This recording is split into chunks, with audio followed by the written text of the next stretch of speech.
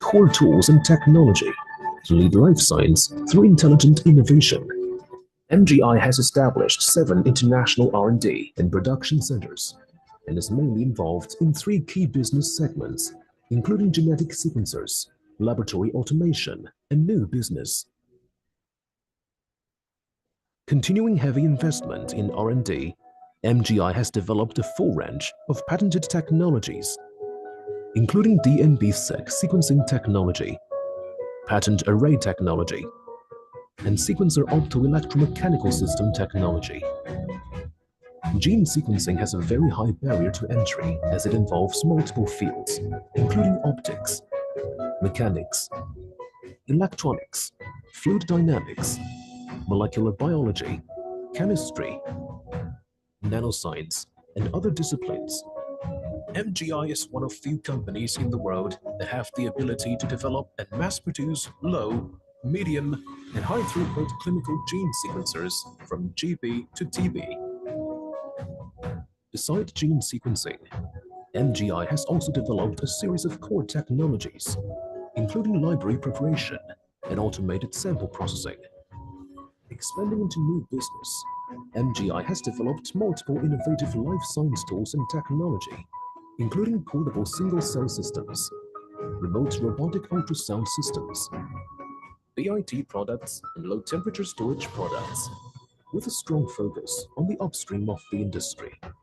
MGI operates in more than 100 countries and regions, serving more than 2,800 customers to date, empowering the downstream customers in reproductive health, precision cancer diagnosis and treatment, infectious diseases, food security, agriculture, forestry, fishing, and consumer genomics.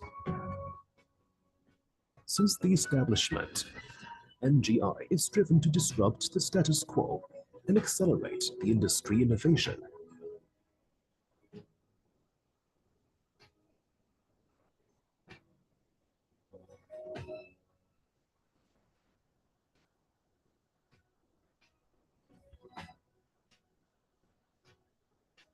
MGI aims to build a suite of life science core tools to address the fundamental questions, push the limits of science and technology, and lead the innovation in the era of life.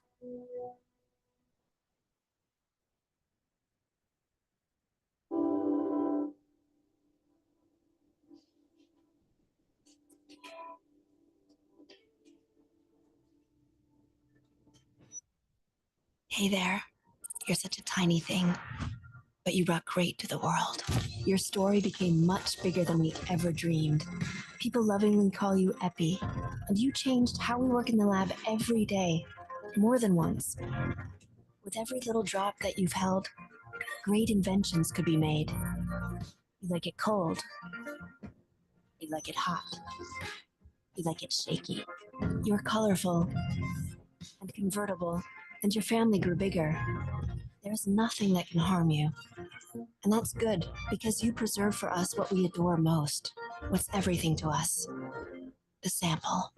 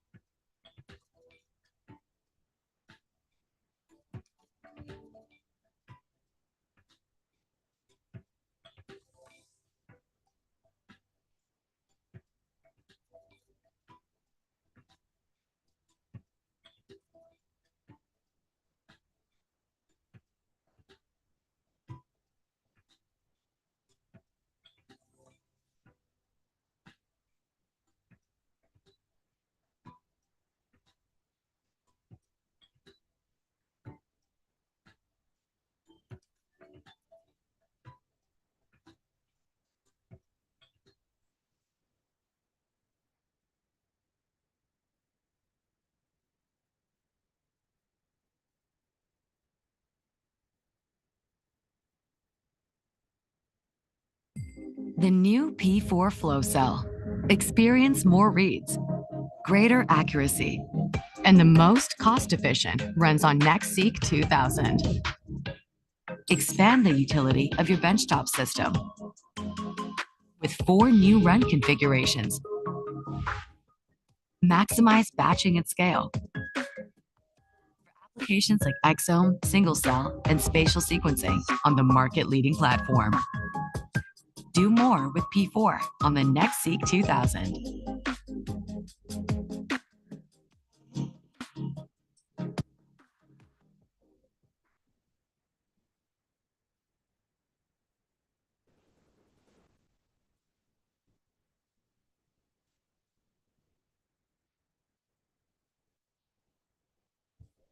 Vâng tên hỏi vâng thuộc cả nó phát này. Vâng tên hỏi thuộc cả này. Vâng tên hỏi thuộc cả này phát nó. Quá thì bệnh. Quá thì hủ ấy. Never shake a baby. How about when you're Cũng thay chế mà thủ phần nát. Bảo lúc tê cài lắng ăn chế. Ai chả hủ lắng bọn chế. Ăn chế. Lẽ ông bọn chế. It's projected that the world's population will grow another 2 billion people in the next 20 or 30 years. These fish look in really good condition. The key thing here for farmers is to be able to produce enough fish to feed the population in his area, but also globally. My name's John Benzie, and I'm the Acting Director of Aquatic Foods Biosciences for World Fish, based here in Penang, Malaysia. Fish are highly nutritious and in many parts of the world are the key components to people's nutritional security. It's important to produce more of these foods. One, because they're nutritious and they've been fed today. But secondly, because there's a huge demand for them that is not currently met. In this hatchery, we maintain the genetically improved farm tilapia strain known as GIFT. This fish now grows twice as fast as unimproved tilapia. Let's try. Yes. Yep. Okay, so let's go. When the fish are large enough, Slowly. we take a small piece of the fin. Doesn't harm the fish at all. And we take that sample to provide to our research partners in the UK, Errolham Institute.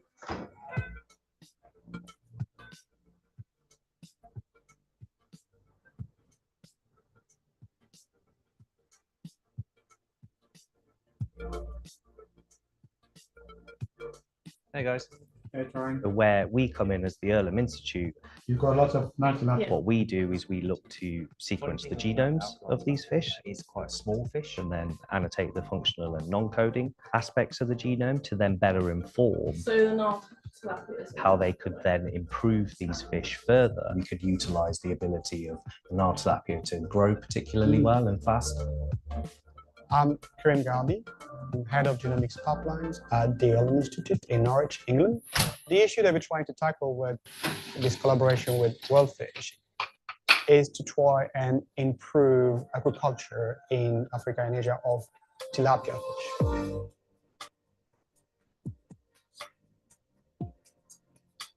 To do this, we use state-of-the-art technologies to look at the genome as a whole, and in some cases, very specific areas of the genome that might be of interest and linked to these traits that the farmers are interested in.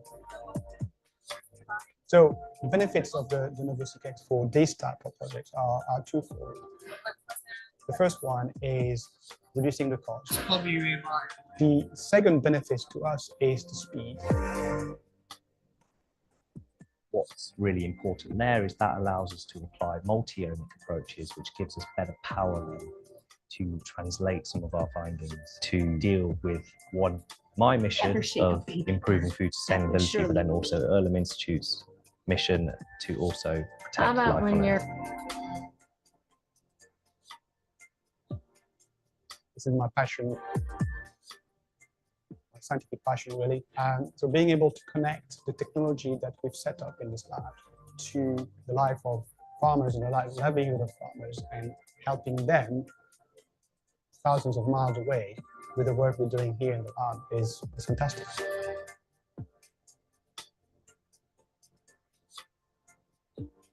It's going to be important to produce not only organisms that grow faster and produce food more quickly, but also do so with less environmental impact. Feels like a worthwhile thing to do, and it's satisfying at the end of the day to think that we've made at least some small contribution to that process.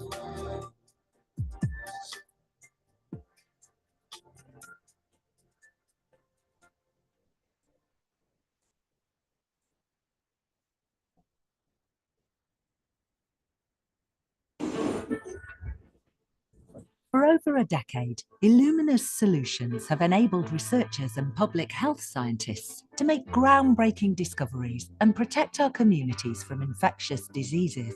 From enabling the adoption of whole genome sequencing to aid investigations of foodborne outbreaks, to more recently helping public health officials around the world track the transmission of SARS-CoV-2, Illumina has been dedicated to those studying the smallest and deadliest threats to human health.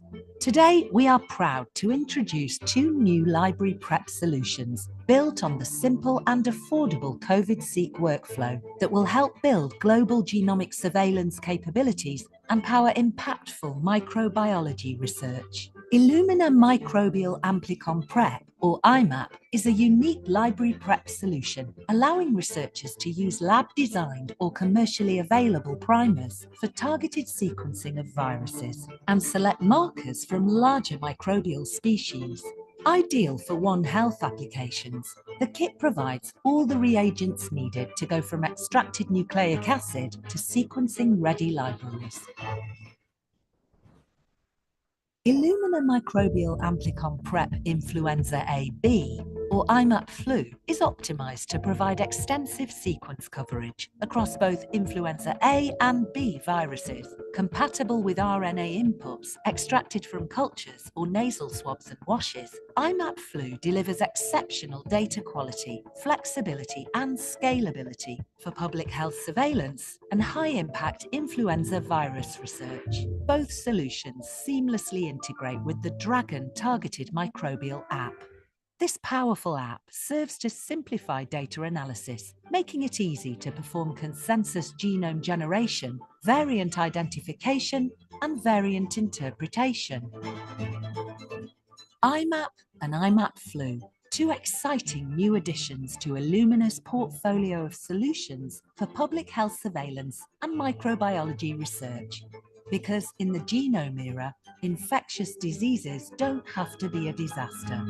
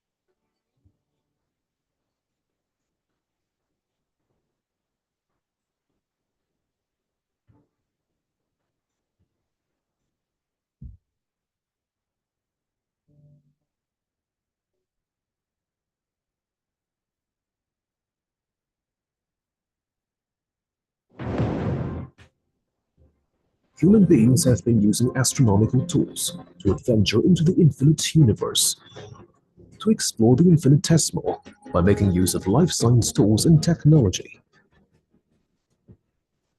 Founded in 2016, headquartered in Shenzhen, China, MGI is committed to building core tools and technology to lead life science through intelligent innovation. MGI has established 7 international R&D and production centers and is mainly involved in 3 key business segments, including genetic sequencers, laboratory automation, and new business. Continuing heavy investment in R&D, MGI has developed a full range of patented technologies, including DNB-seq sequencing technology, patent array technology, and sequencer optoelectromechanical system technology. Gene sequencing has a very high barrier to entry as it involves multiple fields, including optics, mechanics, electronics, fluid dynamics, molecular biology, chemistry, nanoscience, and other disciplines. MGI is one of few companies in the world that have the ability to develop and mass-produce low, medium, and high-throughput clinical gene sequencers from GB to TB. Besides gene sequencing, MGI has also developed a series of core technologies, including library preparation and automated sample processing. Expanding into new business, MGI has developed multiple innovative life science tools and Good morning. Can you hear me? Okay.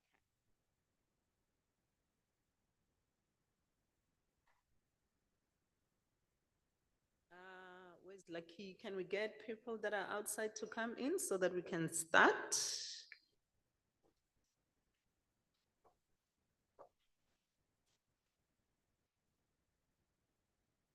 Have you called me? Okay. We'll just give them a minute and then we can start.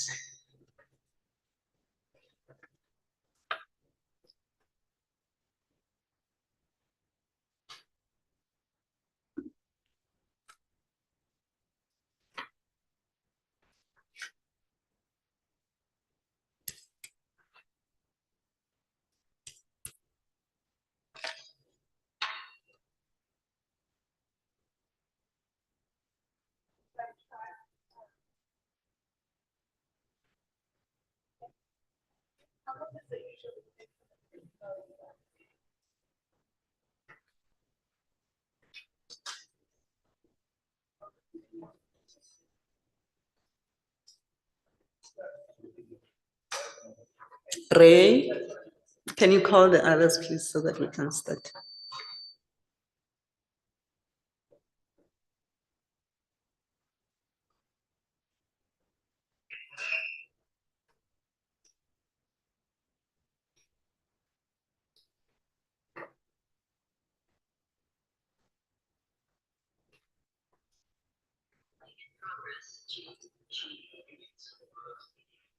Good morning, ladies and gentlemen. Without wasting time, I think we can start. And good morning to our online participants.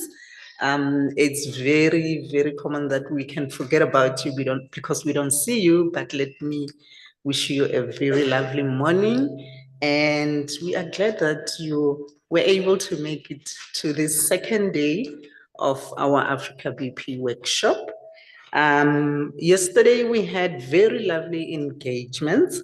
wherein we're given the background on AfricaBP, the objectives and what they aim to achieve, and other interesting talks from our keynote speakers, our developing researchers and emerging researchers. So without wasting time, I'm going to welcome Prof. Sibali, who is director of the school at CAIES, who is going to give you a welcome note. Thank you.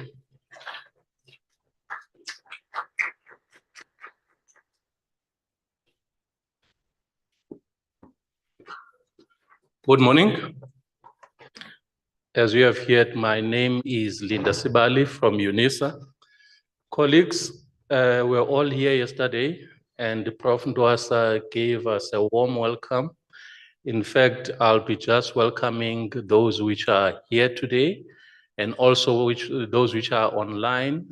I'm saying, colleagues, you are here, and we'd like to thank you for making time for this important event, and hoping that you're gonna be able to engage, critique constructively. Thank you. I think Dr. Masebe, let us go over to our keynote speaker, the first one. Let me read the bio. Is Professor Eric Jarvis, the role, head of the Laboratory of Neurogenetics of Language. Affiliation is Rockefeller University. Talk title that he's gonna be exploring with us today, the importance of generating near error-free reference genomes to advance science.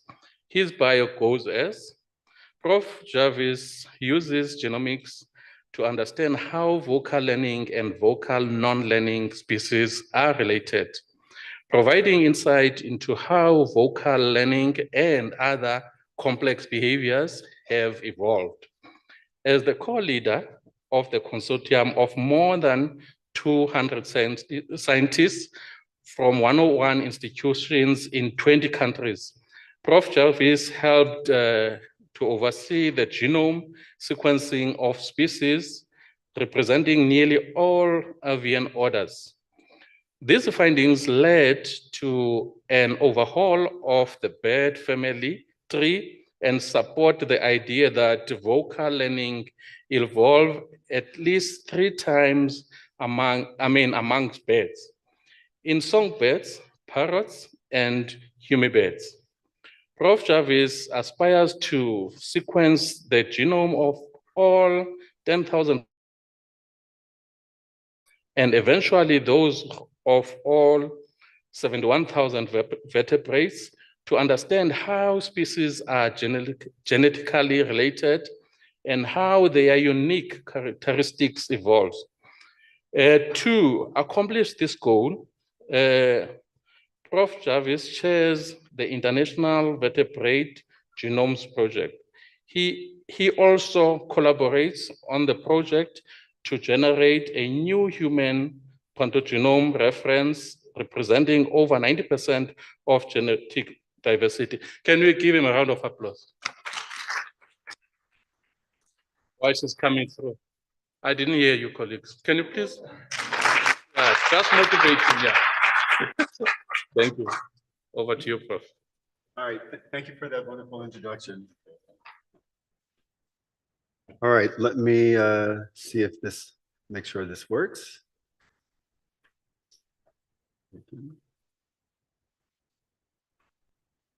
Oops. I clicked the wrong video.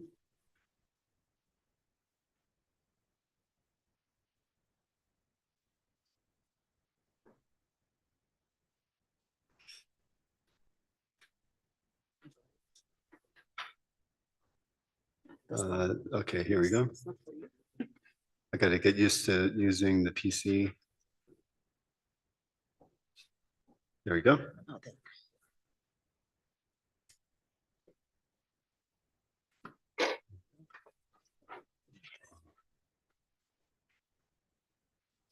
Okay. So we'll make sure it projects up and the people online can see it and that I can be heard without an echo and everything works fine. So today, let's just make sure. I just want to say it is an honor to be invited here to talk and present and discuss the future of Africa BP with folks here. I myself have ancestry from Africa from many generations ago that were brought to the United States forced. And it's always good to be back on my home continent. I don't have any ancestry exactly in South Africa, but actually next door in Madagascar and of course West Africa. So can we switch the order here? Do we have to swap displays? Okay, great. All right.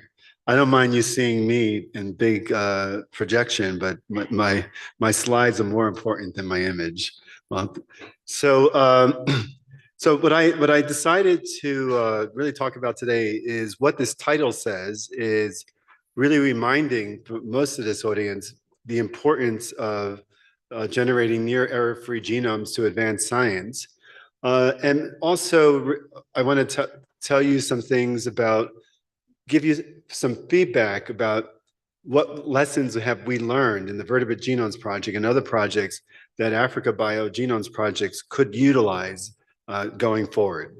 So, but I want to motivate you with the actual scientific questions that I work on. So my area of specialty is understanding how animals and us humans produce learned vocalizations, spoken language, what I'm doing now. There are only 5 groups of mammals: humans, dolphins, bats, elephants, and seals, and 3 groups of birds, songbirds, hummingbirds, and parrots that learn how to produce imitated sounds. They got to say something, produce the sounds. We call that vocal production learning. Language depends on other kinds of communication of traits like auditory learning, the ability to hear and learn new meanings to sounds. That is more common among the animal kingdom, like in your dogs. You can teach a dog to understand the word sit or siéntese in Spanish. I don't know how do you say a dog sit here in the different African languages, but I'm sure you sit as well, okay. But a dog can say, okay, you got it, I will sit. Instead, a dog says woof, which is an innate sound, and it can learn to use those innate sounds in different social contexts, but not necessarily imitate it. Whereas vocal learners, the most advanced one besides humans, can do something like this. Never shake a baby bird. That would surely be absurd. Turn up that Never shake a baby bird. That would surely be absurd. Are you not a cook? My name's Disco. Disco's a parrot, by the way. Yes. It's a cheeseburger. Stormtrooper. I used to be a spy. And a parakeet. Shoo!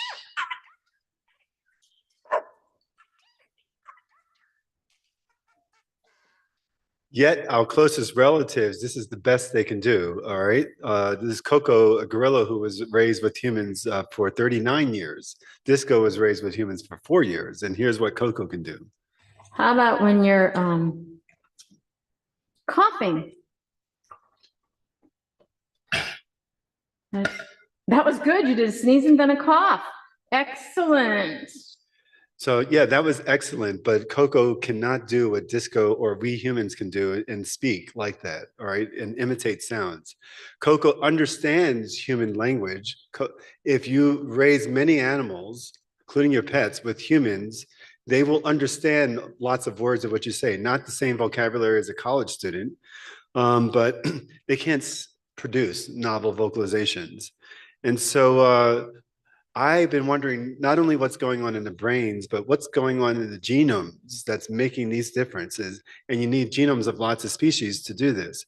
But what we know a little bit about the brain is that, okay, good, you can see my arrow, is that here is a phylogenetic tree of vocal learners. Here are the brain regions that we discovered. In blue are the auditory regions for auditory learning. They all have them, whether you're a learning species or a vocal non-learning species like a chicken. In red and yellow are the brain regions necessary for producing those learned sounds. And you only find them in the vocal learning species, songbirds, hummingbirds, and parrots, and not in the other species. And so when we published this finding on the brains, people were telling us this tree has got to be wrong because you can't have the same brain-like regions evolve independently like that in these vocal learning bird groups, and much less the brain regions of humans. The tree can't be wrong there. Humans are not more closely related to parrots than they are to chimpanzee, right? And so in humans, we have these red and yellow brain areas for speech production that you don't find in our closest relatives, but you can find in these birds. So I wanted their genomes. I wanted to know what in the world is going on differently in the genomes. So when these three guys, Oliver Ryder, Stephen O'Brien, and David Hausler, began what was called the Genome 10K project back in 2009, a mission to sequence 10,000 vertebrate species in 10 years with the next generation sequencing technology that was just starting at that time, I got excited and they asked me to be the bird chair, all right? And so I started out as the bird chairman for the G10K project and joined up with Goji Zhang and Tom Gilbert here.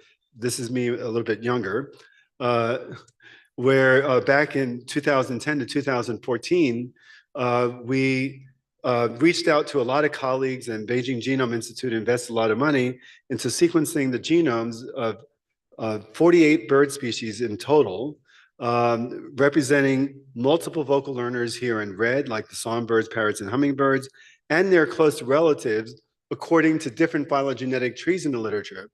Because different trees, depending upon the gene you're using, was shifting around the species positions. And we thought if we had the whole genome, we would actually get the real true tree. And we actually, for the first time, generated a phylogenetic scale, genome scale tree of birds. And here is that tree, and here are all the rearrangements in the species positions that we found. But the vocal learners here in red, the songbirds, the parrots, and the hummingbirds here, they're still separate in the tree, arguing 3 independent gains or a common origin back at the time of the mass extinction of dinosaurs, followed by 10 independent losses. So we argued that independent origin had to be, or is the most likely scenario.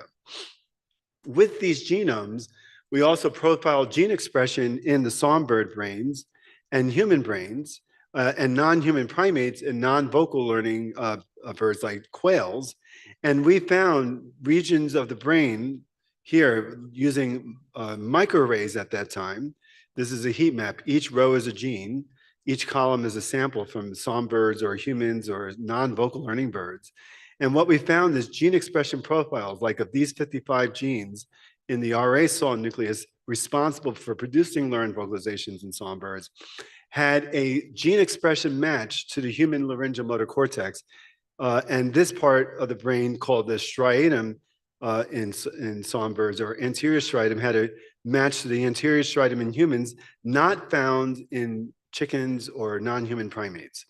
So this is convergence of 55 to 75 genes between songbirds, parrots, hummingbirds, and humans. So we were really excited with these genomes. We fixed the tree.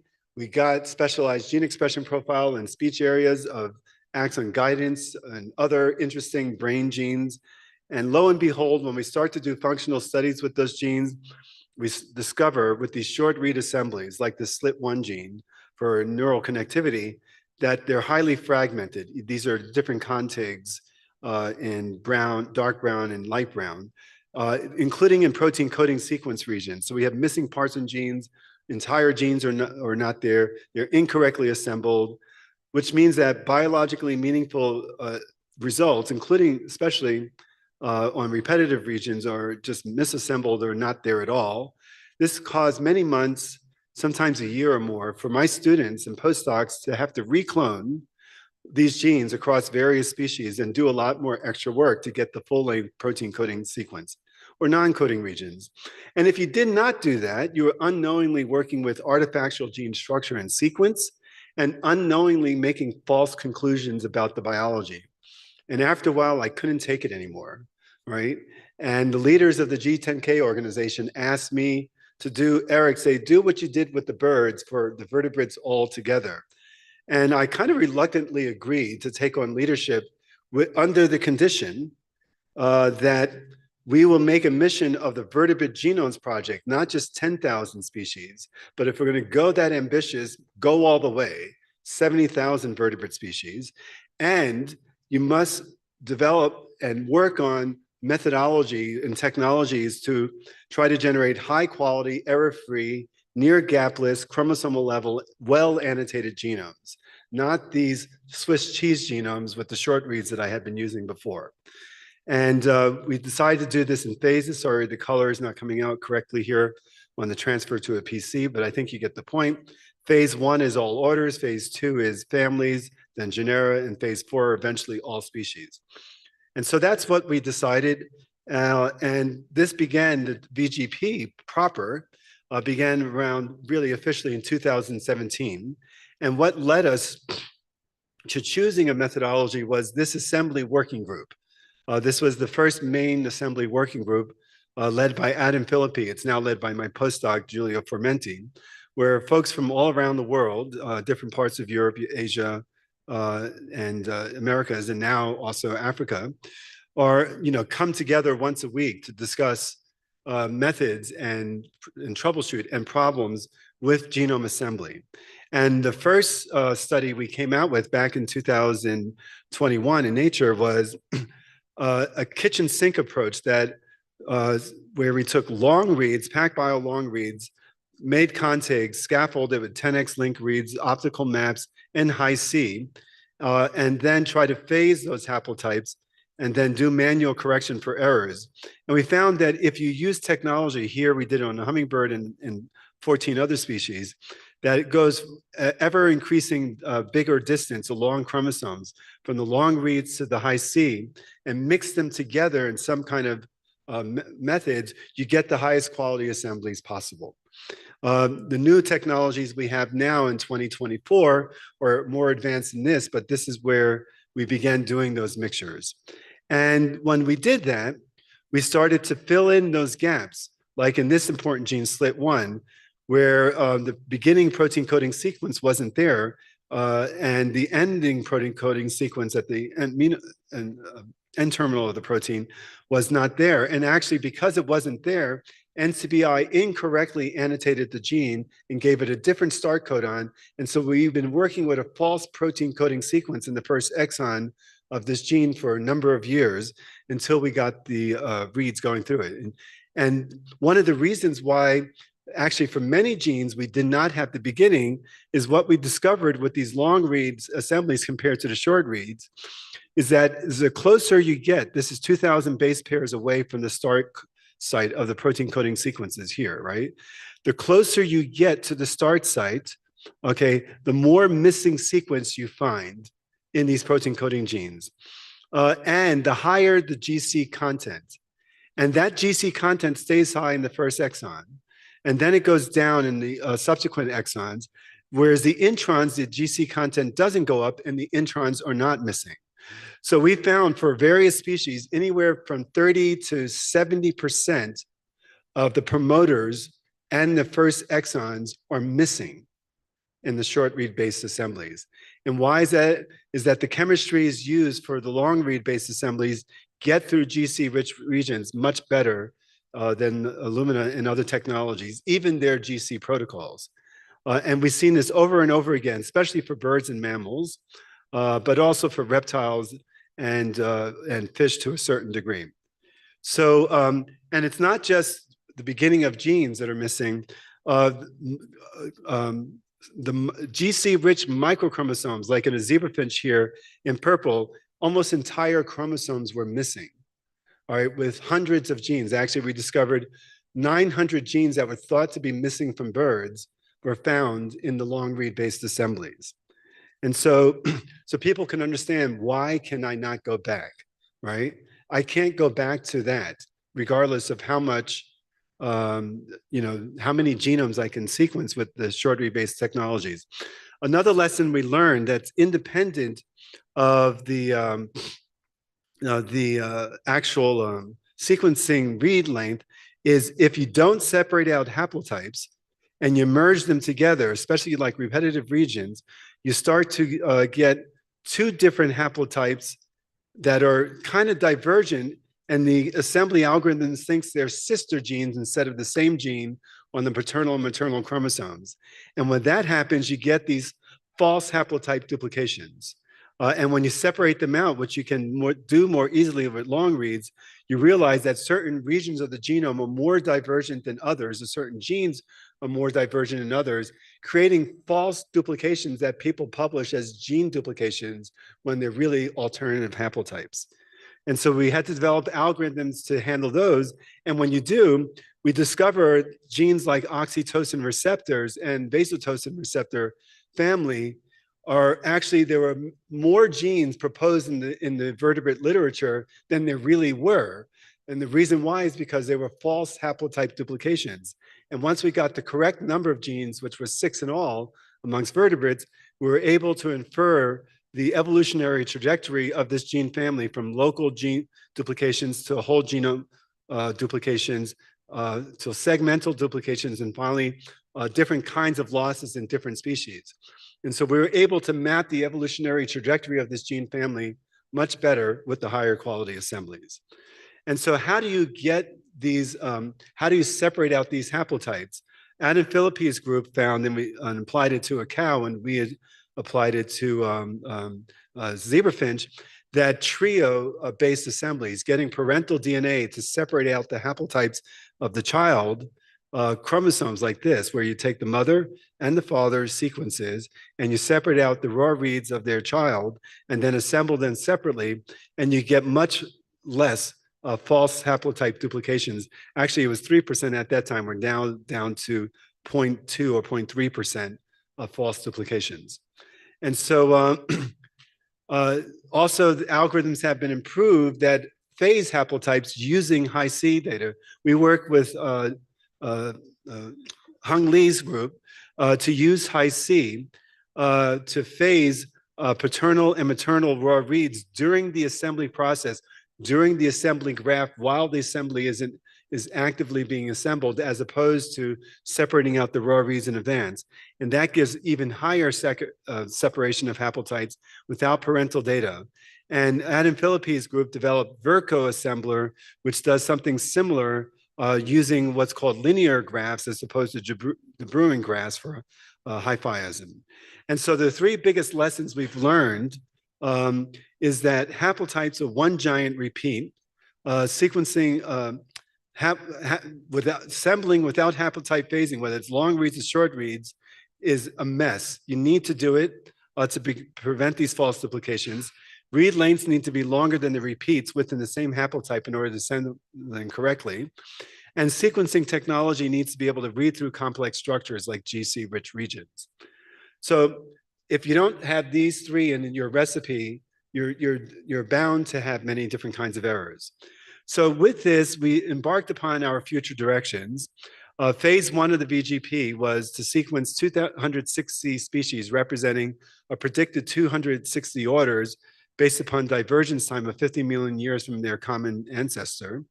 And where are we now with these high quality assemblies is this list keeps growing every day, but 598 planned vertebrates total, getting close to 600. Of those, 271 represent different orders plus of vertebrates plus some invertebrate outgroups. Where are we as of yesterday, last night, when I did the latest calculations?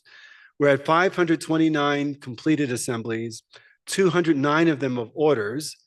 468 of this 529 have been manually created. 451 of those have now NCBI or ENA accessions, and 214 are annotated, so roughly half. What we're trying to do is reach our 80% threshold of these 270 species.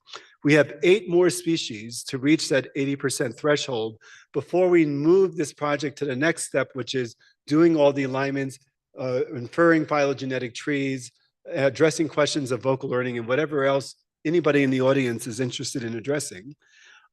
We still have 44 species in progress. across the various different vertebrate clades. That's the light blue here, which we're going to continue even as we move this project along to the next step, because we think we're going to have to realign anyway. And if you have any high quality genomes that meet the VGP metrics that you want included in this vertebrate-wide alignment that NCBI and ENA are going to make, and UCSC, give me that assembly before the end of October this year, okay? We'll include it, and I think it will be valuable for your studies. Of these 271 species, 6 of them are being worked on in collaboration with AfricaBP. Tenrecs, golden moles, and South African spring hare mammals. Herons and cormorants are birds, and then we have 1 reptile, blind snakes. And these are still in progress, and I'll tell you about what's going on with them in a minute. And so I just want to say this has really been a global collaborative effort. The projects that have contributed to the VGP have been phylogenetic based, like BAT1K, B10K for birds, ERGA for European genomes, GIGA, and national base of ones actually should have been ERGA, Darwin Tree of Life, Catalan Initiative, of course, AfricaBP, Sanger 25 Genomes Project, Minderoo in Australia, Amazonomics in Brazil, California Conservation Genome Project in California. And the national based projects seem to get more money than the phylogenetic based ones. So I think AfricaBP is in good company. And hopefully raising a significant amount of money one day. And they're project-based ones, like for conservation, like purposes like Revive and Restore and Colossal, the Chan Zuckerberg Initiative, Allen Brain Institute, and Howard Hughes, which funds me. So all of these different projects have contributed to these 200 or almost 600 species that will go into this first alignment, including and they all fall under the umbrella of the Earth BioGenome Project, as well as some of them under the T2T Genome Consortium. Many of you, of course, all of you know about the Earth BioGenome Project, so I don't need to say anything about that. Some lessons learned to finish off here. Having a dedicated working database, which we call the Genome Ark, and purposely called the Genome Ark to save high quality reference genomes of critically endangered and other species. Having this working space where we can share data amongst projects and upload and download for assembly and onto different people's servers as well, has been critical to making this work globally and at a decent pace. So I encourage you to continue using the Genome Ark, and it's going to get better. One day, I hope that not just for the human genome, but we'll be able to go telomere to telomere after we finish phase 1 BGP for all species going forward. And the assembly team is motivated to make that happen. We're not there yet. We're there with cell cultures of vertebrate species and blood cells of vertebrate species. If you have that recipe, you can use a combination of technologies to go to telomere to telomere. But from regular tissue or small sample sizes, you can't. The Human Pangenome Project, this is what we have been doing, and redoing it over again with these high quality assembly approaches to include the greatest genetic and ethnic diversity as much as possible from around the globe, where we're assembling both haplotypes. Here are high-seed maps compared to the CMH13 human genome, paternal maternal, the first one we did, to show nearly complete assembly of both haplotypes of the first diploid near T2T genome. And when we do that, we find that the hardest regions to assemble with these black lines across the 2 haplotypes are the centromeres or the telomeres, regions that have lots of repetitive structure to them. Whereas the euchromatic regions of the genome, the protein coding sequences, the introns, the exons, are all being completely assembled in these assemblies. And with the pangenome, the great thing about it is you can mix the various haplotypes of the same individual of multiple individuals and map out diversity along stretches of DNA. And hopefully one day we can do this for multiple species. And why is this important? If you look at the MHC region here, this is the MHC region of 47 individuals, so 94 or so haplotypes. And the paternal maternal haplotype of one individual has different structure. Just because it comes from the same person, this one haplotype of this person can be more like somebody else, and the other haplotype of this person be like somebody else. The different colors are different genes within the MHC region. And so the Primate T2T initiative, one of the latest initiatives that I've been part of, we recently submitted this and it's now in bioRxiv. We found in red here, comparing T2T genomes of humans to T2T genomes of great apes, that there are certain regions of the human genome that are highly accelerated that you cannot find in non-human primates that easily. And some of these highly accelerated regions are in those genes that are up or down regulated in the speech brain regions that we found, that are human specific compared to the other great apes. And we also found using RNA-seq and ATAC-seq that some of these human accelerated regions had different RNA-seq and open chromatin patterns compared to the apes, which are like mice in that case, or not other vocal non-learning species. So to make all this happen, not only we have a genome arc, but we also have an assembly pipeline in the Galaxy space workspace that has all these different steps that you can combine for, assembly of contigs, of scaffolds, decontamination of bacterial molecules, and so forth. And I encourage you to work with that. And so here are the lessons learned in text, especially ones I wrote down yesterday for AfricaBP. Sample quality presents the biggest bottleneck. And this is one of the bottlenecks we've had in collaborating with the 6 genomes that we're working on now to include in the phase 1. So sample quality must be good. It must be preserved well. People must be educated on how to preserve samples to get high molecular weight DNA. Curation errors presents the next second biggest bottleneck because it just takes a lot of time to fix errors. So we need more rapid ways of fixing errors. Investing in a genome hub, like whether it's here in Pretoria, in Cape Town, or elsewhere on the continent, requires not just a single one-time investment to buy a sequel or ONT instrument and so forth. It requires long-term reinvestments as the technology continues to improve, to eventually get to higher and higher quality and higher scale, and eventually, I predict, T2T quality at scale. Ownership of the sequence data and so forth is often dominated most by those who pay for the data, but the benefits are best gained by those who have mutual sharing of data and effort. This is one thing that we learned. So if you take your data and keep it behind a firewall and hide it and don't share it, it's less useful and less impactful for you than if you share it and share alike. That's the lesson that I've learned. And finally, we need to design protocols that are more species specific. Crab samples do not sequence well with long reads. Mammal samples and bird samples sequence pretty well. ONT does not sequence telomeres well. Hi-Fi does, and so on. Whereas Hi-Fi does not sequence GA-rich regions. So we need to further advance the technologies. For the sake of time, I'm going to skip all of this because it's in some publications. All the great things you can do if you just want to take a snapshot when you have high quality genomes of various different species. And this is some of the things we're working on for phase 1 of the Vertebrate Genomes Project.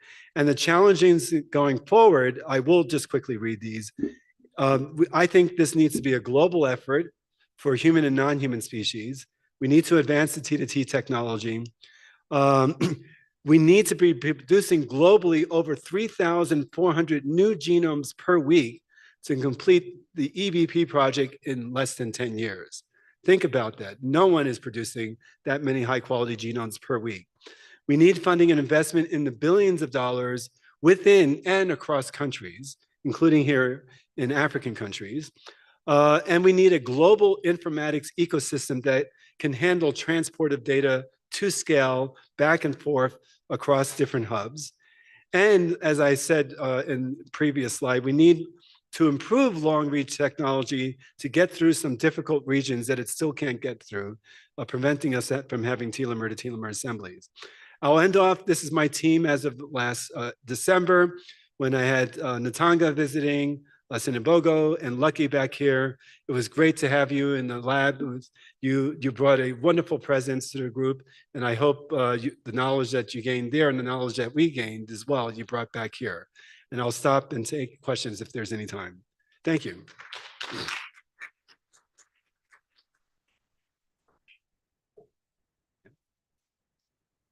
Thank you, Prof, for the interesting presentation. And I think, colleagues, you've heard about the invitation to work with them if you have other genomes that you would want to work on. Maybe let's take a few questions. We can start with Jasper. Jasper, yes. So the genes you find in humans, one of the last slides you showed, the genes you find in humans that are in speech that are not speech related and not in apes, do you find them in Neanderthals and Denisovans? Yes, so whenever we identify a specific nucleotide sequence combination that is specific to vocal learners or to humans for these genes involved in speech, we see them in Neanderthal sequences as well as Denisovans. So, so my hypothesis is that they had spoken language as well, and we weren't the only ones. We're just the only ones that survived.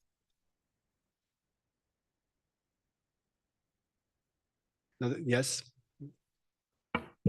Thank you so much for the presentation. So, you know, you just brought so many challenges that you want us to really look at it. And I'm grateful that actually you have shown us those challenges that actually you have learned from your side, and for us also to be able to learn on this. And I'm looking at the issues of sample quality. I think that's why yesterday I wanted Sanbi to kind of like also relook into that, because we more of getting most of our samples in South Africa from Sanbi, because Sanbi collects most of the species, and that's in diverse, like plants, animals, and everything. And what we have learned is that the samples that are collected now, although they are stored well, they're just not good quality for this high-read sequence. And that's where the biggest bottleneck is, that storage part. So it looks like we need to just redo and rethink the way of how to collect and to store, so that we can be able to do this analysis for us in Africa. And I think that's what AfricaBP going forward, we would invest much of our time to do that. And I believe within the country also, Shane is here. So I think this is one of the things that we would need to rethink and relook at how best we collect the samples.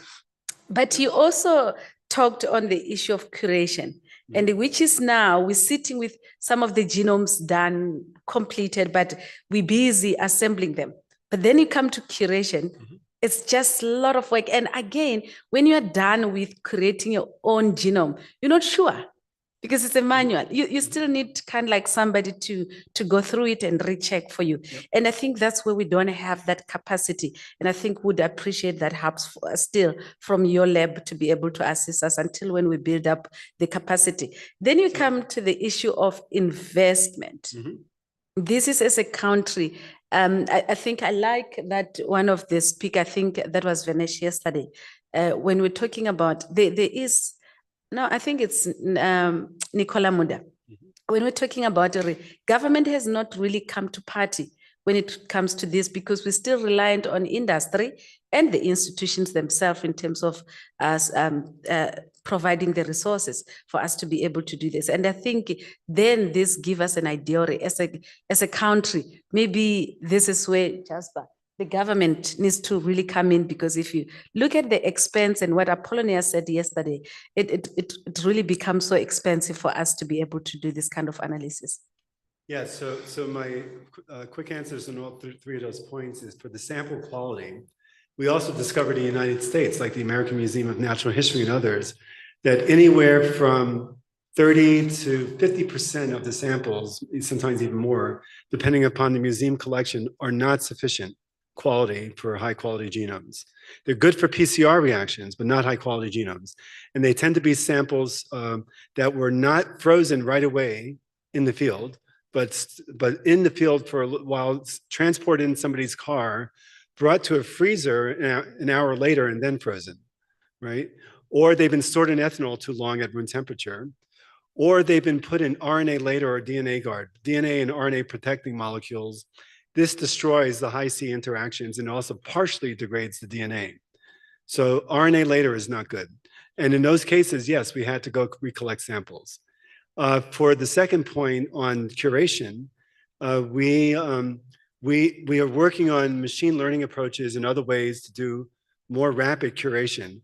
But I can say that as the assemblies get more accurate, the curation time decreases. And that curation knowledge is being used to feed the assembly experts to change their algorithms to make better assemblers. But for now, going forward, in my group, we're going to decrease. You'll never have a perfect assembly with manual curation because there's always something to fix. And so all I want is name the major chromosomes and big fixes, the small stuff, leave to the next round of assembly. And for the investment, yeah, the governments have to realize that, you know, DNA is the source of life. It's the source of disease. It's the source of the economy in terms of agriculture and so forth. And so without investment in understanding the DNA of life, if you invest in that, you're investing in the future of any country of the world. And once governments understand this, I think they'll start investing more. Before we take another question, the owner of the silver Mercedes FT42SYGP is not parked appropriately, so you are needed outside. Okay, let's take Lucky. Thank you, Prof, for a very good presentation. I'm just glad that you touched on some of the things that I was reading about. I was not actually sure how to go around it.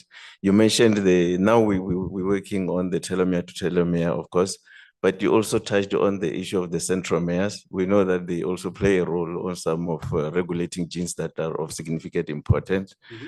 But I wanted to ask, how do we account for centromeres now when we're doing the genome assembly at line?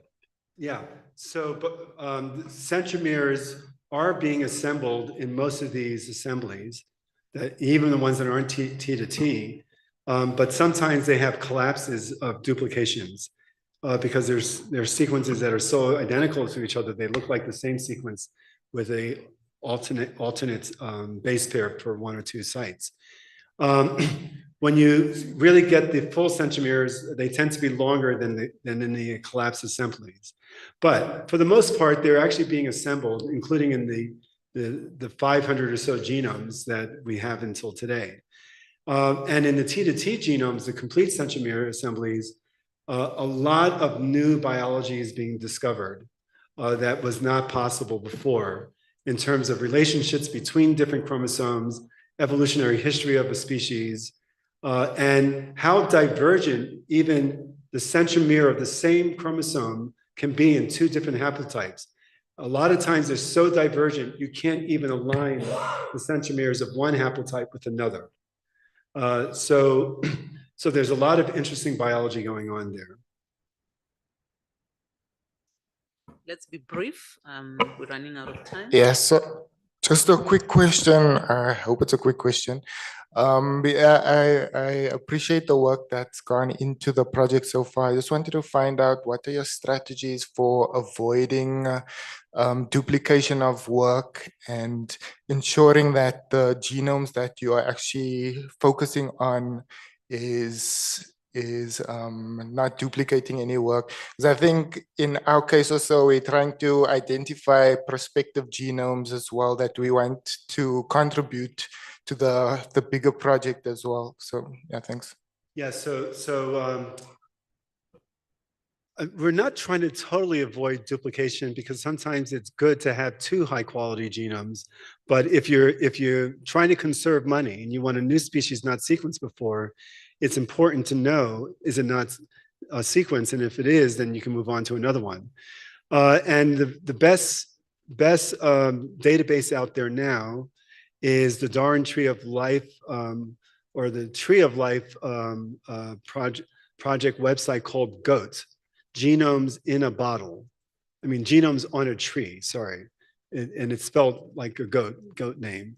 And there they've been keeping track of all the draft quality and high quality genomes out there of eukaryotes. And that's one source to go. The other is to look at the GenomeArc database and search for the species of interest and see if it's there. And if you want to double check, you can email me. And I pretty much have connections with a lot of people and kind of know, you have my own list of what's going on out there. And that's the best way we've been doing so far.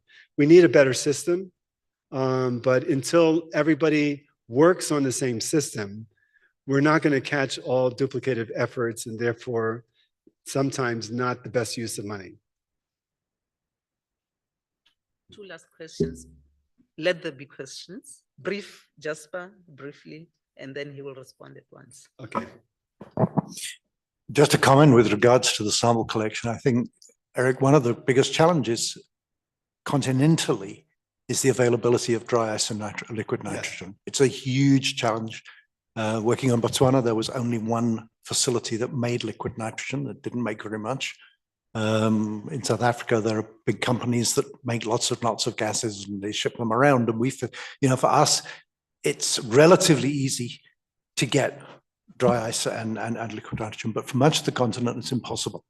And so we need to think about whether we should be looking at other forms, mobile flash freezing devices or something of that nature, in order to be able to collect samples meaningfully in the field, because this challenge isn't going to go away. And I think my other comment would be that we're seeing good high quality DNA come out for Hi-Fi out of samples that turn out to be essentially impossible to do on Omniseon. And so, those are two separate challenges, but we need both data sets to be able to build the genomes, obviously, and people should be aware that just because you got out high molecular weight DNA didn't mean you were going to get out chromatin that worked as well. That's right. And so yes, absolutely, we need better methods to preserve samples out in climates or locations where there isn't a freezer, or you can't store dry ice or liquid nitrogen for a long enough period of time. PacBio, we were working with them on trying to develop some method to store something at room temperature. We noticed that if you put something in ethanol and it's porous at room temperature, it can last a few days and still be good. But it's only certain kinds of tissues. It's not everything. So you're right. We need better methods, and that needs to be worked on. Second, on the point of it was the Hi-C. Yes. So yeah, you store something in DNA guard RNA later, it works for Hi-Fi, but it doesn't work for Hi-C. So depending on how the tissue was handled, you can get rid of the 3D chromatin interactions with different chemicals, different kinds of treatments. And so you have to be careful of not doing that, because you can't get a good scaffolded or phased assembly if you don't have the Hi-C. All right. Thank you so much. So I just wanted to come back to the point of what we discussed yesterday. There is RNA reference seq. That's the reference genome for the RNA. Is it important now, as you do genome sequence every genome, to do the RNA-seq? Yes, it is important to do RNA-seq for each species, because there's always something missing or something not, you get more incorrect annotations if you use another species. But we're also learning, if you use the same individual for RNA-seq, you get more reads mapping back to the reference genome in a better annotation than if you use a different individual. But using a different individual is not as bad as using a different species for the annotation. Okay. All right. Thank you very much. Thank you, Prof. I think they are very interesting conversations. Colleagues can continue. Those who are online, you can continue on the chat. Now we go to our next keynote speaker, Prof. C. Rode. Prof. C. Rode will be talking on marine species and their role in the bioeconomy. Prof. Sibali will assist to read the bio. I'm not sure if it's an online presentation, then we can assist to set up in the meantime. Thank you.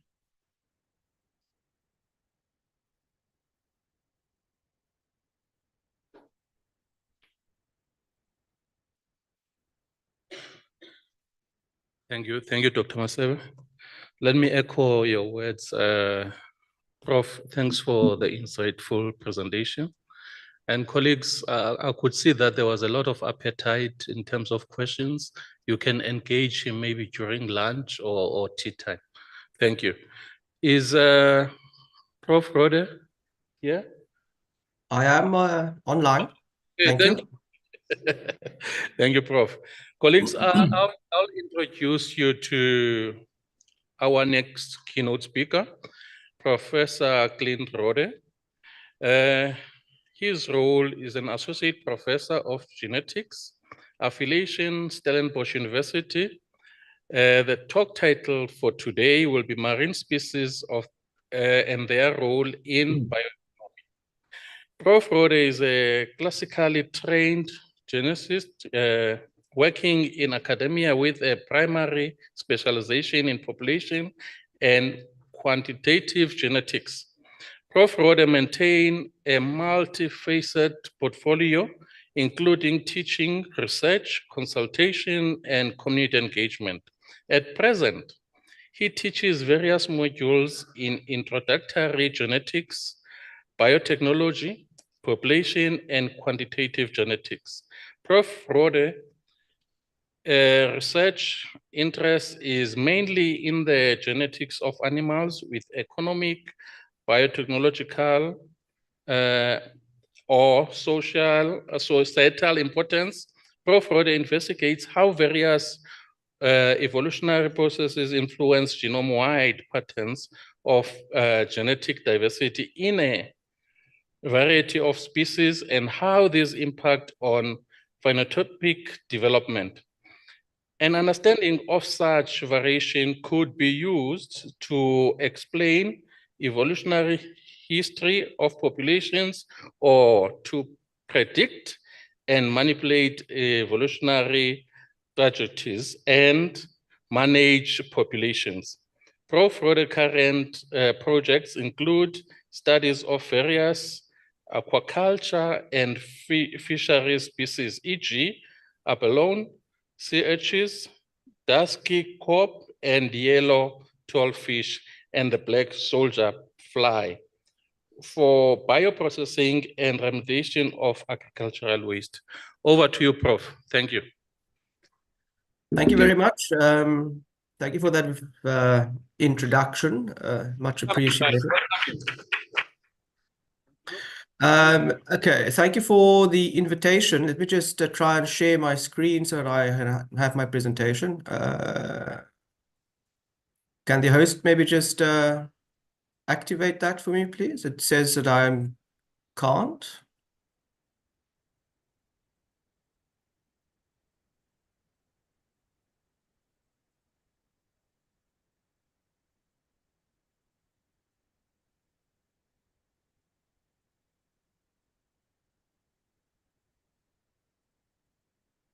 Just let me know when I can share my screen. It's not allowing me to share my screen.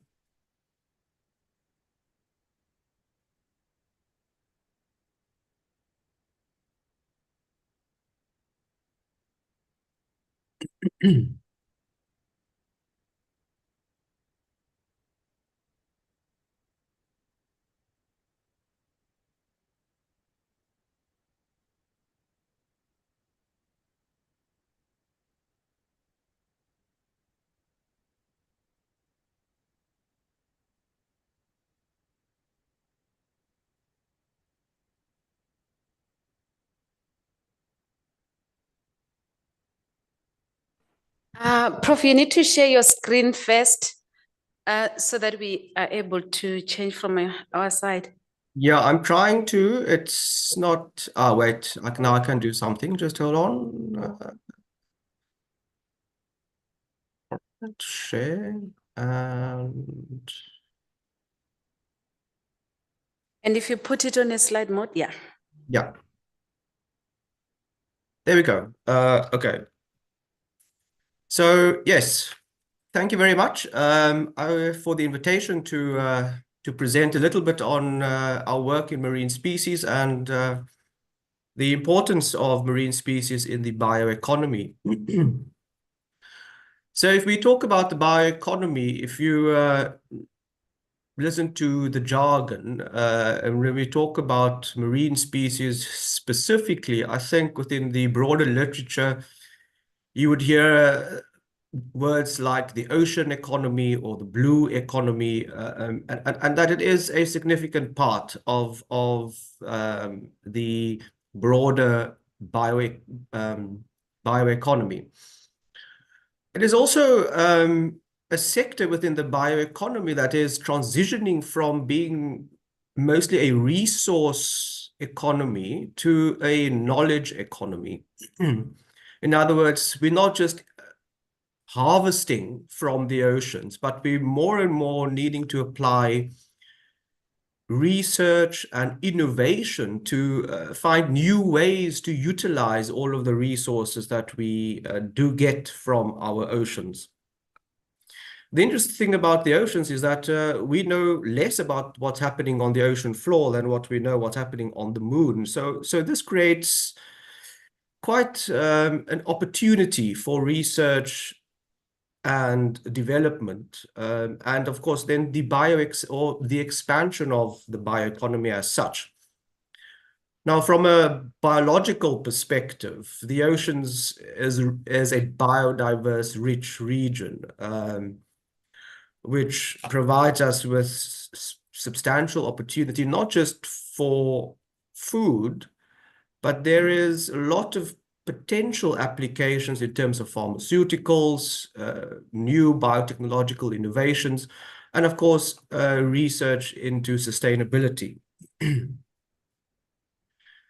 is a sector that is prioritized in multiple documents internationally, the Sustainable Development Goals, and there specifically with reference to the goal regarding life underwater, but it transects multiple other of the Sustainable Developmental Goals. Then the Food and Agriculture Organization specifically has the Blue Transformation in Action program, which is specifically geared at how do we develop the ocean's economy for the betterment of our society. There are various references to the sustainable and effective utilization of our marine and aquatic resources in the African Agenda 2064.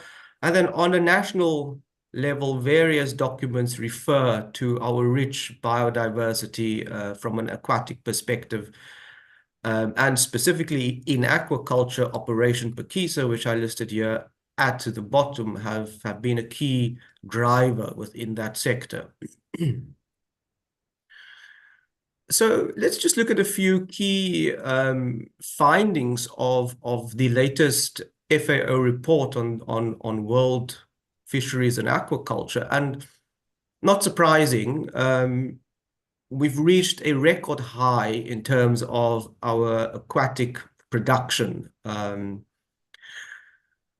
The report recognizes the need that we need to fill the demand with sustainable aquaculture if we are not to overexploit and exhaust our natural resources from the marine environments. The capture fisheries that still exist and that have not collapsed yet seem to be stable. But there is no real room for expansion, and sustainability and conservation of these bioresources is an increasing concern. We also recognize that aquatic animal production is forecasted to increase by another 10% within the next 8 to 10 years. And the report highlights the need for specific data and for evidence in making decisions and legislative frameworks. And again, the report highlighted we need to accelerate our achievement of the Sustainable Development Goals if we are to keep up with the demand for marine-related foodstuffs specifically.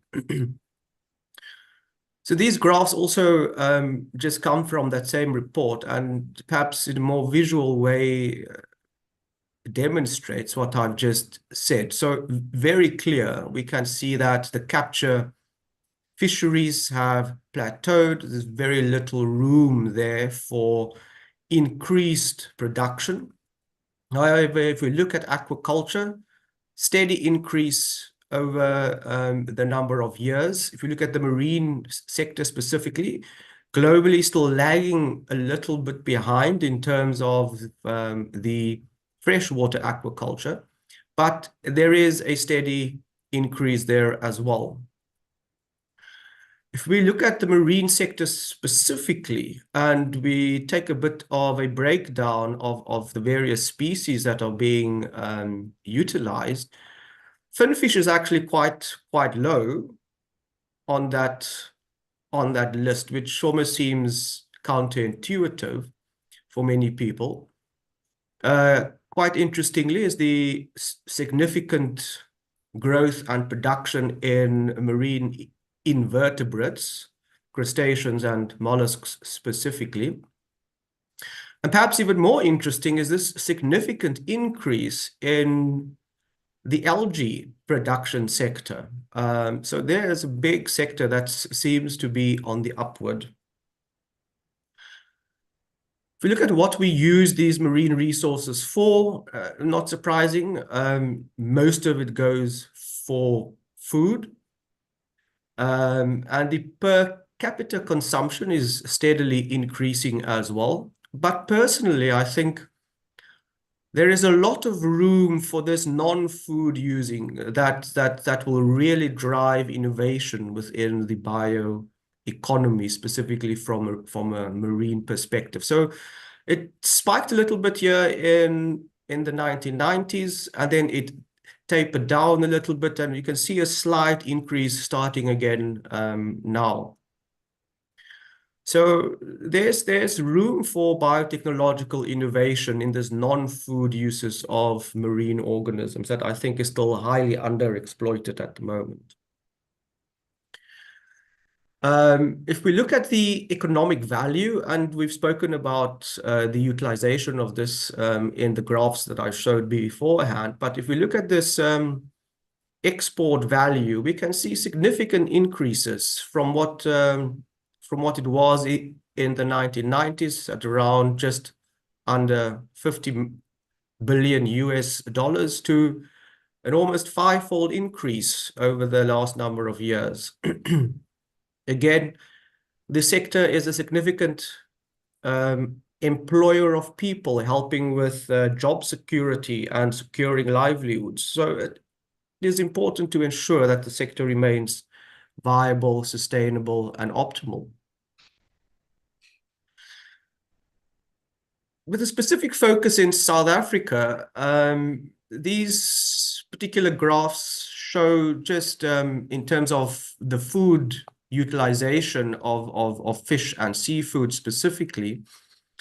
And whilst South Africa seems to be on the lower end of consumption, we're only about 2.1% versus sub-Saharan Africa, that's about at 4.1%, and then globally, 6.6% of our total protein intake comes from fish and seafood.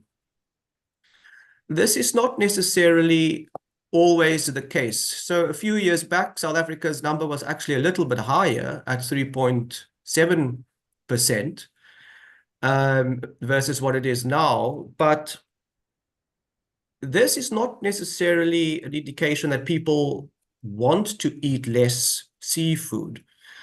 I think this is more a matter of the demand not being able to, or the supply not being able to keep up with the demand. So if we look at the consumption has gone down somewhat, but it has also gone up over the last 10 years or so. But interestingly, in South Africa specifically, although in the past we very rarely imported seafood to meet that market demand, increasingly, if we look at the yellow bit here on this graph, we need to import more and more seafood to keep up with the demand. So we're not eating less proportionally because we don't want to. We're eating less proportionally because we can't find everything that we want to eat. And it's most likely also becoming more expensive because of the scarcity or that market gap that exists. If we look at where the production lies in South Africa and the value of that, finfish is still quite big. Again, the marine sector takes a large chunk out of that. Mollusks, major producer or major component in South Africa versus the rest of the world. But historically, even though we seem to produce or have produced more in terms of the inland water production 20 years ago, that production shift has gone from just under 40% in terms of marine production in South Africa to more than 85% or at the 85% level for marine production in terms of aquaculture.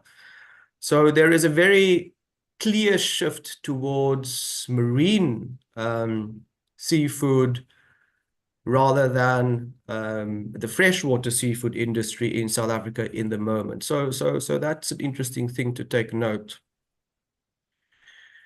So I'm going to just quickly wrap up by talking to you about some of my own research in the South African abalone, which is for the most part seen as quite an aquaculture success story in South Africa. So for those that don't know, it's a large marine snail. It has a fairly large distribution range along the cool and warm temperate coastline in South Africa, mostly in the Western Cape and the Eastern Cape.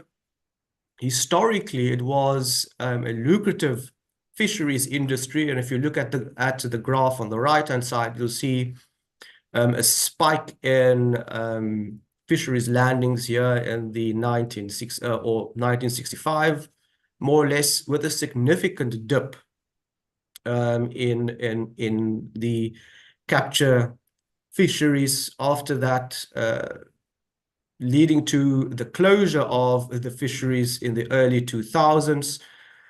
The fisheries have reopened to allow subsistence and small-scale fishermen to harvest, but it's not sustainable.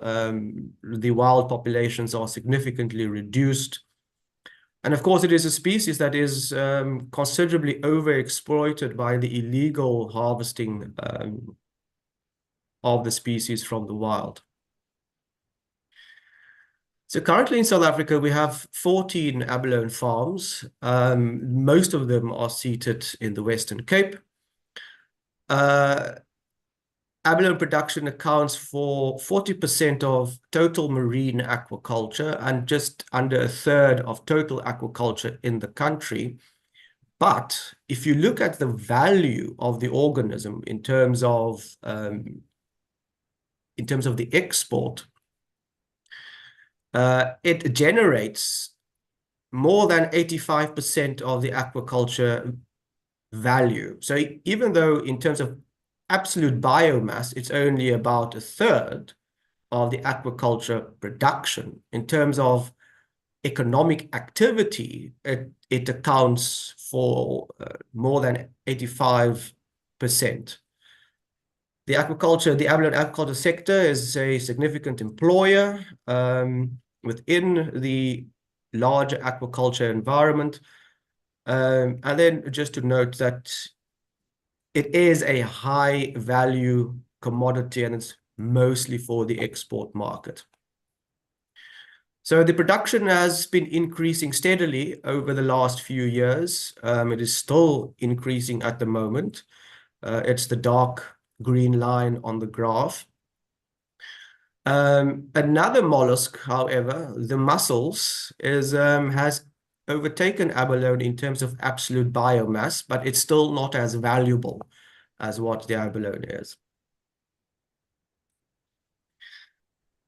So Research and development and investment in infrastructure were key drivers in the success of the abalone industry very early on when the industry was initiated in the early 1990s.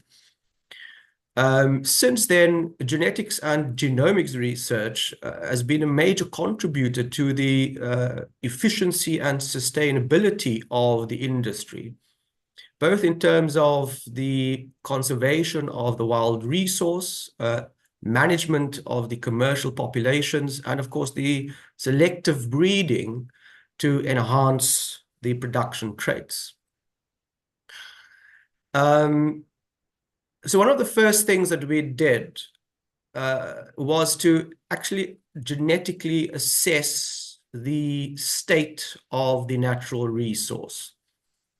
And we did this for two very specific reasons. One, we had to have a good understanding of how compromised is the natural resource, and we know now it's significantly compromised. But also that the natural resource will ultimately serve as a potential genetic bank for if things goes horribly wrong on the farms, which we have seen in other countries, most notably in Australia, for example. Then if we have an understanding of what the state of the natural resource is, we could make, or we have made, substantial recommendations. So how do we found our wild or our commercial stocks from the wild to prevent potential genetic bottlenecks? And these have all sorts of knock-on effects later on. And what the abalone resource has shown is this almost a balancing act that we now have to do whilst we conserve the natural resource on the one hand, and also try and enhance the commercial stock for improved production. So after we've established the commercial populations on a number of farms, the next thing we had to ask ourselves is, so what are the genetic properties of the traits that are of commercial value?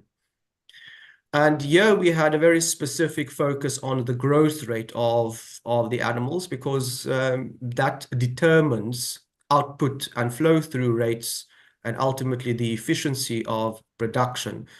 Now, unfortunately, the South African abalone is one of the species that has the slowest growth rates. So we did a lot of initial work to determine what the heritability estimates were, what the extent of phenotypic variation is, and then using that information to establish a breeding program.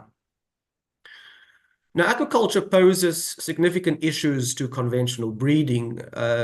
One, there is a large diversity of species, so there's no one recipe that fits every species. Two, often a lot of the founding stocks are based on a small number of brooding animals, and that has specific implications for the genetic management. These animals have broadcast spawning, and they spawn in groups, which means it's virtually impossible to tag animals early on and to maintain accurate familial records. We also see skewed broodstock or contributions to the offspring. And that again has implications in terms of how do we manage inbreeding in these populations. And then these animals have very long generational intervals. When we initially started this work, the generational interval for the South African abalone was about 6 years before an animal becomes sexually mature and can itself then reproduce. Over the years, we've actually managed that down to about 3 to 4 years. So even in that regard, we've made substantial progress. The next phase is, of course, how do we integrate genomics into our genetic management and our selective breeding programs? And over the years, we've focused a lot on developing genomic resources, initially first individual marker sets. We have started with some transcriptomic work. We've established a first draft genome for the species just last year. And hopefully with the aid of the AfricaBP initiative, we will take that first draft genome to a chromosome level with the next generations of that genome. We've also constructed high density linkage maps and identifying QTL specifically related to growth and identifying the candidate genes from our genome. That will hopefully aid us into making more precise decisions into which animals we now select for our selective breeding program.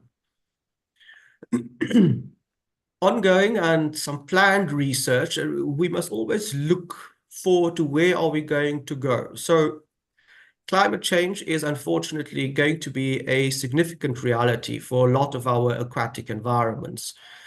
So breeding climate resilient animals is going to be the next challenge. And here we've started with some functional genomics work to understand how these animals might potentially respond to things like heat stress, hypoxia, ocean acidification, all of these things that we know are happening to our oceans because of climate change.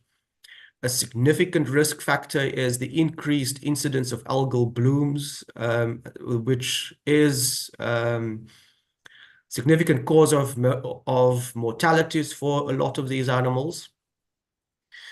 We are doing ongoing work in terms of monitoring our genetic improvement in the various populations. Hopefully we'll get to a level where we can implement genomic selection. And of course, the first step for that is try and get a chromosome level genome assembly, develop commercial SNP chips so that we can estimate genomic breeding values and so forth. And monitoring the genetic health and status of the natural resource continues to be a major priority in terms of managing the wild resource. So some initial work that we've done in this regard has already shown that the natural populations are responding in terms of being selected for various environmental cues. We're not quite sure what those cues are. So there are ongoing projects to try and understand these processes as well. Some other species that my group is working on, we're doing some work with sea urchins, we're doing work with dusky cob at the moment and yellowtail, and we've submitted samples for all three of these species for the development and assembly of the genomes of these animals, which will then be a first step in understanding the biological functioning of these organisms and how we then apply that in an aquaculture setting, and of course the conservation of the natural populations.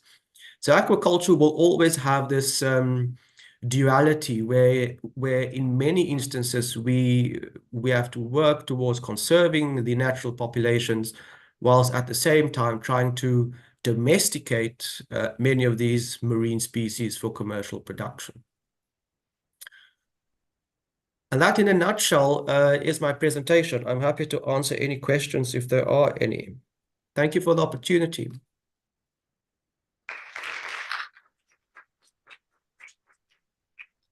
Thank you, Prof. Rode, for your interesting presentation, for sharing with us the opportunities in the blue economy, and the importance of ensuring that we conserve and also the need to domesticate, the animals that are in the blue economy. I'm going to open the floor for questions. We've got, you can go ahead, Prof. Yeah, just a quick question. What happened with the situation in Australia? There was a viral outbreak that wiped out a lot of their abalone. So they had absolutely no resilience for it. There's a few surviving pockets of wild abalone, and they're trying to understand what the genetic mechanisms are for that. Yeah. Thank you. Another question here. Thanks, Clint, for the presentation. I'm just wondering, what are the breeding strategies that you have put together, and if there is a buy-in from the farmers, and if you look at if you consider doing the genomic selection, how big is your reference population? Are you starting afresh? And I appreciate a lot of work that you have done and starting to understand actually this species from the beginning, and then it will be much more easier to have a better growth in it. Thank you. Yeah, so initially when we started this work, it was a consortium of 5 of the major farms that bought into this idea of genetic improvement. So at the moment, we do have a substantial reference population. I think we are, if I remember correctly, we are at the 3rd generation of the selective breeding program at the moment, and there are thousands of animals at the moment. If you drive along the coast in Hermanus, you'll see those abalone farms are expanding quite at a significant rate. So our initial selective breeding was based on phenotypic selection and family selection specifically. And the family selection we did because we had to manage inbreeding. And we specifically had to use molecular tools to try and reconstruct the familial relationships, which was a major hurdle, I think, initially. Because we can't tag the animals because they have larval phases. There's mass spawning, so we don't always know who's the mother and who's the father. So once the animals got to an age where we can actually tag them, we took a small little tentacle clip. At that stage, we only used microsatellite markers to reconstruct the pedigrees. And that has actually made significant advancements. We now have abalone that grow 2 to 3 times faster than those initial generations that we had. But the next step will be to incorporate some form of genomics. And I think this will be specifically important in terms of breeding resilience for what we might anticipate is going to happen with climate change. Our waters are getting warmer. Heat stress is becoming more of a problem. Algal blooms are becoming more of a problem. Last year, there was a significant algal bloom outbreak, and many of the farms had significant mortalities because of it. So it is a priority for the industry, and if we need to make fast progress, I think genomic selection will be the way to go. Thank you. Ray, can you check if we have questions on the online chat? Okay.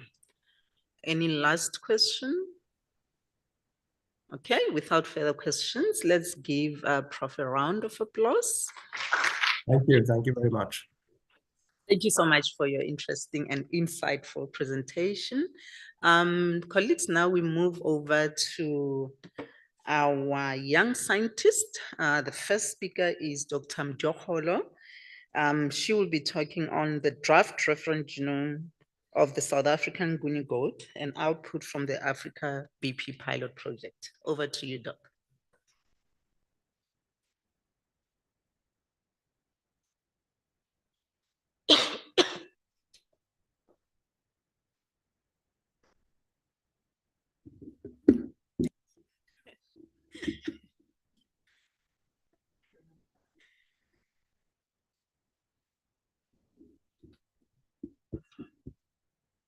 Thank you so much.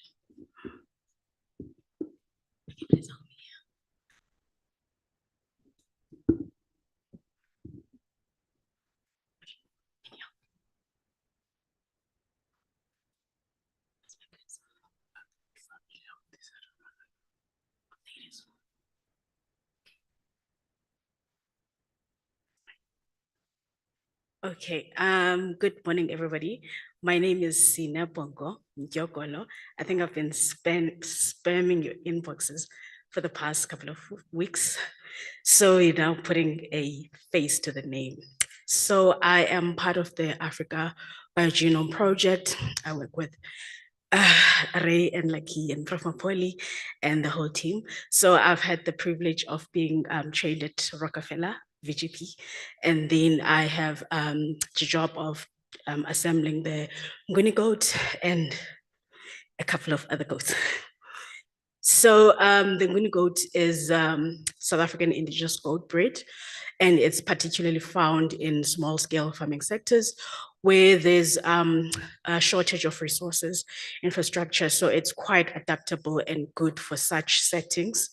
And farming enterprises. This breed is characterized by small frame, multicolored and patterned glossy short hair, as well as its exceptional tolerance to harsh environmental conditions. Like I said before, it fits very well into such enterprises, farming enterprises. So the only issue is that its genome is not extensively studied and understood. Therefore, there's a need for generating high quality reference genomes that is accessible to researchers. This is also essential as a genomic tool to establish efficient breeding programs that aim to improve production traits of the Nguni breed. So the aim of this particular research, it was to assemble high quality reference genome using PacBio Hi-Fi reads and Omnis reads. So ethical clearance was obtained from the University of South Africa, and then also Section 20 was obtained from the Department of Land Reform and Rural Development. And then the research, or rather the processing, was done on the Hi-Fi, the PacBio Hi-Fi, and the output data from there was 106 gigabytes at a coverage of 33x PacBio Hi-Fi sequencing. And then the OmniC was 100 billion read pairs per gig of the genome, which in total was 300 million reads. So from this, we found that the genome size was 2.8, and then the homozygosity was 99.8. The heterozygosity was 0.233. And then we noticed that the chimer profiling was fitting the model very well.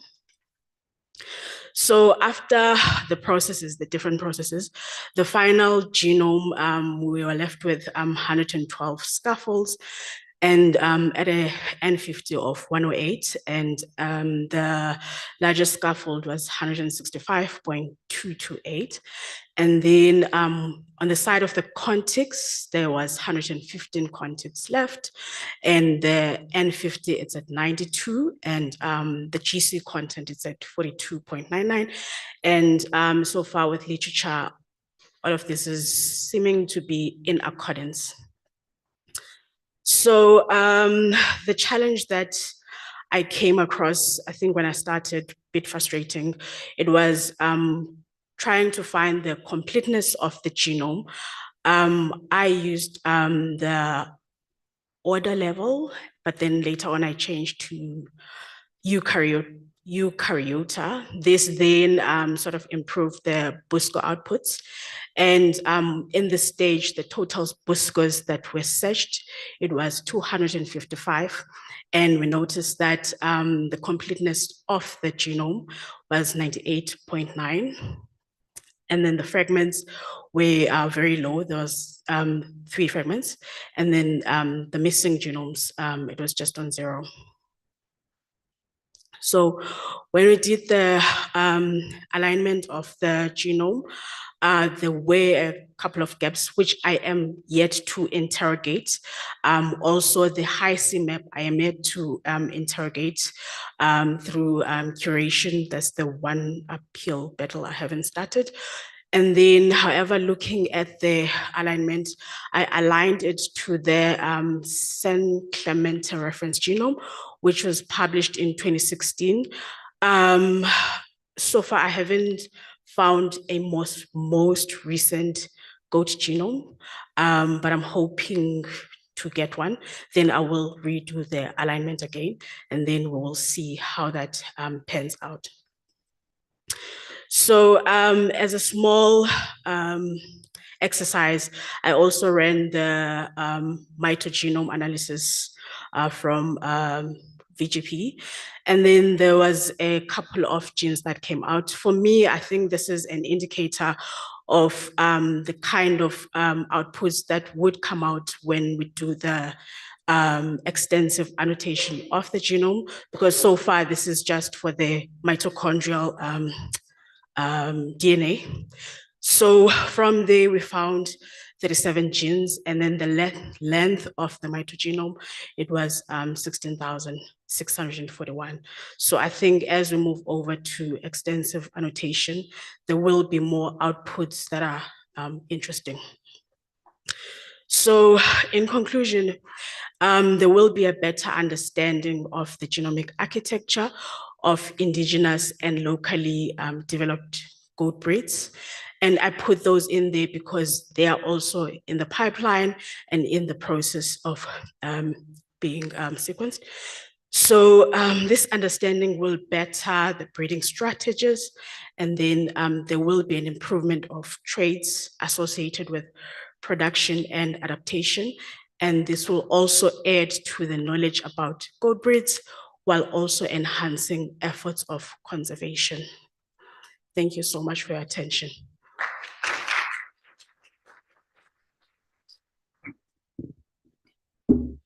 Thank you so much, Dr. Mdiokolo, for your interesting presentation and sharing with us, you know, the work that you've done so far, and also the potential work that you're still going to do in terms of analyzing the genome. I'm going to take a few questions from the floor, and also Ray, just monitor the online chats, please. Thank you. Let's start with you, Prof. Yeah, nice to see the progress here. And so that Hi-C map looked really nice. You almost don't need to curate it. It's almost ready. Yeah, that's the nice part. I was wondering though, it looked like the Busco duplication rate was about 6.7%. And just go back. Yeah, and that's on the higher side. And I'm wondering, was this a Hi-C phase or not a Hi-C phase assembly? Not Hi-C phase. Not Hi-C phase. Okay. Yeah, so it could be that when you manually curate, it'll be good to look for those duplications to see if they look real or not, because that's on the higher percentage. It suggests some kind of high duplication. But other than that, the Hi-C plot looks really nice. Okay. This is also after the paging stuff, so I think it could be false duplicates, but I will take that into consideration. Okay. Thank you. Thank you. Any more questions?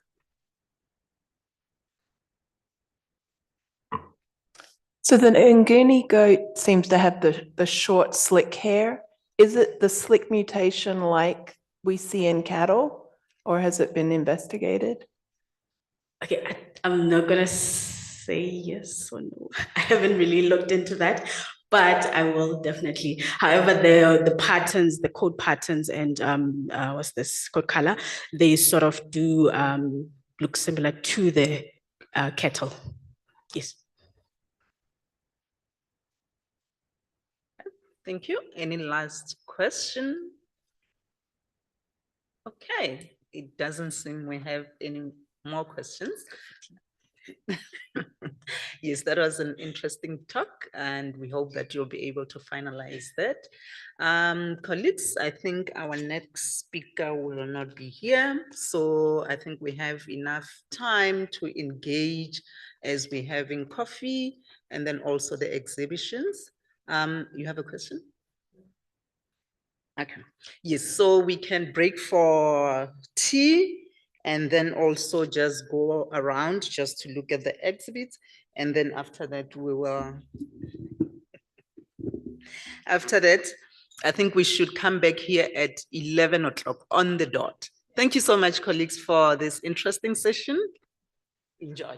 Technology, including portable single-cell systems, remote robotic ultrasound systems, BIT products, and low-temperature storage products, with a strong focus on the upstream of the industry.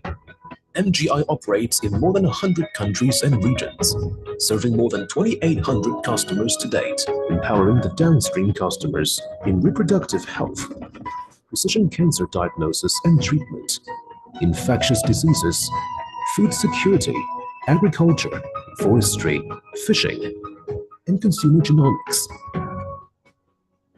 Since the establishment, MGI is driven to disrupt the status quo and accelerate the industry innovation.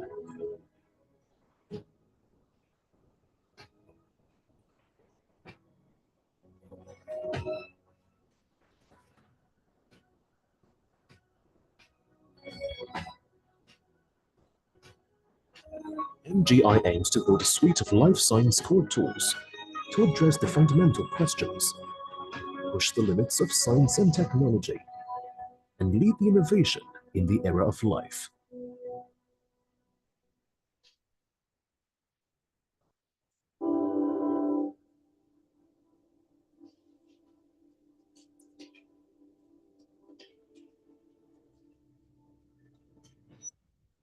Hey there, you're such a tiny thing, but you brought great to the world. Your story became much bigger than we ever dreamed.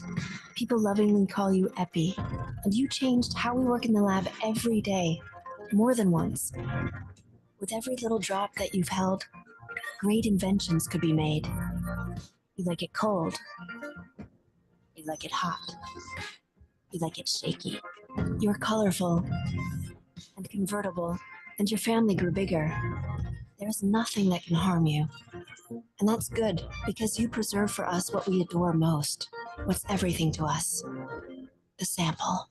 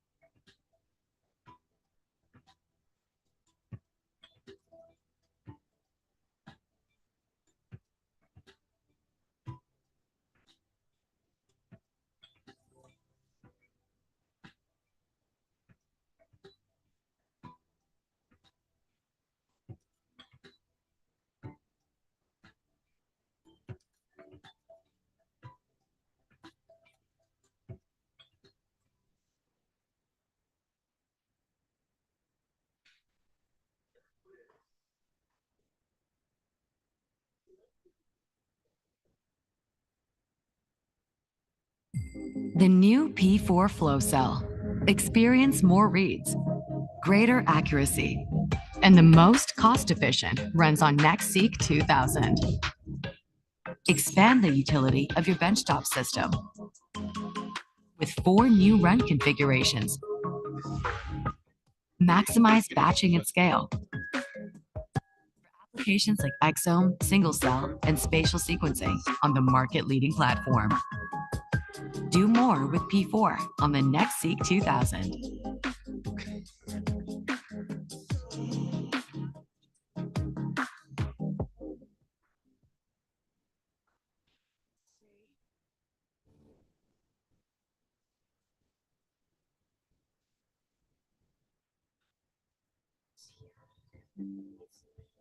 Walang tên hỏi con tụ cả này phát nè. Walang tên hỏi tụ cả này. Walang tên hỏi tụ cả này phát nó. Quá thì bệnh. Quá thì là hụi.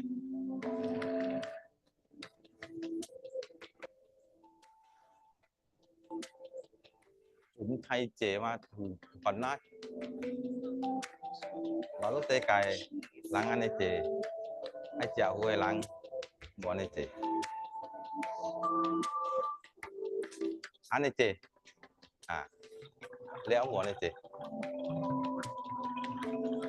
It's projected that the world's population will grow another 2 billion people in the next 20 or 30 years. These fish look in really good condition. The key thing here for farmers is to be able to produce enough fish to feed the population in his area, but also globally. My name's John Benzie, and I'm the Acting Director of Aquatic Foods Biosciences for World Fish, based here in Penang, Malaysia. Fish are highly nutritious and in many parts of the world are the key components to people's nutritional security. It's important to produce more of these foods. One, because they're nutritious and they've been fed today. But secondly, because there's a huge demand for them that is not currently met. In this hatchery, we maintain the genetically improved farm tilapia strain known as GIF. This fish now grows twice as fast as unimproved tilapia. Let's try. Yeah. Yep. Okay, so let's go. When the fish are large enough, we take a small piece of the fin. Doesn't harm the fish at all. And we take that sample to provide to our research partners in the UK, Errolham Institute.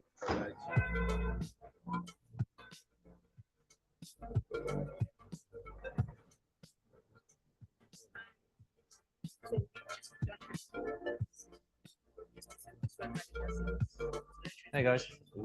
Where we come in as the Illumina Institute, we've got lots of what we do is we look to sequence the genomes of these fish. It's quite small fish, and then annotate the functional and non-coding aspects of the genome to then better inform how they could then improve these fish further. We could utilize the ability of Nile tilapia to grow particularly well and fast. I'm Karim Galbi. I'm head of genomics pipelines at the Illumina Institute in Norwich, England. The issue that we're trying to tackle with this collaboration with World Fish is to try and improve agriculture in Africa and Asia of tilapia fish.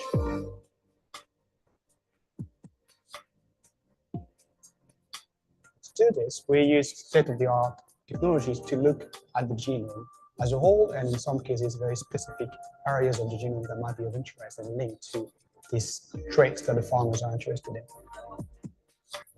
So the benefits of the Genomics for this type of projects are twofold. The first one is reducing the cost. The second benefit to us is the speed. What's really important there is that allows us to apply multi-omic approaches, which gives us better power to translate some of our findings to deal with my mission of improving food sustainability, but then also Illumina Institute's mission to also protect life on Earth. This is my passion, my scientific passion really. So being able to connect the technology that we've set up in this lab to the life of farmers and the livelihood of farmers and helping them thousands of miles away with the work we're doing here in the lab is fantastic.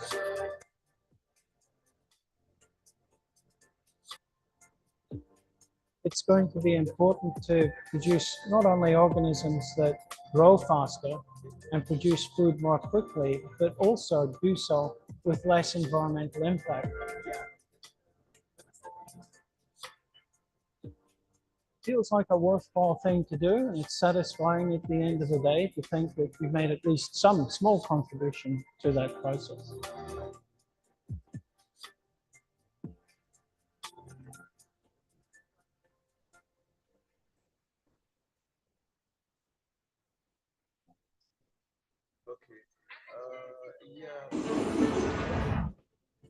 For over a decade, Illumina's solutions have enabled researchers and public health scientists to make groundbreaking discoveries and protect our communities from infectious diseases. From enabling the adoption of whole genome sequencing to aid investigations of foodborne outbreaks, to more recently helping public health officials around the world track the transmission of SARS-CoV-2, Illumina has been dedicated to those studying the smallest and deadliest threats to human health. Today, we are proud to introduce 2 new library prep solutions built on the simple and affordable COVID-seq workflow that will help build global genomic surveillance capabilities and power impactful microbiology research. Illumina Microbial Amplicon Prep, or IMAP, is a unique library prep solution allowing researchers to use lab-designed or commercially available primers for targeted sequencing of viruses and select markers from larger microbial species. Ideal for One Health applications, the kit provides all the reagents needed to go from extracted nucleic acid to sequencing-ready libraries. Illumina Microbial Amplicon Prep Influenza A/B, or IMAP Flu, is optimized to provide extensive sequence coverage across both influenza A and B viruses, compatible with RNA inputs extracted from cultures or nasal swabs and washes. IMAP Flu delivers exceptional data quality, flexibility, and scalability for public health surveillance and high-impact influenza virus research. Both solutions seamlessly integrate with the Dragon targeted microbial app. This powerful app serves to simplify data analysis, making it easy to perform consensus genome generation, variant identification, and variant interpretation. IMAP and IMAP Flu, 2 exciting new additions to Illumina's portfolio of solutions for public health surveillance and microbiology research.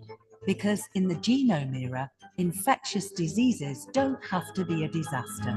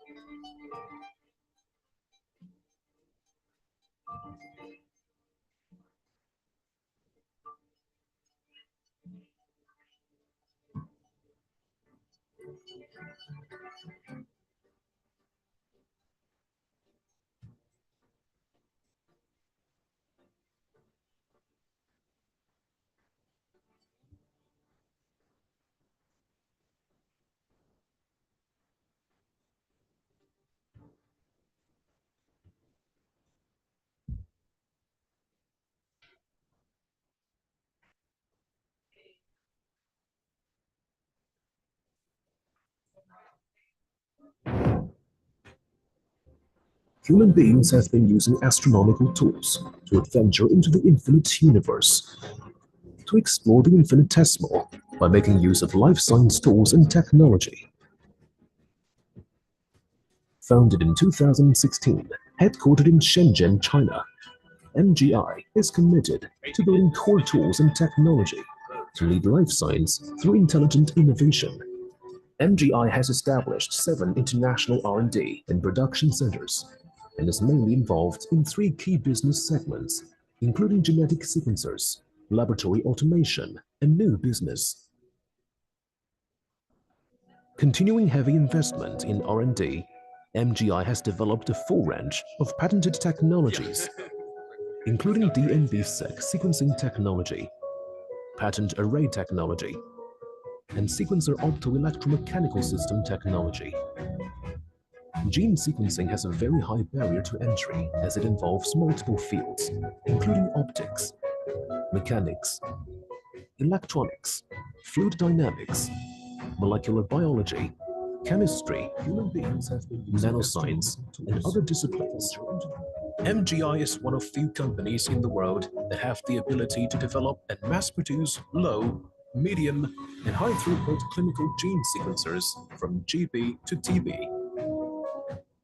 Besides gene sequencing, MGI has also developed a series of core technologies, including library preparation and automated sample processing. Expanding into new business, MGI has developed multiple innovative life science tools and technology, including portable single-cell systems, remote robotic ultrasound systems, BIT products, and low-temperature storage products, with a strong focus on the upstream of the industry. MGI operates in more than 100 countries and regions, serving more than 2,800 customers to date, empowering the downstream customers in reproductive health, precision cancer diagnosis and treatment, infectious diseases, food security, agriculture, forestry, fishing, and consumer genomics. Since the establishment, MGI is driven to disrupt the status quo and accelerate the industry innovation.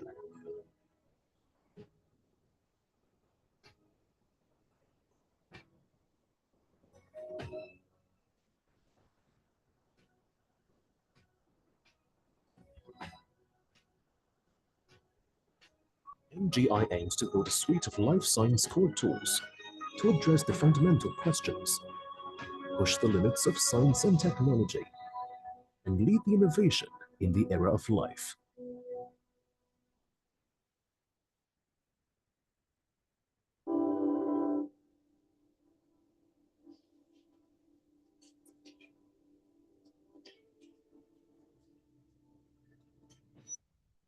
Hey there, you're such a tiny thing, but you brought great to the world.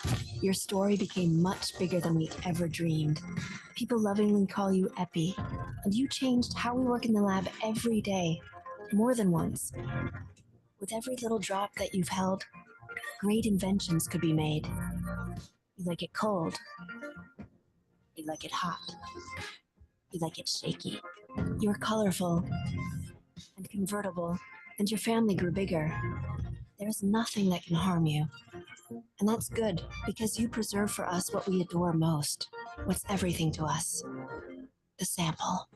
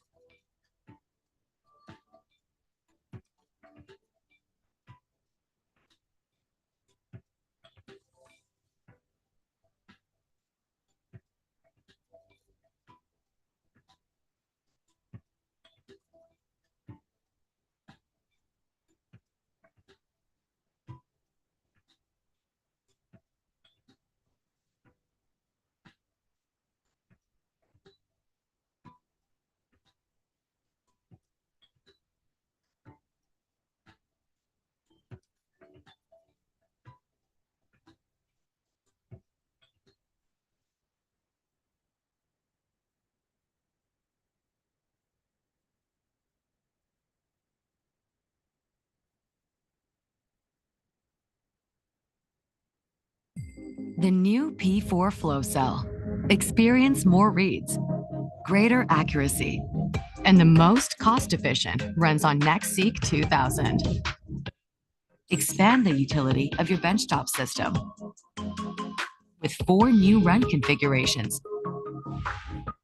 Maximize batching at scale. For applications like exome, single cell, and spatial sequencing on the market-leading platform. Do more with P4 on the NextSeq 2000.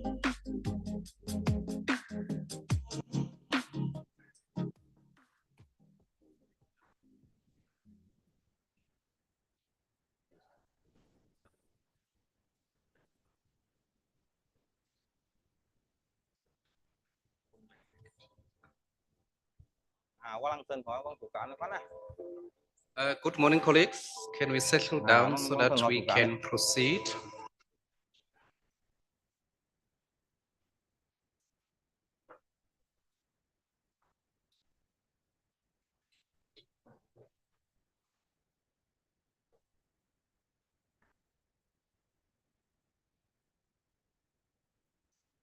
And thank you very much. I think you just had some coffee and stretched some legs, which should make you a bit fresher for this session. My name is Msisi and I come from the University of Johannesburg, Department of Biochemistry, and I'll be the one sharing this session. This session is about the role of microbial biodiversity, ensuring a workable bioeconomy. And without wasting any time, because we're a bit late of time, I would like to call Dr. M. Ado, who will be talking to us about the Illumina Genomics Continuum, making environmental and biodiversity monitoring accessible to all. So Prof, Doctor, please come forward. And we can give him a round of applause while we welcome him. Yes, I will just quickly browse through the bio because, yeah, I'll read a few things. It's really not necessary. Okay, no problem. Thank you very much. Regardless, I'll take the promotion to professor.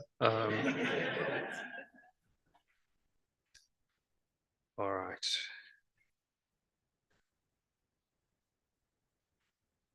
So, thank you. So, as the starting presentation for this morning's session, I'd really like you to view this deck, the information that I'm going to share, as a resource, and really primarily focused on highlighting how you, both here in the room and online, can access genomic technologies today, but access it in a way that it's not necessarily about one platform or one methodology versus another, but really about best managing the resource limitations that you face.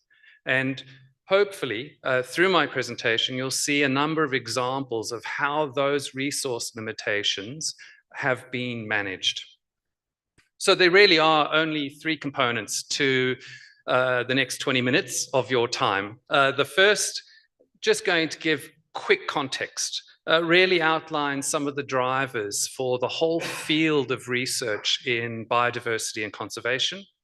Then I do want to emphasize the role of partnerships. This is not something that any one person in this room, any one entity in this room is capable of achieving on their own. And so some of the examples I share really highlight how that's being leveraged. And then lastly, I guess a practical guide. Really, for those that are new to NGS in particular, new to genomic technologies, something that perhaps can help frame your own research programs, the scope of what you're proposing for grants and funding into the future. But I am mindful that some in this room and some online won't necessarily know who Illumina is. And so I'm going to present this singular slide to represent Illumina as a company. And really, we're a company relatively new in the world of only 25 years, but a company that produces technology focused solely on genomic discovery. Now, that involves sequencing platforms and microarray platforms, but it primarily is concentrated on the three key components to any good genomics experiment: the reagents, or wetware as we refer to it, the hardware or the instruments, and then critically the software to really drive those insights and understandings that come from your experimental process. Outside of the presentation, please do refer to our website, the online resources, Illumina and our partners in your region for more information, but that's the extent of product-based information that I'm going to present today.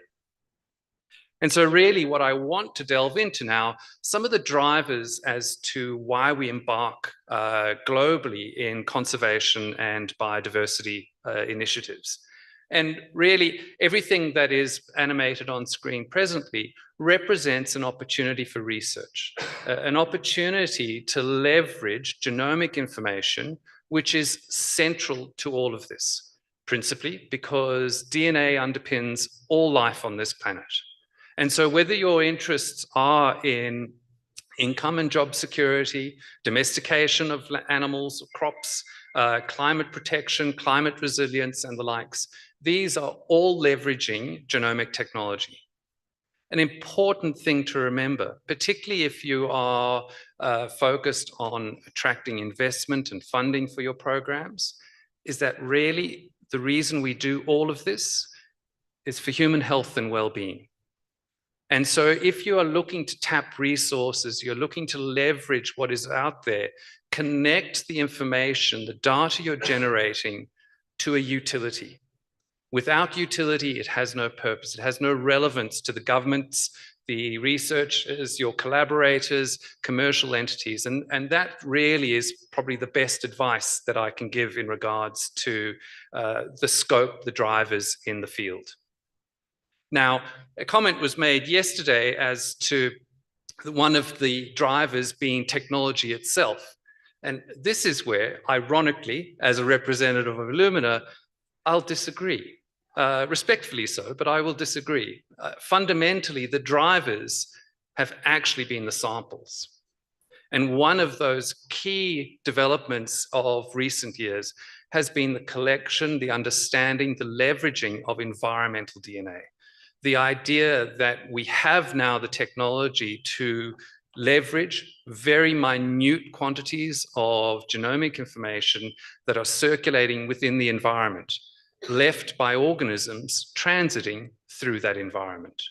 And so some of the resource limitations we talk about in regards to accessing remote areas, to accessing degraded samples and the likes, really speak to the leverage of eDNA, particularly when you're considering marine or aquatic environments as opposed to terrestrial.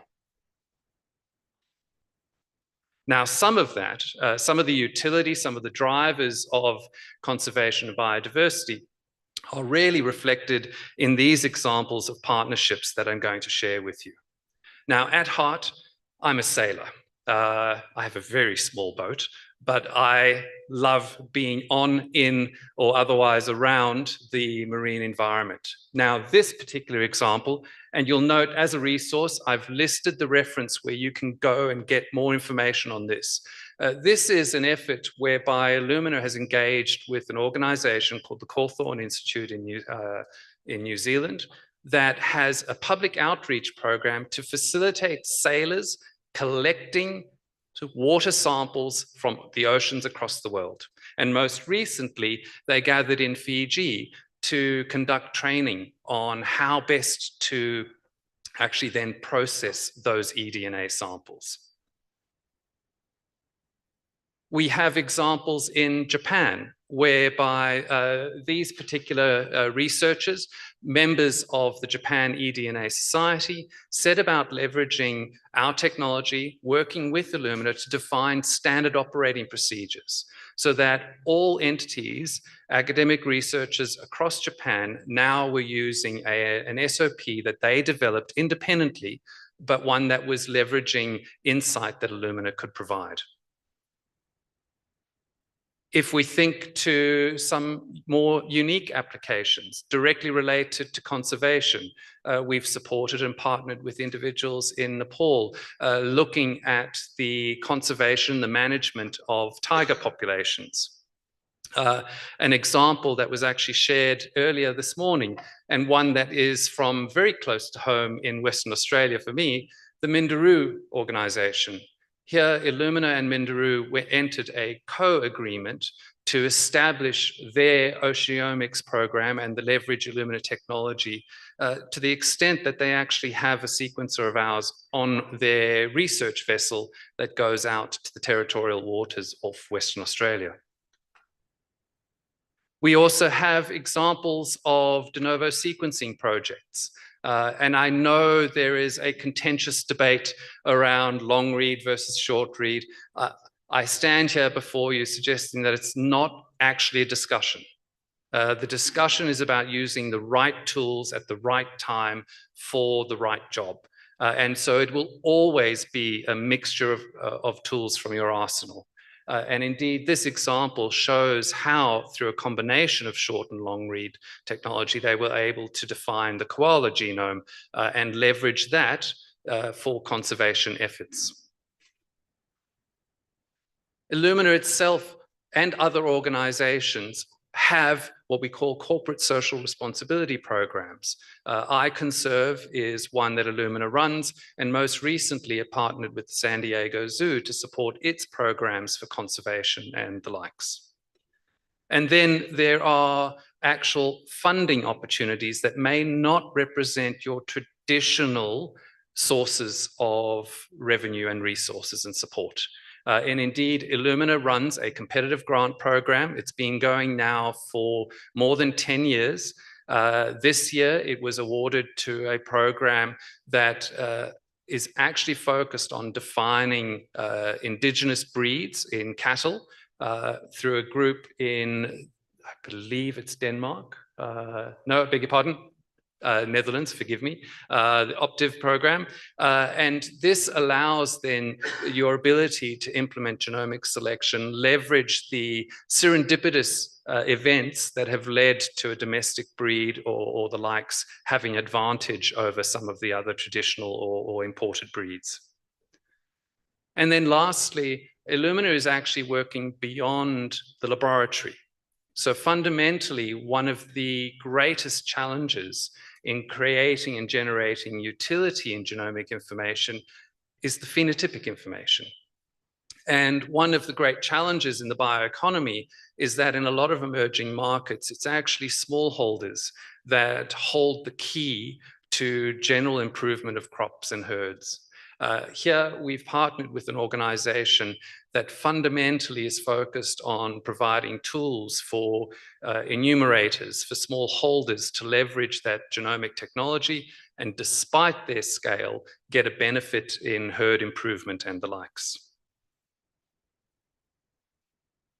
So with that background in mind, both the drivers, the opportunity to partner and really facilitate your own programs through mechanisms and ways that you might not have considered, the rest of my presentation, really the next few minutes, is going to be focused on some practical utility and examples.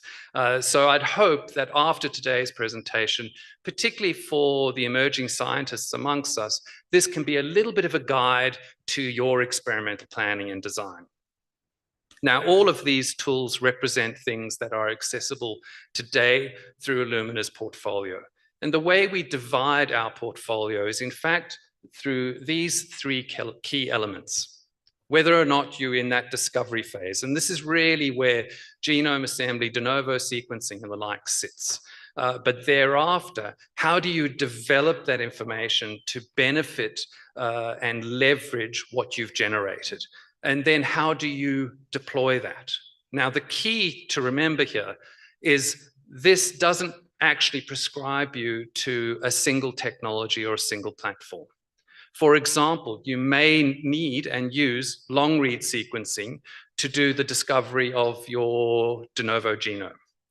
You may then leverage microarrays to validate observed variants within a broader population in a more cost-effective, larger scale, shorter time frame. And then you might actually take that and turn it into a PCR assay, another form of molecular assay that can be deployed in all the far-flung corners of the world in a manner that is affordable and understandable to individuals who are far removed from a molecular laboratory. That's also reflected in the two key technologies that Illumina does support and innovate in. One being sequencing and the other being microarrays. And so as you move through that continuum, you will be required to unravel the biological complexity. You will be required to leverage these different methodologies. There is no one size fits all. Mother Nature has had an incredible head start on us. Life on this earth started about 8 billion years ago with microorganisms. Humans have been around for a few billions themselves. That's an incredible lead that we are now having to face, to unravel, to then leverage and actually facilitate some form of value in terms of the bioeconomy. What's more, we are only just starting to learn how some of these functional rearrangements, structural changes, and the likes have influenced evolution, adaptation.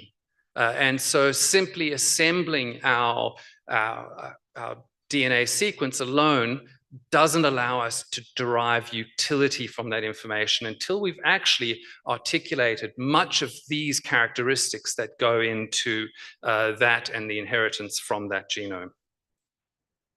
And so this is actually a schematic, and forgive me if it's very small on screen, but as I say, one hopes you can access and leverage these slides afterwards. This is a schematic that I utilize myself to help plan and advise when discussing genomics experiments. Now, everything on this screen you can do with Illumina technology. And the first thing that might surprise you is that I include samples of both DNA, RNA, and proteins. You may not realize that on a DNA sequencer produced by Illumina, you can actually identify and sequence proteins. So the point there is really, we still don't know how far we can push the technology for tomorrow. And so my advice when planning your experiments is primarily in relation to, you can never have too many samples. You can never capture too much information around the phenotype and the likes. But there will be limitations in the way you navigate from the top to the bottom of that screen. And so in that regard, really your challenge first and foremost, before you go out into the field, is really deciding which is going to be the right tool. Which tool do you have in your arsenal? Which tool might be your backup and the likes to leverage to navigate from that top to bottom of screen? Where I want to start, though, is really to emphasize fundamentally the utility of everything you're doing in the genomics landscape has to be related to the connection with phenotype. And so for every sample you do collect, ideally, use geospatial locations, connect with the small holder, identify the characteristics that they manage their herd on, whether it's milk yield, whether it's total fat, whether it's weight of the animal, whether it's how much antibiotics they use or don't use. All of these sorts of things become incredibly important when you're then trying to leverage the genome data you generate. And as I mentioned a moment ago, you can never have too many samples, but as a bit of a reality check, sometimes you will just have to make lemonade. There will not be an opportunity for you to get the perfect sample. And so there you may need to pivot, leverage the other technologies that are available in the genomic continuum to get utility from your data. And really just in closing, a couple of simple examples. So here we have, for example, a situation where perhaps you have budget constraints. Perhaps you don't actually have that much material for your samples, but you have lots of samples. The advantage here is that the particular breed of interest, the species that you're focused on, is one that is already domesticated. And so here we can leverage partnerships with taxonomists and leverage the fact that in this instance, what we're actually doing is discovering the past. And so we might actually choose to use a genotyping microarray and effectively simply document our unique species relative to those that are out there already. And that difference alone represents the utility. That difference represents what can be leveraged to improve a breed, to create a reference herd within a particular species or market. A more traditional example, one that's perhaps more relevant to AfricaBP in the discovery phase, is that of de novo sequencing. And here, I guess I make the point that on the right-hand side, we do have RNA and there is a need. And I believe speakers before me have really emphasized the fact that you will need to, for lack of a better description, slice and dice this multiple ways to unravel what Mother Nature has done before us. And in navigating that pathway, you may hit some roadblocks where you simply don't have enough material. You don't get large molecular weight DNA. But there are avenues leveraging technology, whether it's short read, whether it's microarray or the likes, perhaps whether it's using some form of PCR for whole genome amplification up front to get the best possible outcome and at least make a start with what's available to you. And then lastly, in this particular example, it's to go beyond the obvious. And I touched on this ever so briefly with regards to proteomics, but the epigenome is a key area of investigation now, and one that is proving to be quite invaluable in regards to the bioeconomy. We currently have it within our grasp today, the ability from a DNA sample to tell the difference between wild catch and farmed marine species. We even have the ability to distinguish between the manner in which that food may have been processed to confirm the provenance or origins of those particular commodities and validate geographical identification, which is a key component to the value-added element of any raw produce. And so here you can leverage DNA methylation patterns of that DNA for that very purpose and drive the utility of the information that you generate. And so in closing, really the emphasis of my presentation is that sequencing itself is a multi-pronged tool. It has immense value, I beg your pardon, that is accessible now. But you will be faced with the requirement to balance those resource limitations that you have, whether it's sample input, cost, scale, or otherwise. I would encourage you, whenever you're balancing those resource limitations, though, the emphasis should be, particularly if focused on the bioeconomy, on the utility of that data and your long-term goal in how best to deploy that data for the benefit of human health and well-being. So with that, thank you very much for the opportunity.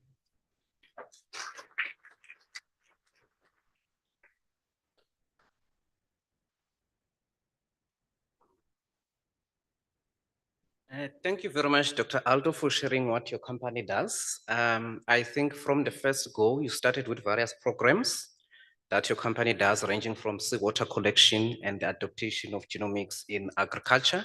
And then you gave us what your company does in terms of the technologies that you have that can be used in genomics. So colleagues, I will open the floor for questions that can be directed to Dr. Aldo. Yes. Hi, thank you for the good presentation. I think I'm asking this from a service provider or a university point of view. So if you have purchased equipment from Illumina, for example, and there was a talk earlier on about how you need to adapt, and as sequencing technologies change, you also need to move along with that. But as a university, if I have bought a sequencer and then I'm providing services to external clients, how does Illumina give me support as their client to be able to support my clients? So that in itself has many facets. So to answer, I really have to consider the three elements of what we offer to the market, to end users like yourself and your business as a service provider. Firstly, if I center around the hardware, there's a degree of capacity and capability that's built into our hardware. Our oldest instrument has been on market for 13 years. That gives you 13 years to maximize your investment in that platform. Now, the way we can keep relevance to that platform is we then create and optimize the reagents, giving more options, allowing third-party reagents to be used on that platform, as well as derive more information from the combination of the reagents and the hardware through new and unique software solutions.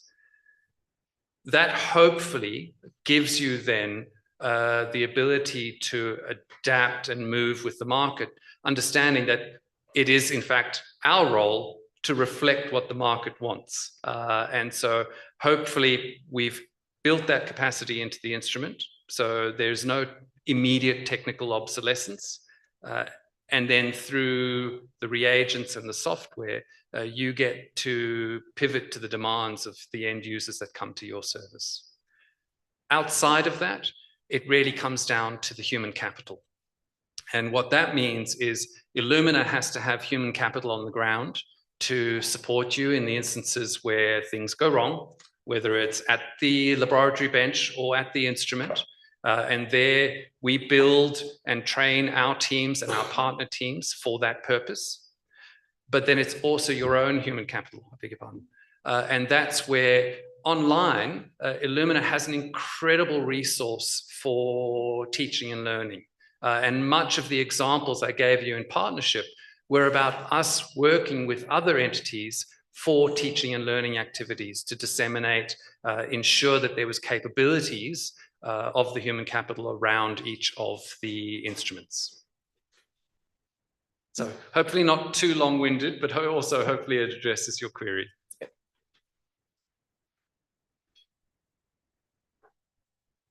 Thank you so much for the talk. You know, I'm just curious, so I'm going to ask you this, but you can answer me maybe not as a service provider or as Illumina, but I just want to hear your view. There's a growing need now. If you remember in the past, especially in the livestock industry, SNP assays were the bigger thing for us, especially when we starting to understand either the genetic diversity, the inbreeding and all that, and running some GIs. But now there's more use of low-pass sequencing, kind of like a little bit moving out. And I see a lot of academics when I attend conferences that they're becoming to use, and we're talking about that with Claire also yesterday. How does Illumina seeing that? Is there phasing out of that? More people going to low-pass sequencing? What's your view in the going forward, the future plans for Illumina? Then the other question is that looking at the previous NovaSeq 6000 that you used to have, and the X Plus, and the new NovaSeq that's now coming in, what are the upgrade? Is there difference on the current coming one? And what are those? I just thought, let me just ask. Okay. So I'll work with the first question around low pass and the likes. One has to think about the drivers and the motivation when considering new methodologies. And often that's related, particularly when it comes to research, as to how you can make your grant proposal the most attractive. And in many instances, methodologies come into the marketplace because it's actually new and exciting, and it was driven by blue sky thinking. Whether or not it has utility, though, is how it plays out in the commercial market. And so, yes, low-pass whole genome sequencing represents a methodology that's available and can be utilized on our technology. We don't limit, you can use your NovaSeq to do just that. The reality in the market, though, is the key service providers in this space, Neogens of the world, Livestock Improvement Corporation, government agencies in Japan managing Wagyu beef, etc., are still using for routine deployment microarrays, because the imputation requirements around low-pass sequencing for routine deployment are simply too great. And the turnaround time is simply nowhere near what it is for microarrays still. So in the same way that we thought next generation sequencing would obliterate Sanger sequencing. Sanger sequencing would obliterate PCR, real-time PCR would remove endpoint PCR. There is in fact a place for all of these methodologies. The challenge is not so much, am I going to do one or the other? It's just when I do one or the other. You made the second query was around the evolution of our NovaSeq platform. So those not familiar, the NovaSeq is our high throughput instrumentation. So this is effectively production scale sequencing. When I say production scale, we're talking about several thousand whole human genomes every year. In fact, we have customers who process about 20,000 human genomes per annum on the NovaSeqs that are in existence.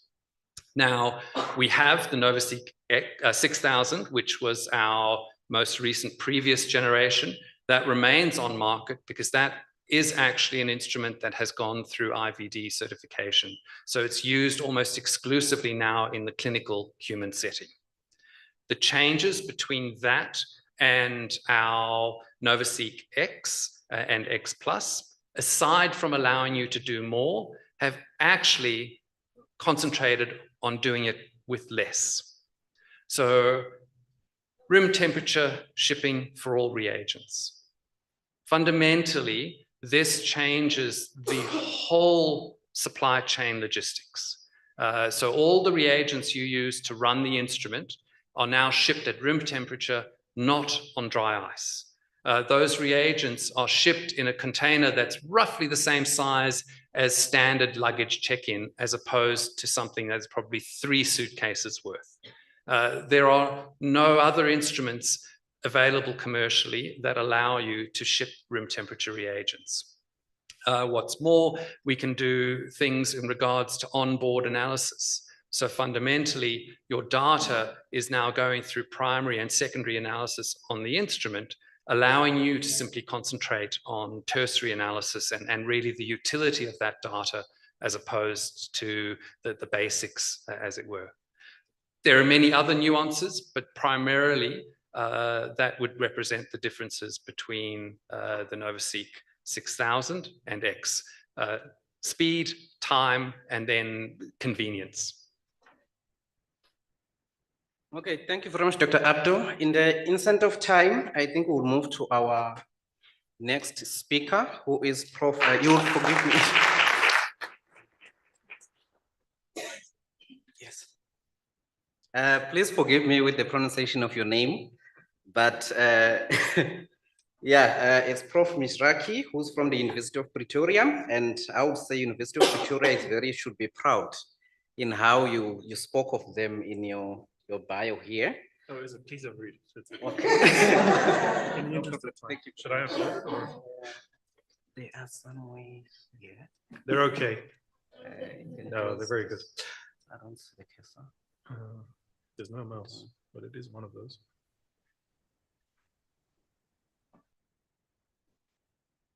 Oh, you go into, yeah, my name should be in there. That one. Then over to you. How do I show it? This thing. Yeah, I can't find the mouse. So.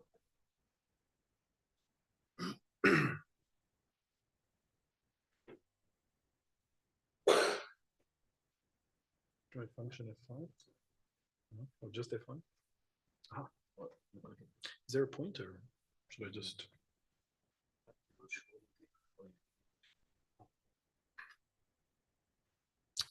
All right, morning everyone, afternoon. Hello to the people online. Thank you for the invitation. I was asked to speak about indigenous plant biodiversity and its impact on the bioeconomy. What I will not be speaking about today is values and charts and monetary value of the bioeconomy. I think what I want to speak about is some of the concepts around bioeconomy and also I think how we should think about it being in South Africa and Africa. So this is my program. You can look it up. Shwaro is actually here with me, sitting at the back. He's a postdoc. Be nice to him, offer him a job at your institution, but not tomorrow because he's working on a Strelitzia project. And in general, what we work with, I want to talk about some of the projects we're busy with. So we work on indigenous South African plants. And really what I'm interested in is fundamental biology and some of the evolution of many convergent evolution traits. So thanks for the introduction this morning as well on a whole lot of convergent evolution happening in vertebrates. We're interested in a lot of these traits. Now, for those who don't know plants, I realize most people aren't from a plant background. You should know that South Africa is one of the most biodiverse countries in the world. We have about 20 to 25,000 plant species, about 5th in the world for plant biodiversity. Most of it is actually a quarter almost of Africa's biodiversity is in the Cape Floristic region. That's why the fynbos is so famous. And Table Mountain has as many species as the UK. So those should give you an idea of just how biodiverse we are with plants. So I want to talk about some project we're busy with. One of them is looking at nutrient acquisition. And for my own background, I've studied a lot of transcriptomes, gene networks, the evolution of gene networks, and how these regulate complex traits that are controlled by hundreds to thousands of genes. And so one thing we're interested in are these unique phosphorus mining routes that have evolved in some plants, especially those, the Fynbos in the Cape Floristic region is one of those regions. Phosphorus is readily bioavailable, but it's locked up in metal phosphates. And so some plants, and these are different families of plants from both monocots and eudicots, have evolved separately these phosphorus mining routes, which basically pump out organic acids into the soil and that essentially release these phosphate molecules locked up in metal phosphates, and then phosphatases actually then manage to break it up and digest the phosphorus. So these have evolved multiple times. One of the most famous of these is Protea. The Proteaceae is where they were first discovered, but there are other sedges and restios and other plants that have evolved this. Many of these plants have also lost their association with fungi. So they're really good at mining nutrients from the soil. And as I say, I'm really interested in the biology, especially around organellar biology, synthesis of organic acids, these kinds of gene networks that lead to these things, and also specialization. So where there are genomes, whole genome duplications or gene duplications that led to the evolution of these traits in these species. So that was one of my motivations for sequencing the genome of the king protea initially. And I wanted to also say at this point, just because we're talking about practical things involved and we're sequencing a lot of species, please don't go after the species that's the rare variety on the mountain somewhere. If you can sequence a horticultural variety, other scientists can then buy it in their local nursery and then practically do work on it and further experiment. So I think it's more practical to work with horticultural varieties as initial reference genomes if we're only doing one species, but that's just my opinion and message. Of course, you could always do follow-up genomics once you get more funding. And then, so basically, this is part of Cassandra's PhD, is to look at parallel evolution of these traits. So if you really want your PhD student to hate you, have them grow Fynbos in Gauteng, in Pretoria. It's not a great idea, but she managed to do it in the end anyway. And so we grow things in hydroponics and sandponics under different phosphorus conditions. And then because we want to look at gene networks, we needed full chromosome level assemblies. And so we've done this for Protea, and we've done this now for also for restio species, Elegia tictorum, and also some sedges that we're interested in. And we go anything from microscopy to the molecular biology, omics, characterization of the metabolites and all that, because we're really interested in the gene networks. I'm going to go through all of this quite quickly because I don't have that much time. We're also looking at Strelitzia. For those of you who know, does anybody not know what a Strelitzia is, or a bird of paradise flower? If you're anything like me, and until a few years ago, you would have seen it like that, the little bird with the eyes. It's actually a bird drinking from the flowers, so the petals are, the sepals are wings. It's much nicer when you look at the plant like that. But if you have trouble spotting them, the Strelitzia is usually a fan. It's not a banana. A banana tree usually grows in a spiral. So now you know what a Strelitzia is and how to recognize it. A very famous Strelitzia is this Reginae, which is horticulturally available everywhere in the world. But most of the Strelitzia biomass is actually in Nicolai trees that are growing all the way up along the east coast of Africa, up into Mozambique. But Strelitzia in general, the family is, the genus itself is South African. So we have about 5-6 species that occur here. And we're very interested in the pigments. So the sepals here, which you can see in orange, and the petals, which you can see in like a blue-purple, is basically standard flower pigments, carotenoids and anthocyanins. But Strelitzia is a fairly unique plant in the arils of the seeds, which are also orange. It's actually orange because it synthesizes bilirubin. And bilirubin is what we have when we have jaundice and we go yellow, we can't break down heme. This is one of the only plants in the world to produce it at really large quantities as a pigment. And so it's really interesting, stays orange for years, and interesting pigment. So apart from that, we're interested in getting reference genomes to look at conservation. And so essentially this project is about assembling the reference genomes for the entire Strelitziaceae, and that's what we're doing. There are 2 other relatives in the family. One is from French Guiana, so north of South America, French Guiana and Suriname, and the other is from Madagascar. And one of the interesting things about the Madagascar, the traveler's palm, which is the relative from Madagascar in this family, is that, excuse me, rather than orange arils on the seeds, it makes this beautiful blue color, which is not anthocyanins or anything. It's a unique pigment in plants as well. And so we're interested in figuring out how this is synthesized, and it's part of the project. So we did some flow cytometry, and these are nice, for plants, very nice sized genomes. And so we're sequencing those. We've actually just received the sequence back for all of them from Diplomics and 1KSA. And so we're very excited to do that. And maybe a plug for 1KSA, the fact that they agreed to sequence the South African species allowed me to leverage some funding to sequence the species that are not South African. So I think it's a very nice initiative that I fully support. Okay, and like I said, it's really about understanding pigments. So that's this project. We have a nice new microscope as well, so you can enjoy some of these blue and orange pigments that I took recently.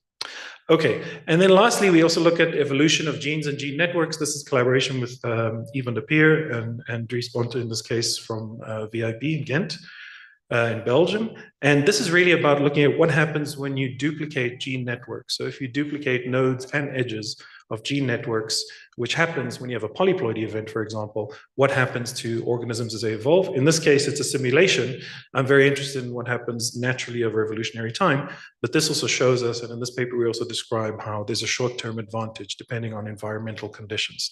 So all of this is obviously very relevant for changing climate change, changing environments of plants and things like that. So that's in general what we're doing, and some of the other genome projects that might be of relevance and interest, and feel free to contact me if you'd like to collaborate or anything around that. Erica is a really nice genus in terms of an Into Africa story. So Erica originated in Europe and over millions of years came through the Ethiopian highlands, where now out of the 800 species, 850 species, about 750 are in the Cape Floral Kingdom of Erica, of the one genus, and about 50, 60 are in Madagascar. So there's a really nice speciation diversification story there.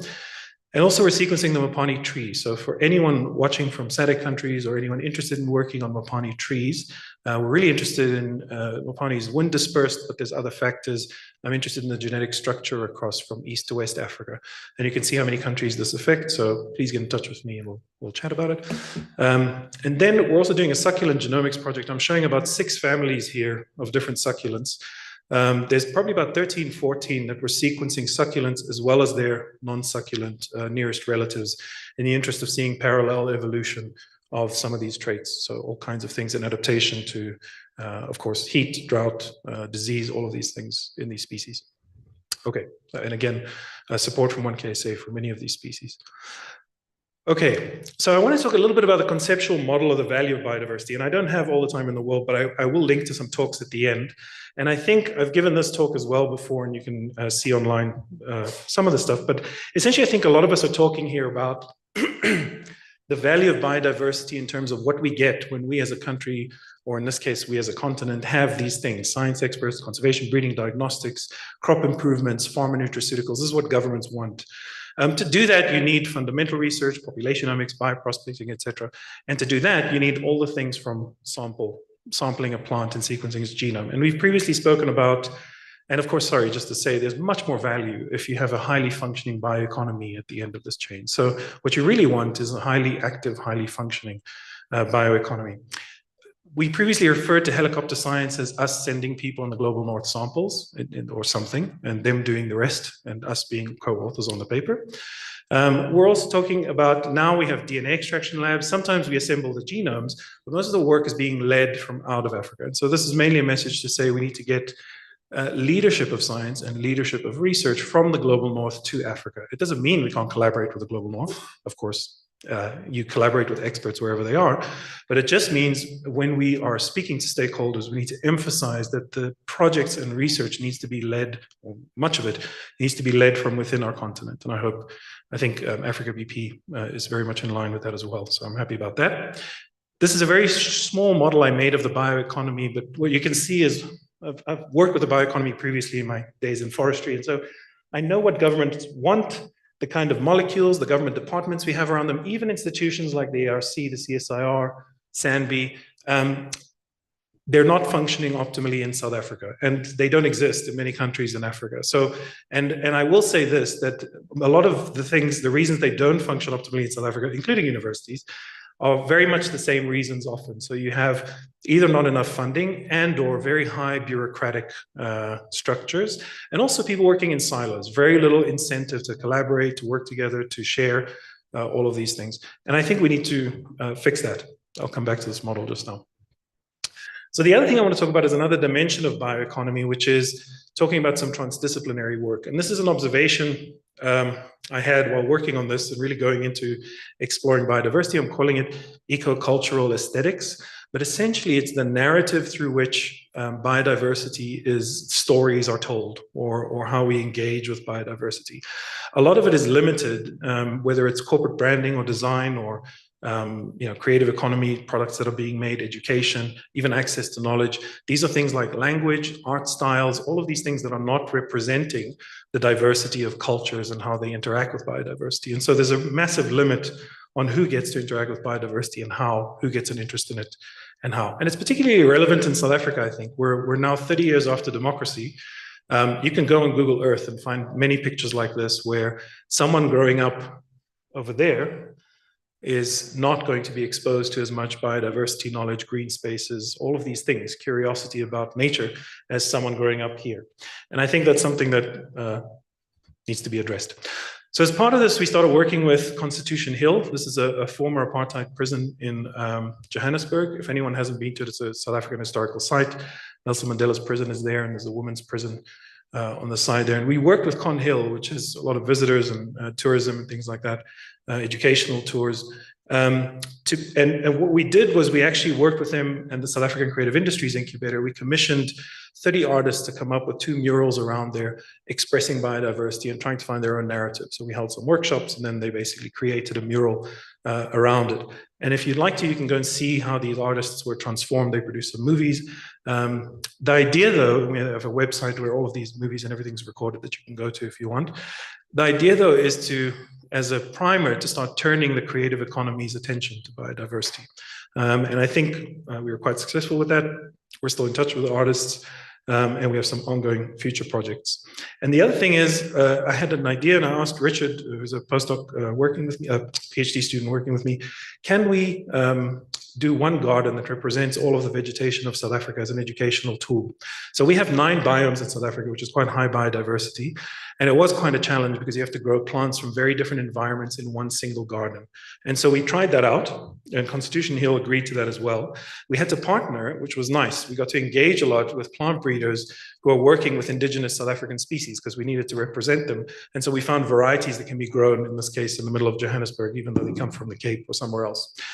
And so through working with the SA Botanical Society and volunteers, we planted in the women's prison site an entire 9 biomes garden, so over 120 species.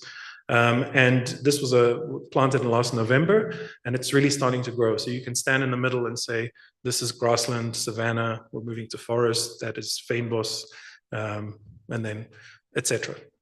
All of our biomes. And the point of this is to make almost a prototype to be able to then take these gardens ideally to every school, to every institution, to wherever it can, so that people can walk past it and interact with biodiversity and learn about it. So I think that was a nice pilot project, which we hope to scale. We also have a lot of food garden planned, and a lot of these will feature African orphan crops, but some will just be practically leafy species. The idea here is to do urban gardening in a 3x3 plot and to just basically form something modular that can be scaled. So at Innovation Africa, we have some land, we can propagate, we can make these urban gardens, and then we have currently 3 sites in Tshwane and in Durban and in Cape Town, where we're going to test out some of these urban gardens in high density urban areas. And there, the idea is to introduce food sovereignty, so people don't have to go to shops to buy leafy vegetables or something like that. They just have everything produced locally. It's not to replace food, but it's certainly to supplement as well as nutrients. And finally, we've been exploring this idea of, we have thousands of biodiversity books, and most of them are in English. And so we're working with different faculties at the university to actually translate this by AI and through volunteers who will work into, firstly, isiZulu, Setswana, Ndebele, and Sepedi, but hopefully all the languages of South Africa, and build kind of natural language processing models, language to interact with this. So anyone can ask questions about biodiversity. We can, and I think the QR code is an incredibly useful thing because it can link physical and virtual spaces. So we can put these in gardens, etc. So the idea is then to link knowledge to everyone around this stuff. Okay, and so one kind of concept I would like to push is something that we need to think of like art, culture, and design as part of the bioeconomy, which I know is not really accepted, but I think we should do that because more and more we live in virtual worlds and you make real money from products that are biodiversity related. You can think, I give many examples of this in different talks, but you can think of if Nike starts making money off a Strelitzia shoe somewhere else and no South Africans benefit, there's something not fair there, and so we should do something about it. And again, my solution is not to stop Nike from doing it. My solution is for us to be making money off our biodiversity in different ways and value. All right, so just to conclude, I think it's a good time to be working in plant genomics in Africa for various reasons we heard today. A lot of the barriers have been lowered since I started working in genomics. I do think it's important to have ethical collaborations in terms of who's benefiting from the research, which I think we all do, but I think these are great opportunities to build networks. I think we should decentralize and democratize conservation. I'm not just saying these words. If you think 30, 40 years in advance, if we haven't blown up the world or the seas haven't boiled over from climate change, I think we can really think of thousands and thousands of decentralized gardens of conservation, food crops, all of these things, which will then feed back to research. So part of what we're doing with the African orphan crops, for example, is also doing mutagenesis. So basic biotechnology to try to get different lines and seeing where they're growing. These can then become new decentralized research and conservation systems almost that support our research, and more of the society participates, I think, in that, which is the important thing. And finally, just to challenge paradigms, hopefully. So what is the value of biodiversity and bioeconomy, and how are we measuring it? I think we need much more discussion about that. So my surname and name are hard to say and spell. If you want to email me, just Google APSB@FABI, and please do contact us. We've partnered with a lot of people, both in South Africa, abroad. And one of the fun things about this is partnering with people totally outside your sector. And I think building those relationships, I think that's been great. And I'm hoping we're going to make more impact there. We have a postdoc position available. And if you're interested in any of the other talks I've given, take a screenshot or use the QR codes or whatever. Thank you very much.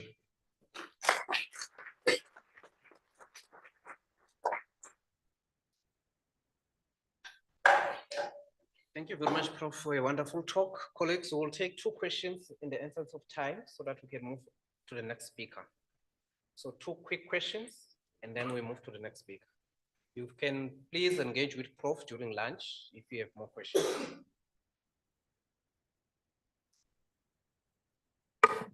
Thank you so much for a beautiful, wonderful presentation.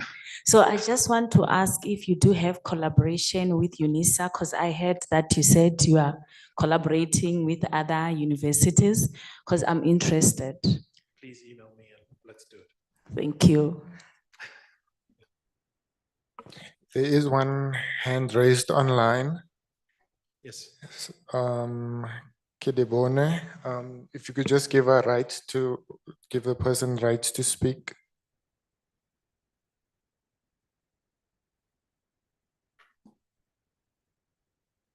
Thank you, Prof, for an interesting talk.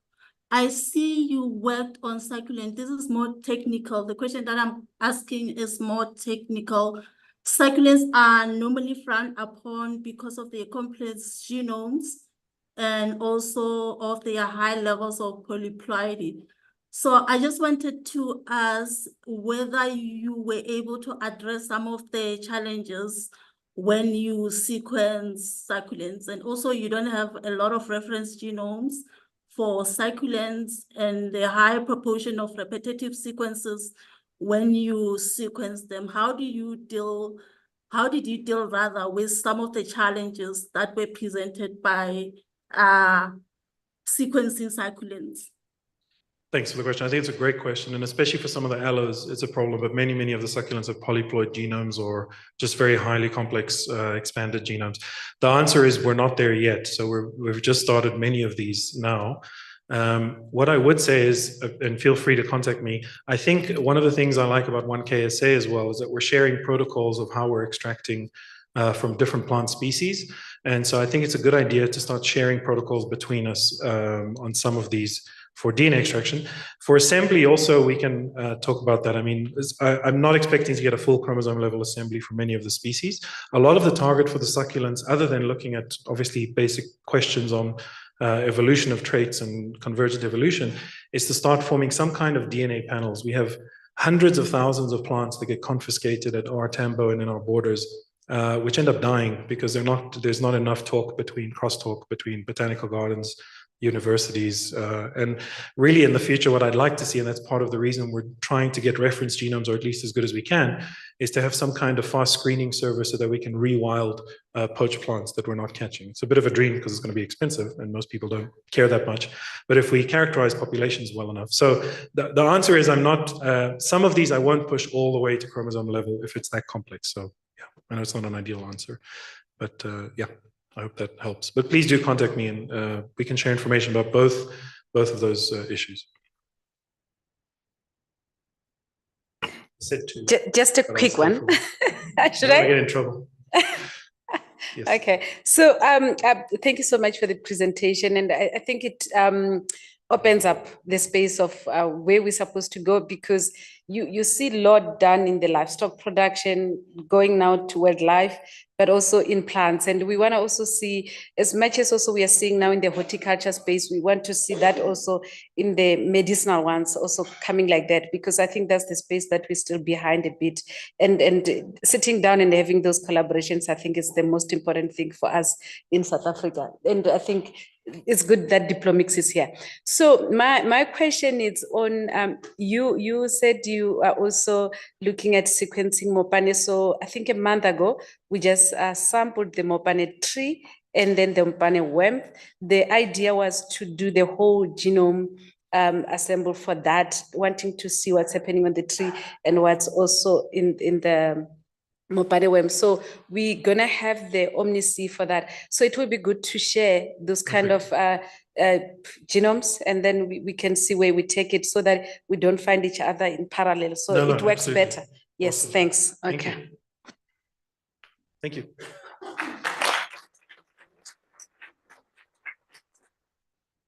Thank you very much, Prof. We are now moving visual to Miss Olachi. I don't know if it's a Miss or Mr., but Mr. Olachi will be presenting online. Olachi, are you available online? Yes. Good morning. Can you hear me? Yes, we can hear you. Please, you can put your presentation up and start right away. Okay.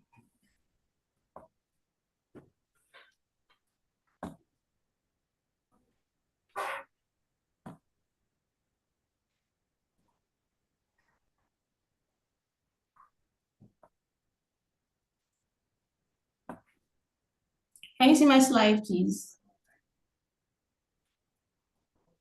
Yes, we can. Okay.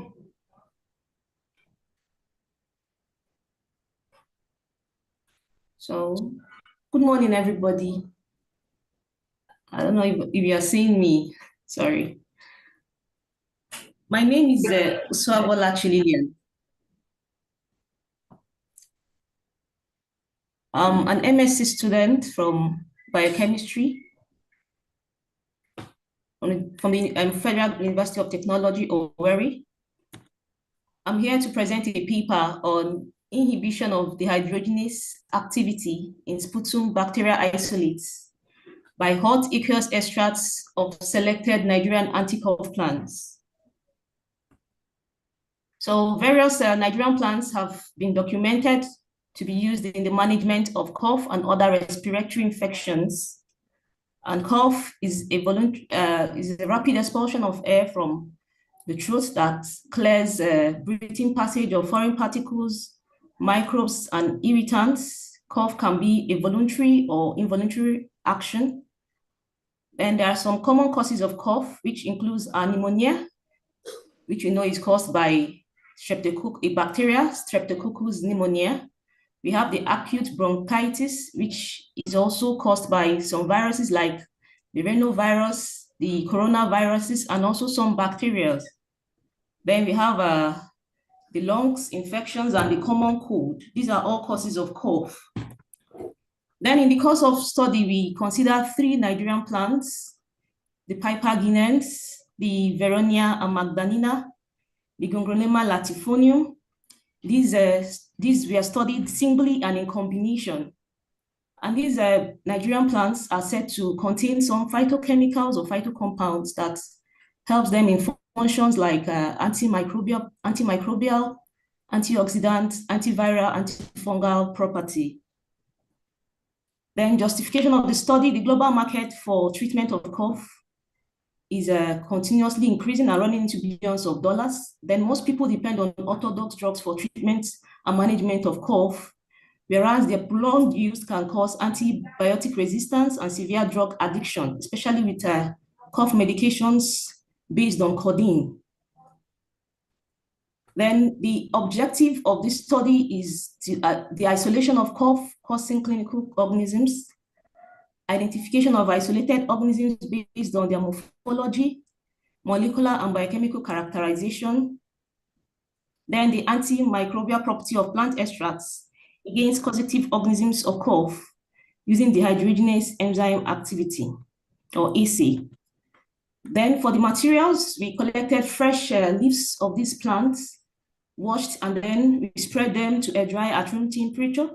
And then they were ground into fine powders using industrial grinders and stored in the airtight containers. Then decoctions were prepared in aqueous solutions. They were filtered and then used for further analysis.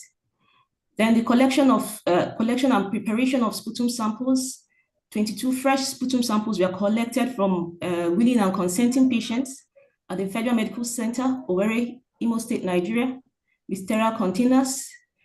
They were transported to the laboratory with ice packs, where they were subjected to further analysis. For the isolation of microorganisms, they were cultured first using nutrient agar plates, and then further subcultured using blood agar to obtain pure cultures of these different isolates. Then further, the molecular characterization of these isolated organisms were done using PCR and agarose gel electrophoretic technique. The morphology was checked for the color, the size, shape, and the motility of these isolated organisms. The biochemical characterization of these organisms were done for the Gram reaction, their citrate, indole, and hydrogen sulfide reactions, while the antimicrobial activity of these aqueous extracts were carried out using the dehydrogenase enzyme activity. Then, from our results, it showed that number showing growth on plates were 13, number without growths on plates were 3, and number with mixed growths were 6. In these growths, we observed the presence of more than one type of microorganism. And then for the prevalence of bacterial isolates, we isolated 3 Klebsiella species, 2 E. coli species, 6 Streptococcus species, and 2 Proteus species.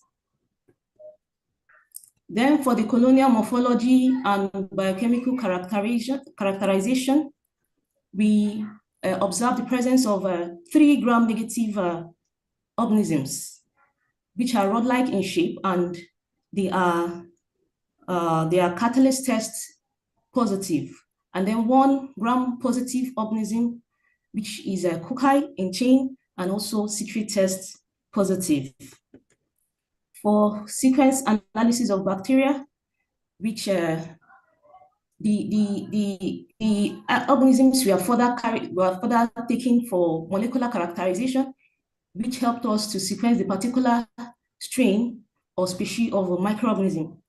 And these they were also subjected to blast search in NCBI website, where we observed that the E. coli strain had 100% similarity with the online result, while the Streptococcus pneumoniae also had 100% similarity, whereas the Proteus mirabilis had 98% similarity, and the Klebsiella pneumoniae strain had 99% similarity. Then for the dehydrogenase enzyme activity, it was shown that at high concentrations of these plant extracts, they were able to inhibit dehydrogenase enzyme activity, whereas it wasn't more than the control drug gentamicin. And also this reaction or this analysis were done singly and in combination. Then we also try to get the IC50 of our plant extracts. It was observed that the Veronia amagdanina and the combined extracts had a better IC50, as seen in lesser concentration of 8.69 and 6.37, especially for E. coli and the Proteus mirabilis species. Whereas the Klebsiella pneumonia species were kind of less resistant to these plant extracts, as seen in high IC50 of 113 concentration. Then in conclusion, the antimicrobial effect of these plant extracts varied from the combined extracts, which had a better effect than the V. amagdanina and the P. guinense, then followed by G. latifolium. This study confirms the folklore use of these plants as local cough suppressants and demonstrated that they have bactericidal effects.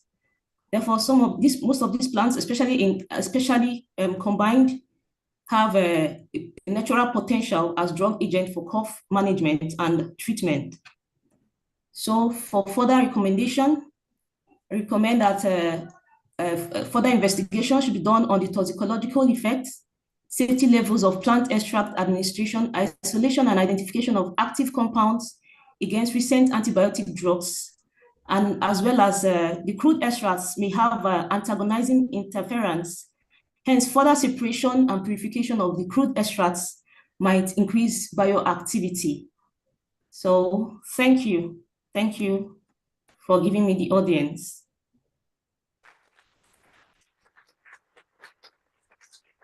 Thank you very much. Can you hear me?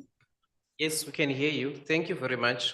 We will take two questions, Okay. two quick questions, then we can move to the next speaker.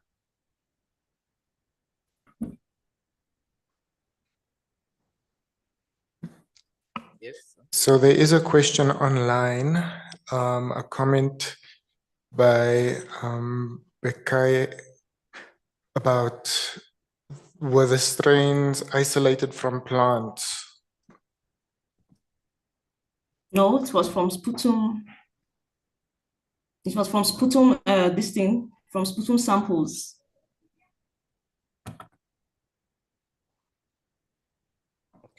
Okay, in the absence of questions, we'll move to our next speaker. Thank you very much, Olachi. We can give her a round of applause again. Then in the absence of questions, we'll move to our next speaker, who's supposed to be Arinyoni. I don't know if Arinyoni is available online.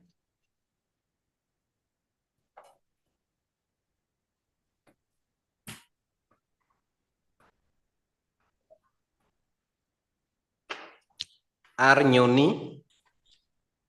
Hi, Chair.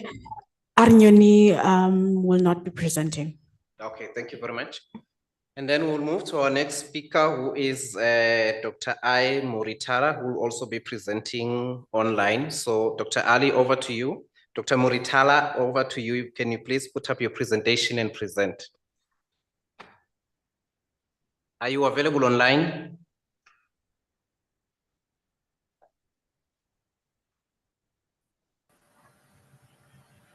Yes, I'm on. Yes, I'm available. Okay, please present right away. Thank you. Oh, okay. Send me down. Okay. Share. I've not been permitted to share.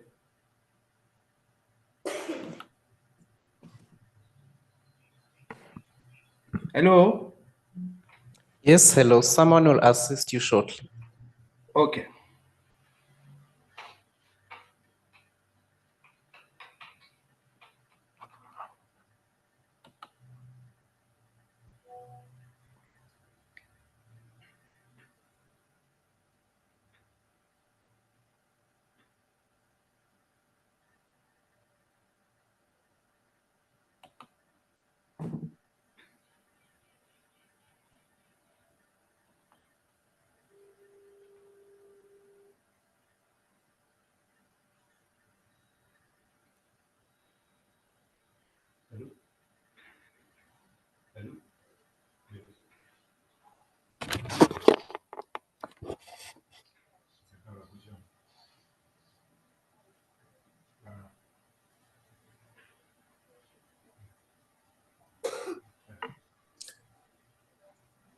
Can you please share your screen? Okay, let me see.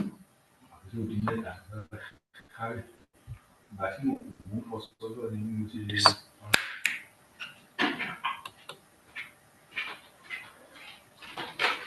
Yes, I'm sharing it.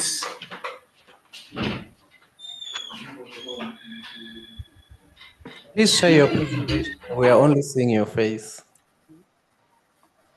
Oh, entire screen.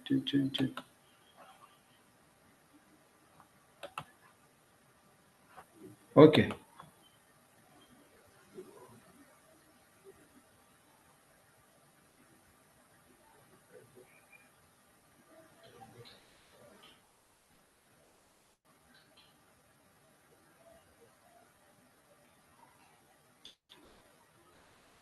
At the top of the screen, it says switch to shared content for the folks in the AV room.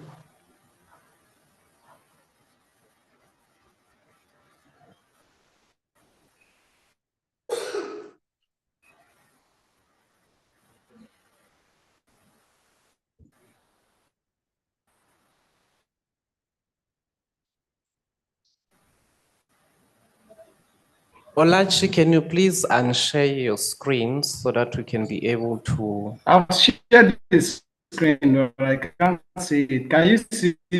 Can you see my screen?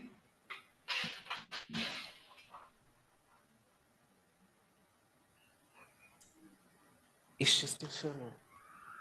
Hello? Yes, hello, sir. Okay.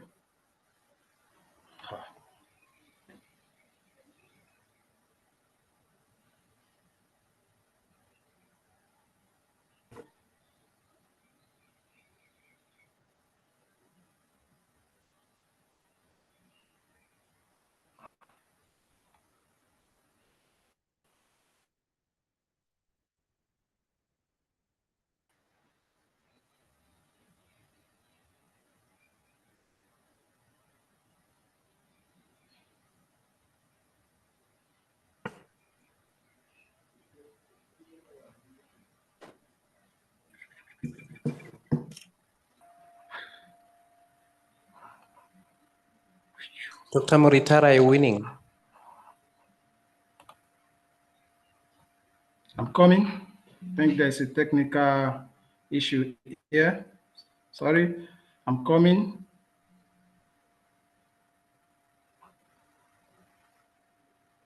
Yes, I'm coming. I'm trying to look for my.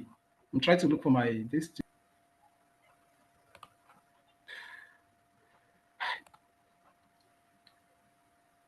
So from this side, we are only seeing your screen, but we don't see the presentation. Can you please share the presentation? That's what I'm trying to do. I think the system is not responding. That's what I'm facing now. I'm coming shortly.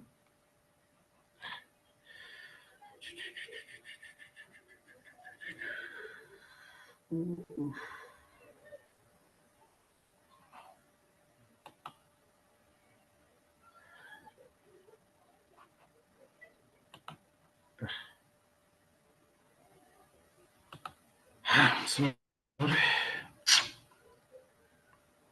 How rubbish is this?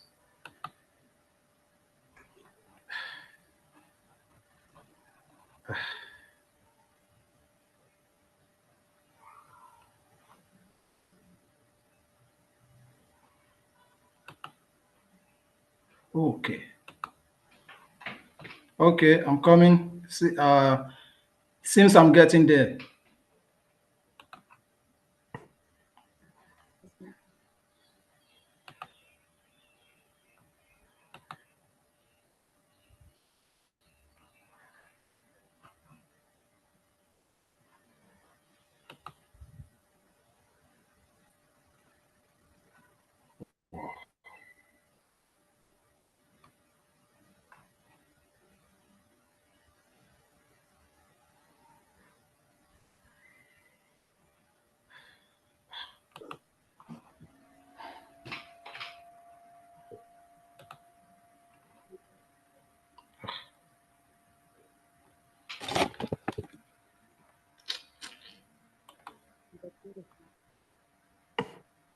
Dr. Muritala, we'll move to the next speaker while you are sorting up your computer now.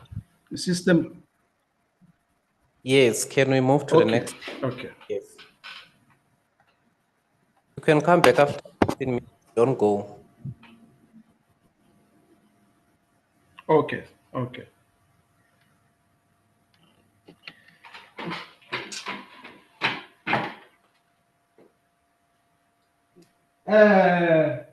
Engineer. Engineer, I'm set up another system. This is what you failed. What you failed? Say PowerPoint. You want it? Can we move to our next speaker, the young scientist, Dr. N. Tuluana? We can give a round of applause while she's coming up.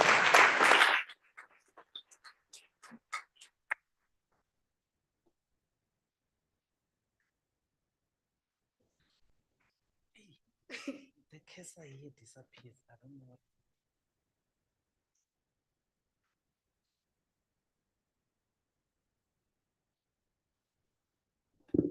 What happens to the cursor here?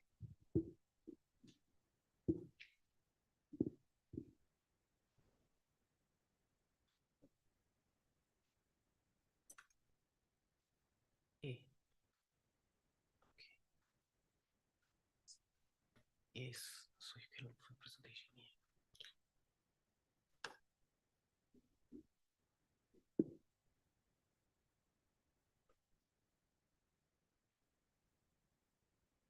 Okay. Good day to everyone. My name is Tuluana Ntupana, and I'll be presenting on species delimitation of the yellowfish and chisel-mouth Labiobarbus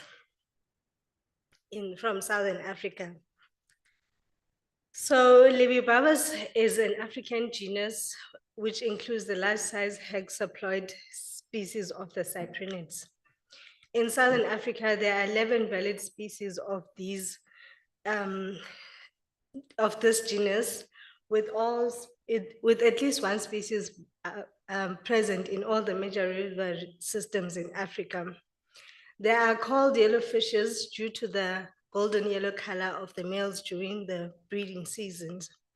So they are also a popular species in angling, which is why there's a group called the Yellowfish Working Group, which is dedicated to the yellowfishes and their angling opportunities around them.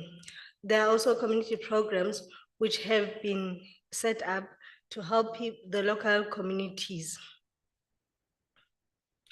So this genus is known to have variable mouth forms, ranging from a lab mouth form, which is seen on the top picture, which is characterized with a fleshy lobe on the lower lip, which was first described in the species Labiobarbus negica.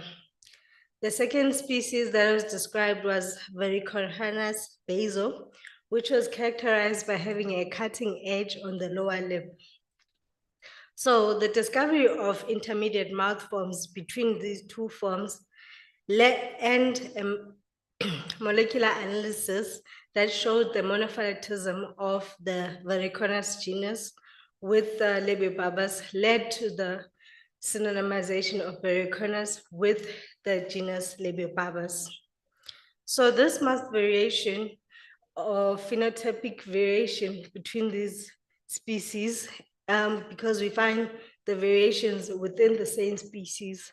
So is the reason why the phylogenetic history of this species or genus has been so difficult and challenging to address. Therefore, we decided to explore the utility of DNA barcoding to see if it can help with the phylogenetic analysis of the species or genus. So in recent times, we have employed the use of CO1 to work through species which are similar to the Labiobarbus, which have species that are widely distributed, such as the Amphilius uranoscopus, where it was found that actually it was a complex of 4 species. So 3 new species were named, which is Amphilius angrebeti, Lepidopterus, and Meshali, and the Amphilius Uranuscopus stayed. Additionally, from our team, we've described Parachinoglanus zebratus, which is also from a complex, and Enteromus nichi and Chiloglanus.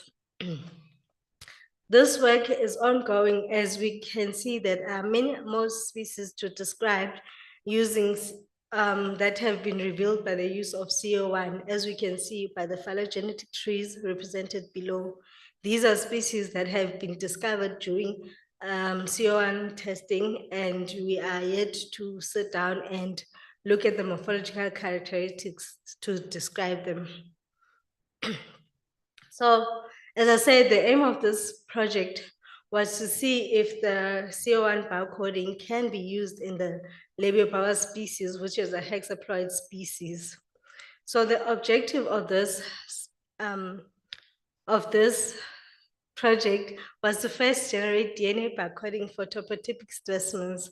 We decided to do topotypic specimens first because we know that the Labiobawas are varied. So we needed to see it could tell us the true type forms where we collected species from the type localities. So the second objective was to explore the capability of DNA barcoding for differentiating conspecific specimens with variable mouth forms. In this case, we use Labiobawas mariquensis from the Limpopo system to address this objective. So the tissue were collected from the various river systems which the species are found in. For example, they were collected from the Zambezi for the Labiobawas coryntoni, and from the Tugela for the Labiobawas natalensis, the Oliphants River for the Labiobawas siberi. So these tissues were collected before my time, and we have the specimens at SciAb, so I could go and look at them first. So we sequenced the CO1 barcoding by using the standard protocols of CO1 barcoding and ending up in Sanger sequencing. We also used Rexamorpho to make our maximum likelihood tree, and we also employed 3 species delimitation models. So the key findings for the first objective. So we saw that with the 10 Labiobawa species used in the species, in this phylogenetic tree, all the 10 species were recovered by the phylogenetic analysis. We couldn't do the 11th one, which is Labiobawas demediators, because it failed to amplify. So we could only work with these 10. The 3 species delimitation methods we employed, only 2 actually delimitated the 10 species. The general mixed GMYC actually delimitated Polylepis as 2 MOTs. So the genetic distance between these species, interspecific genetic distance, was very low in some cases, ranging from 0.72 to 6.3. So moving on to the case study of the Labiobawas to test the capability of CO1 in differentiating the species with the different mouth forms, we found that this was not possible using CO1 because we only recovered the Labiobawas mariquensis from the Limpopo region as one phylogenetic group. We also saw that despite whether the mouth forms were a lab mouth form or a VAR mouth form, they actually formed in one clade. Even the 3 species delimitation models used, they were recovering this as one species. So in conclusion, what can we say? We can say that DNA barcoding is capable or has potential to be used in the species discovery of Labiobawa species. However, it is imperative to recognize that CO1 barcoding outside the morphological and also geographic limits is not effective in delimiting Lebebabas as a species, because with using other Lebebabas mariquensis from other regions, we could actually see that the species do differentiate depending on the region and not on the mouth forms. Furthermore, CO1 was limited by the fact that Lebebabas do easily hybridize in the systems. So CO1 cannot pick up whether the specimens we are using is actually a hybrid or not. So future approaches, we are hoping to sequence the whole genome of the Lebebabas. Hence, I am here to see what I'm potentially getting myself into. So yeah, so hopefully we'll be able to go on and sequence the whole genome of the Lebebabas to find the phylogenetic relationship of these species, or hopefully discover the gene that is affecting the expression of the mouth forms. Thank you so much for listening to my presentation.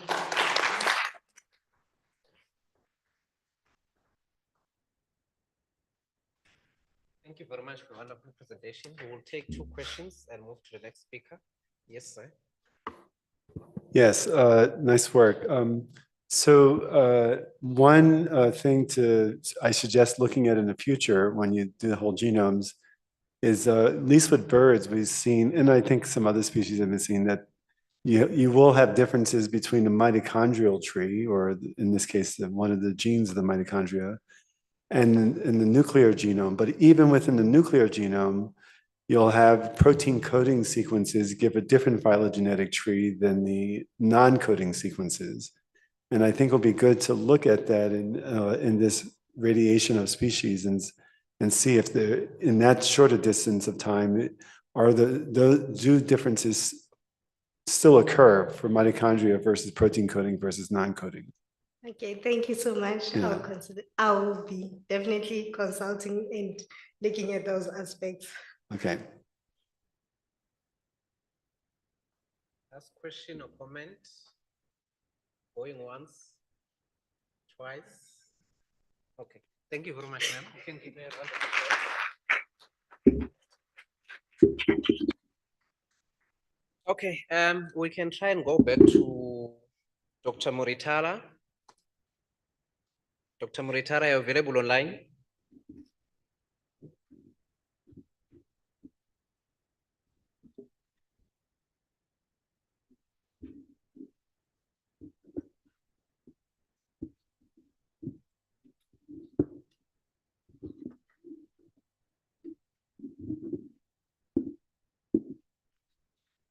Okay, I think we will take the last speaker and then try to revisit Dr. Muritala. Sorry.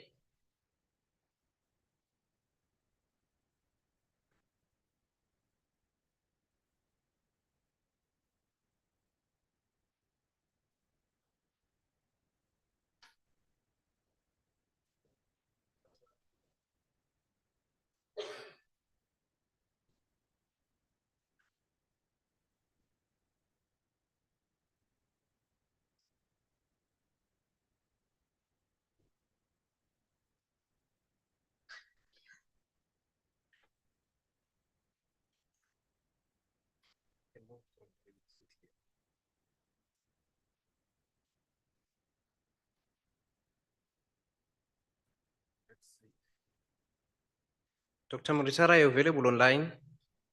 We have your presentation this side. We can share it from this side, then you can guide us to move to the next slide if ever.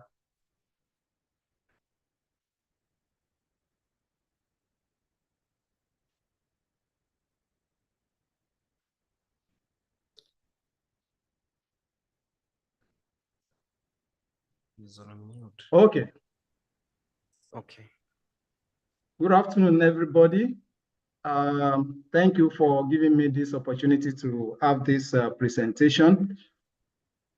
This is research output from my PhD work And this is the third presentation from that research. It's all about the microbial diversity population, diversity between pest hepatitis rumina infected and non-infected West African dwarf goats. This disease is an highly contagious viral disease of small ruminants. The disease is more prominent in goats.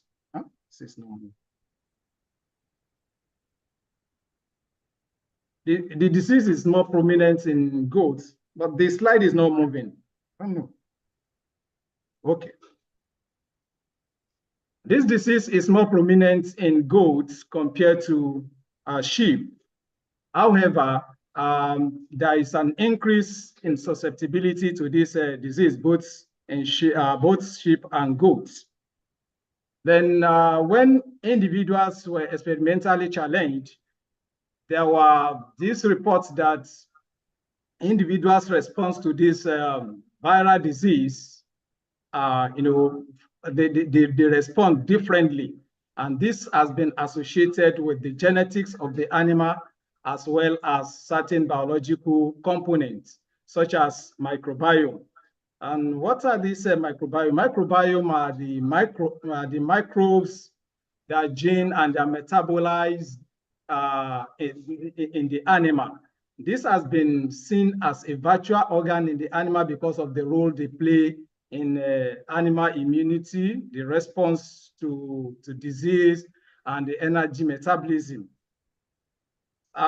The abundance of certain bacteria or presence of certain bacteria or absence of some bacteria have been associated with incidence of disease in animals. For instance, Okonomo et al. 2013 reported that abundance of Faecalibacterium prosnesi leads to lower enteric disease in cattle, as well as inflammatory bowel disease in cattle also. The motivation for this research came as a result of the economic importance of this disease, PPR, particularly in tropics. For instance, about $1.5 million was reported to have been lost annually to PPR infection in Nigeria.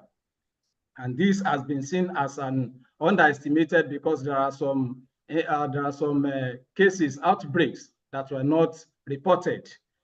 As the disease is, Nigeria has three major breeds of goats. But out of these three breeds, West African dwarf goat are being reported to have higher susceptibility to this infection. Thus, we consider it as breed of interest in this research. The current management of this viral disease is the vaccination.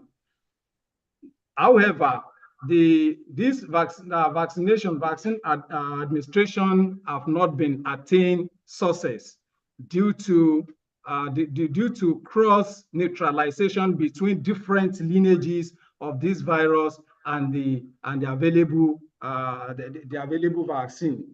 And also, inconsistency in the administration of this vaccine also contributes to the failure of vaccine most of the time. The instability of the vaccine in subtropical climates is another reason. Thus, there is need to look for an alternative way of controlling this disease, and that is exactly what we hypothesize in this study. The objective of this study was to investigate the role of oral microbiota on the pathogenesis of PPR in West African dwarf goats using 16S ribosomal RNA metagenomic. And to achieve this, we have these specific objectives. that is to characterize the microbial, to characterize the microbial diversity we have in the PPR infected goods and the non-infected goods using 16S RNA metagenomics. For this experiment, 33 West African dwarf goats of about 8 to 12 months old were used, and the animal were managed at a very distant locations, about 5 kilometers away. The infected goats were managed at the experimental pen of Veterinary Teaching Hospital of Federal University of Agriculture, Abeokuta, while the control animals were reared at the College of Animal Science farm, the same university. The animals, the infected animals were subjected to hydroxynaphthol blue staining and RT lamp and hemagglutination acid in order to screen the animal to see that the animals have not been previously infected. So the infected group were they were challenged by introducing some infected animals into the herd. So the animals commingled with the previously infected animals. So after 72 hours, our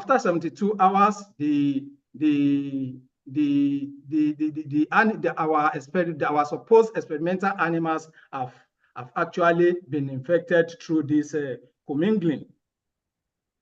These are the primers of the RT lamp used for the screening of the animal. The animals were kept. The animals were kept in a well-ventilated pen, as I earlier described. The infected animals were kept far away from the control animals. The animals were fed with forages and water ad libitum, and in addition to that, they were given concentrate at 30 grams per kilogram body weight. After the infection, the 10 days post-infection, the samples was collected from the animal. When at this period, the animals have expressed the clinical signs of PPR, whereby we have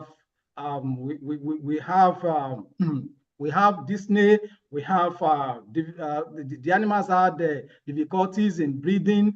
There was mucus coming from the nasal cavity. There was ulcerative stomatitis in the mouth, and all the clinical signs of PPR have been expressed by the animal by 10 days post-infection. And at this period, the samples were collected, swab samples were collected from the oral cavity of the animal, and from that swab sample, DNA, genomic DNA of the microbes were extracted, and these were later subjected to, this was sequenced using Illumina.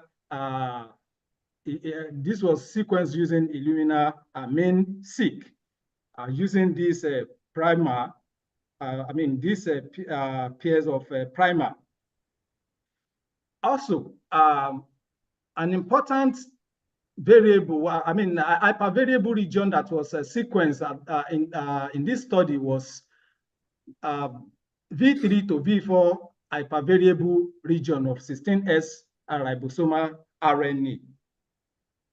The sequence were generated, the raw reads were generated, and they were clean, and the clean sequence were later subjected to pipeline bioinformatics analysis, whereby alpha diversity and beta diversity were determined. These are the animals showing the clinical signs of the PPR infection.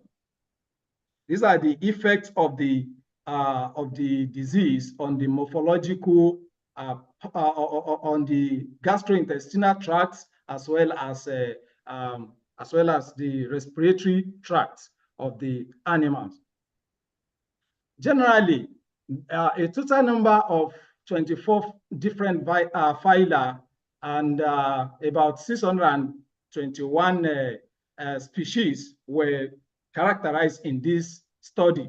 And this actually outnumber the previous studies associated with PPR using culture-dependent method. And this actually shows that molecular characterization can offer better resolution in terms of the number of bacteria or microbes that could be characterized in the animal. The bar graph shows different phyla based on their abundance in this study. As we can see, the proteobacteria is most abundant in this study. And the presence of these particular bacteria have actually reduced the diversity of the bacteria characterized in this study. And this is followed by bacteroides and firmicutes. However, bacteria phylum Chlamydiae and bacterium phylum Chloroflexi were only identified in the infected goats. This box plot shows the Simpson entropy, that is alpha diversity between the infected, between PPR infected goats and the non-infected goats. As we can see, the non-infected goats show more diversity, show more alpha diversity than the infected goats. And this actually shows that the infection has reduced the microbial diversity in the animal, and this might have reduced the beneficial bacteria that ought to have been present in the animal. The core genera between the infected animal and the non-infected animal is what we can see in this table. The non-infected goats had succinic, clasticum, and 3 other bacteria in higher abundance than the non-infected goat, whereas most of the other core genera were more abundant in the PPR infected goats. And most of these bacteria genera that are more abundant in the infected goats, they are pathogenic. They are pathogenic bacteria that could also contributed to the severity of this disease. In conclusion, we can see that the susceptibility of the animal to PPR could be associated with a shift in the normal oral microbiome composition, and also we could see that phylum Chlamydiae and Chloroflexi were only identified in the PPR infected goats, but not found among the control goats. We recommend as follows. A measure should be taken to increase the beneficial and decrease the pathogenic bacteria. And that is the reason why most farmers believe in using antibiotics in treating the animals while facing during the outbreak, even though there are reports that these are less effective, because we are talking of a viral disease which are not controlled using antibiotics. Control of the population of some members of the microbial community associated with PPR infection will make an emergency tool against PPR infection. Some of these bacteria that were found in the control group, some of them are beneficial bacteria. If they are prioritized during the development of probiotics that could be given to the animal even before the outbreak, would help the animal to resist this disease. I mean, it could give them more resistance against this PPR infection. Also, further investigation could focus on developing and testing probiotics that could be used to control PPR. Thank you for your audience.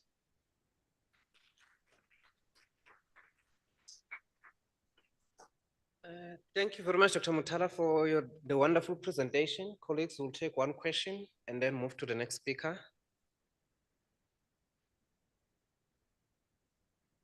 Okay, Dr. Mutala, thank you very much for your presentation. You can have it up. Thank you. We are moving to the last speaker. We can quickly move to the last speaker, who is B. Nobe. If you are available, please come forward.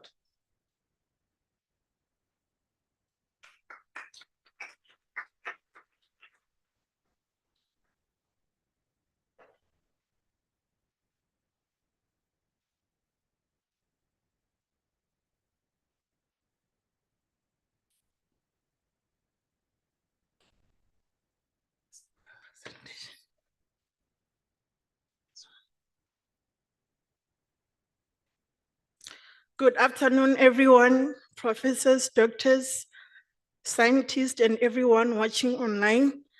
I'll be presenting on the use of medicinal plants. I noticed that when I was submitting an abstract, my only focus was supposed to be the use of medicinal plants.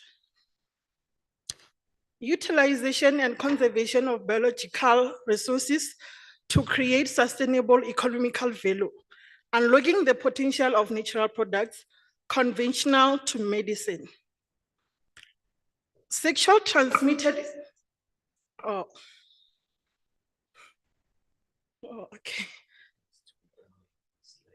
Oh, it's not showing, okay. No. Yeah, is this one? Yeah.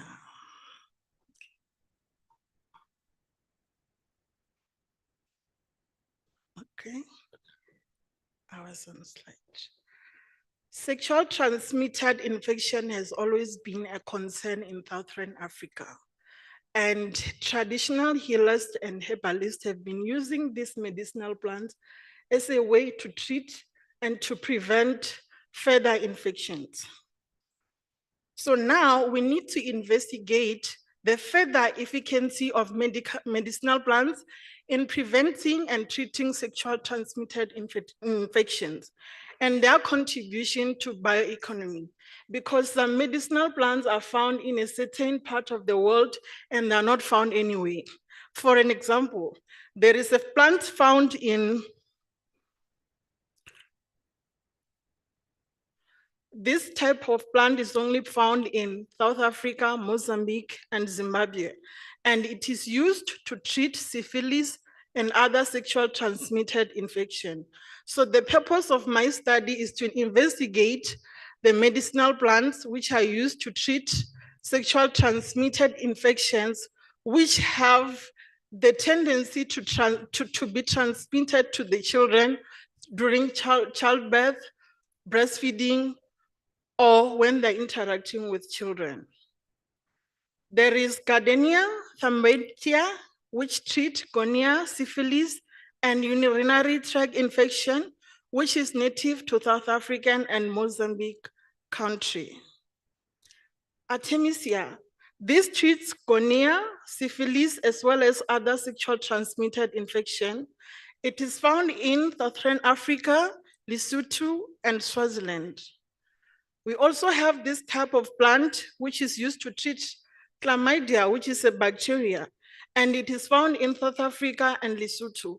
So imagine you are pregnant or you're giving birth and your child gets infected with certain type of sexual transmitted infection. And this plant is only available to treat that infection. I remember when I had my child, she had fever. I took her to the doctor and they couldn't even treat it for about 2 weeks. Then my grandmother said, let's take her to the herbalist around. After 2 days, the child was treated. Then I had interest in furthering my research into this topic on what were they using to treat my child. Some of them, when I went online, they call it genital mutilation, of which I did further research and found that there was nothing that was done on me to treat the child, but they just used traditional medicine to treat that infection, which was a sexual transmitted infection, which I had no idea if I got it while I was pregnant, breastfeeding, or through childbirth. There is this Securacata longipedia, which is very popular in Venda, or a violet tree. This type of plant is being overused as a sexual booster, but commonly it was used to treat cough, arthritis, chest pains, toothaches, gout, fever, constipation, diabetes, and microbial infection. The mopesu tree is the one that men use to boost their sexual demands.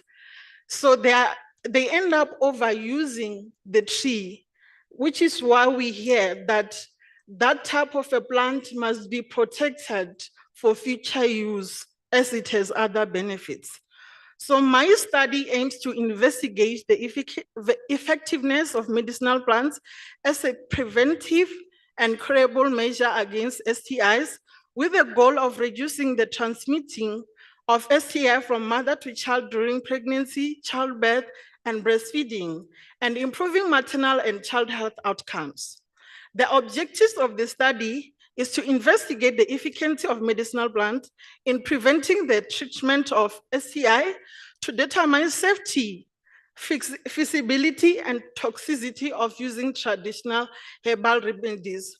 Because what I've learned with the traditional medicines is that sometimes you just take a medicine without knowing the exact volume of what to consume. Then you end up in the hospital suffering from herbal intoxication. So my focus as well will be to determine the toxicity of what level can you take to treat a certain infection. To evaluate the knowledge, attitude, and practices of pregnant women and healthcare providers regarding STI prevention and treatment during pregnancy. To reduce the incidence of maternal congenital infection related to complications through the use of medicinal plants and other prevention measures. To investigate the use of medicinal plants as a preventive and curable measure against STI, with a focus of improving maternal and child health outcome. This is an ongoing study, so a plant has been collected already, and I have interviewed traditional and herbalists on a certain plant that I'm working on that prevents this transmission of an STI that goes from mother and child.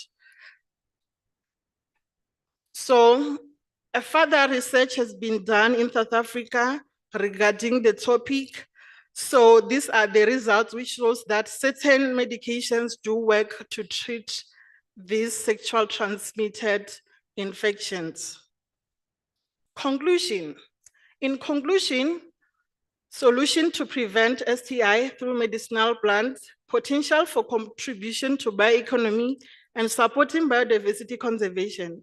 To support sustainable development goal number 3, which is good health for everyone, including women and children.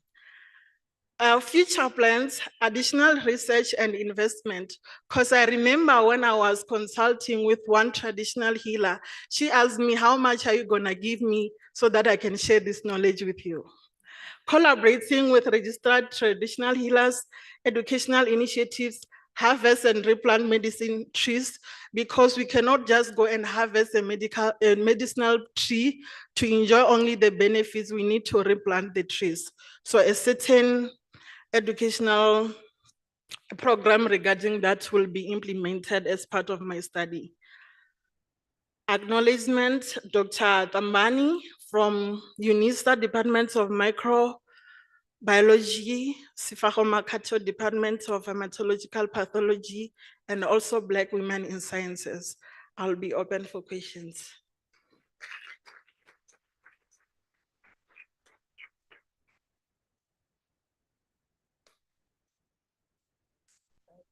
Thank you very much, Bridget. We can take questions. So in terms of, I mean, this sounds like a great cause and a great project. Okay. I'm trying to understand, where are you going to start doing the characterization? Is it at the level of sequencing the genomes or isolating the chemicals from the plants? Isolating the chemicals. Isolating the chemicals, yes. Okay. So then you might try to do protein sequencing or something? Yes, yes. Okay, all right, sounds good. Thank you. Okay. Thank you for your presentation. I was just wondering if maybe your research is based on the questionnaires, or you're going to do some assays, because I didn't hear you mentioning the assays that you are going to do, but hence on your conclusions, you have concluded that indeed those medicinal plants are used for this and that, whereas you didn't do the assays. Okay, it will be based on a questionnaire. I'll be interviewing these women who have been treated this type of sexual transmitted infection, and that has affected as well their children. So it will be based on questionnaire from both the traditional healer and the women who have been treated. Okay, and maybe a follow-up question. Is this for your master's or for your PhD? For my master, from master's until PhD, okay. Because we need to identify what they call goni or gokonya. So the end products will be there. Okay, thank you. Okay. Thank you for that very interesting presentation. It's more of a follow-up on what she's asked. You're doing it on more of a scientific level. How do you plan on putting all this beautiful research and findings in layman's terms, and which other stakeholders do you plan on bringing on board to just relay the message? And I mean, like you say, the potential of overdosing on some of these plants and the effects thereof. Because remember, in the villages, for them, they've been using this for years. So when we come on board with the scientific facts, it doesn't really put so much stress, because they will tell you, but we've been doing this for years, you know. So, and I think for us, what is very important is getting our message across, you know, preserving or conserving all these plants, but at the same time, having enough to treat some of these diseases. Okay, thank you so much. The plan is to collaborate with the Department of Health, because this sexual transmitted infection that I'm targeting as the end product of my study doesn't have a medical name, but traditionally they can treat it. If you go to the doctor, they can just tell you that a child has a fever, whilst it's not really fever. I remember with my child, we have to use medicine for about 2 weeks. And then she wasn't improving until I consulted a herbalist, and then they managed to treat it.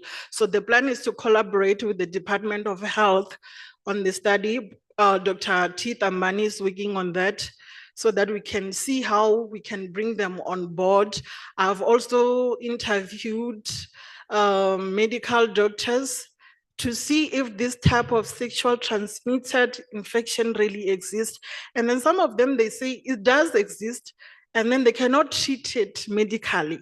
But women do come back and say, we've been treated with these medicinal plants by certain traditional healers and herbalists. Thank you.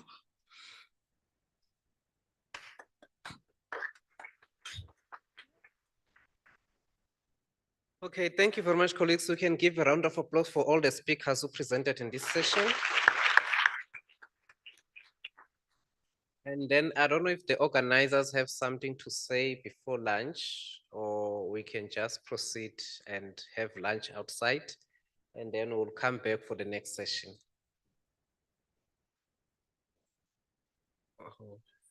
Okay. Okay, thank you.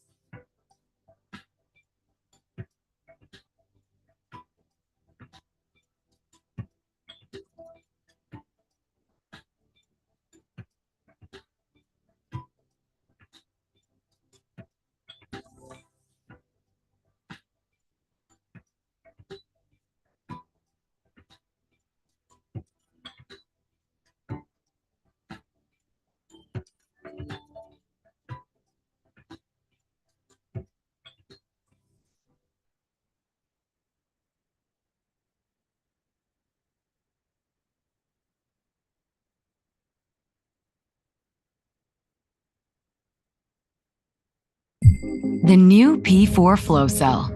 Experience more reads, greater accuracy, and the most cost-efficient runs on NextSeq 2000. Expand the utility of your benchtop system with 4 new run configurations. Maximize batching at scale. For applications like exome, single-cell, and spatial sequencing on the market-leading platform. Do more with P4 on the NextSeq 2000.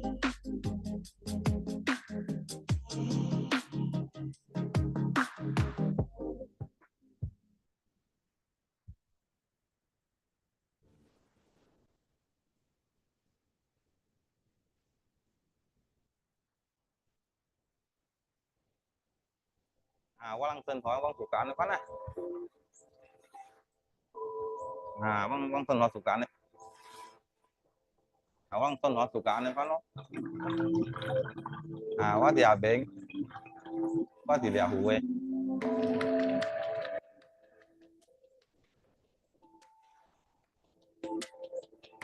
Cũng thay chế mà còn nát. Baru teh kai langan ece. Aja hue lang buan ece. An ece. Leo buan ece. It's projected that the world's population will grow another 2 billion people in the next 20 or 30 years. These fish look in really good condition. The key thing here for farmers is to be able to produce enough fish to feed the population in his area, but also globally. My name's John Benzie, and I'm the Acting Director of Aquatic Foods Biosciences for World Fish, based here in Penang, Malaysia. Fish are highly nutritious and in many parts of the world are the key components to people's nutritional security. It's important to produce more of these foods. One, because they're nutritious and they've been fed today. But secondly, because there's a huge demand for them that is not currently met. In this hatchery, we maintain the genetically improved farm tilapia strain known as GIFT. This fish now grows twice as fast as unimproved tilapia. Let's try. Yes. Yep. Okay, so let's go. When the fish are large enough, slowly, we take a small piece of the fin. Doesn't harm the fish at all. And we take that sample to provide to our research partners in the UK, Errolham Institute.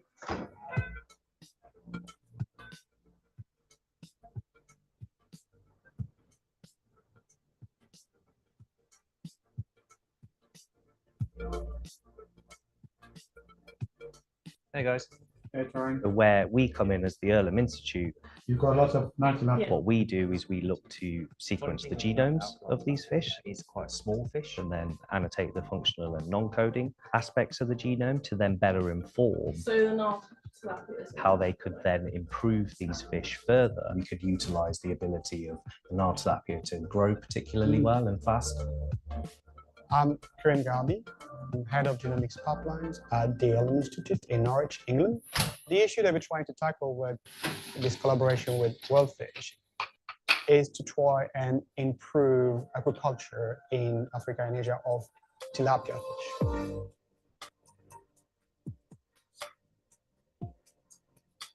To do this, we use state-of-the-art technologies to look at the genome as a whole, and in some cases, very specific areas of the genome that might be of interest and linked to these traits that the farmers are interested in.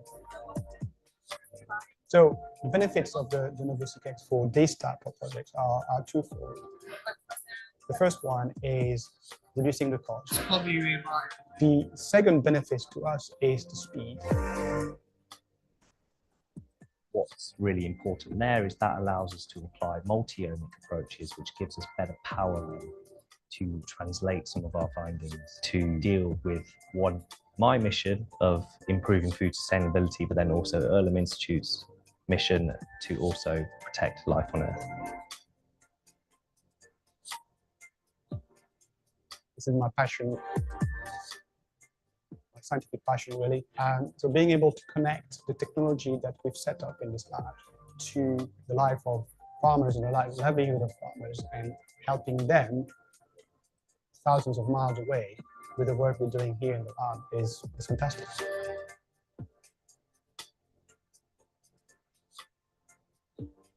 It's going to be important to produce not only organisms that grow faster and produce food more quickly, but also do so with less environmental impact.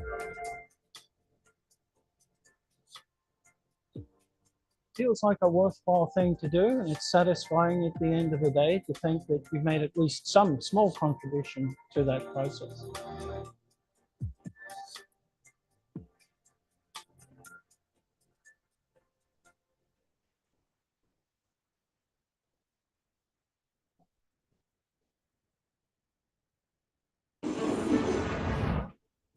For over a decade, Illumina's solutions have enabled researchers and public health scientists to make groundbreaking discoveries and protect our communities from infectious diseases. From enabling the adoption of whole genome sequencing to aid investigations of foodborne outbreaks, to more recently helping public health officials around the world track the transmission of SARS-CoV-2, Illumina has been dedicated to those studying the smallest and deadliest threats to human health.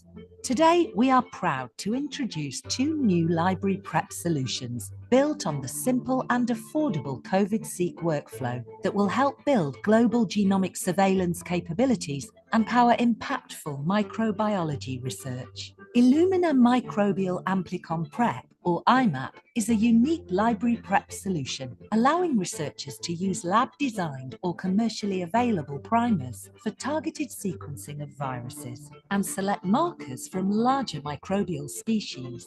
Ideal for One Health applications, the kit provides all the reagents needed to go from extracted nucleic acid to sequencing-ready libraries.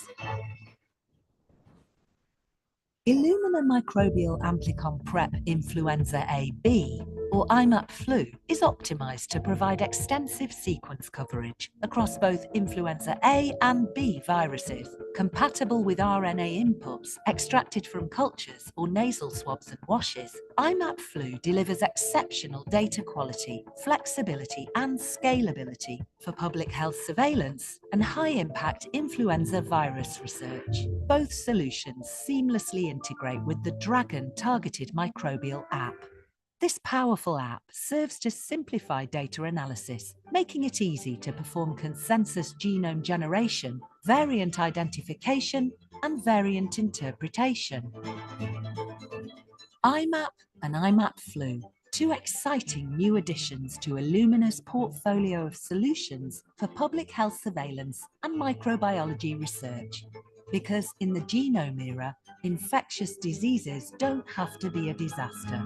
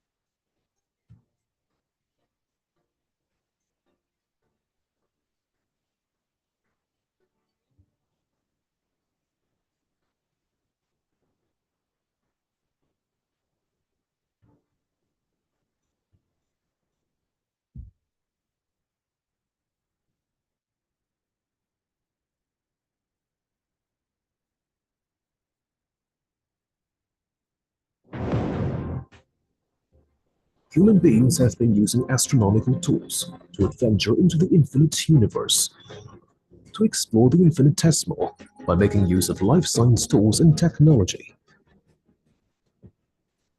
Founded in 2016, headquartered in Shenzhen, China, MGI is committed to building core tools and technology to lead life science through intelligent innovation. MGI has established 7 international R&D and production centers and is mainly involved in 3 key business segments: including genetic sequencers, laboratory automation, and new business. Continuing heavy investment in R&D, MGI has developed a full range of patented technologies, including DNB-seq sequencing technology, patent array technology, and sequencer optoelectromechanical system technology. Gene sequencing has a very high barrier to entry as it involves multiple fields, including optics, mechanics, electronics, fluid dynamics, molecular biology, chemistry, nanoscience, and other disciplines. MGI is one of few companies in the world that have the ability to develop and mass-produce low, medium, and high-throughput clinical gene sequencers from GB to TB. Besides gene sequencing, MGI has also developed a series of core technologies, including library preparation and automated sample processing. Expanding into new business, MGI has developed multiple innovative life science tools and technology, including portable single-cell systems, remote robotic ultrasound systems, BIT products, and low-temperature storage products, with a strong focus on the upstream of the industry. MGI operates in more than 100 countries and regions, serving more than 2,800 customers to date, empowering the downstream customers in reproductive health, precision cancer diagnosis and treatment, infectious diseases, food security, agriculture, forestry, fishing, and consumer genomics. Since the establishment, MGI is driven to disrupt the status quo and accelerate the industry innovation.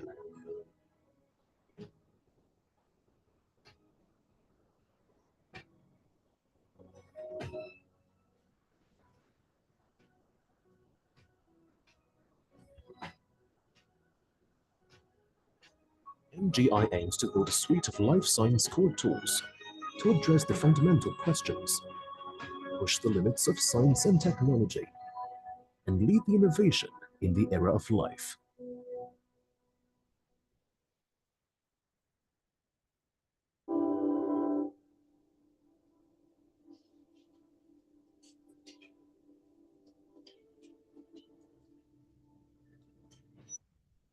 Hey there, you're such a tiny thing, but you brought great to the world.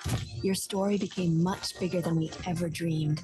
People lovingly call you Epi, and you changed how we work in the lab every day, more than once. With every little drop that you've held, great inventions could be made. You like it cold. You like it hot. You like it shaky. You're colorful and convertible, and your family grew bigger. There's nothing that can harm you. And that's good, because you preserve for us what we adore most, what's everything to us, the sample.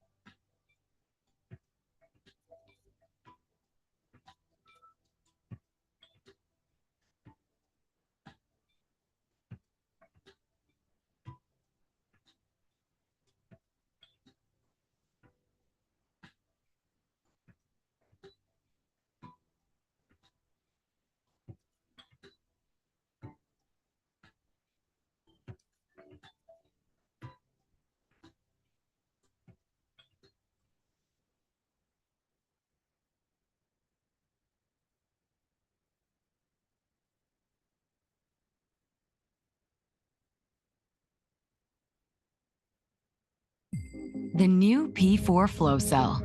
Experience more reads, greater accuracy, and the most cost-efficient runs on NextSeq 2000. Expand the utility of your benchtop system with 4 new run configurations. Maximize batching at scale. Applications like exome, single cell, and spatial sequencing on the market-leading platform. Do more with P4 on the NextSeq 2000.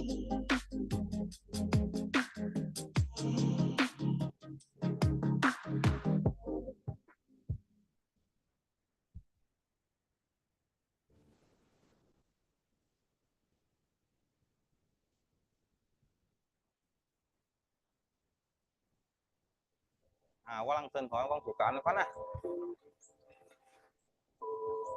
Quang tên hỏi thuộc cả này. Quang tên hỏi thuộc cả này phát nó. Quá thì bệnh. Quá thì hủ ấy.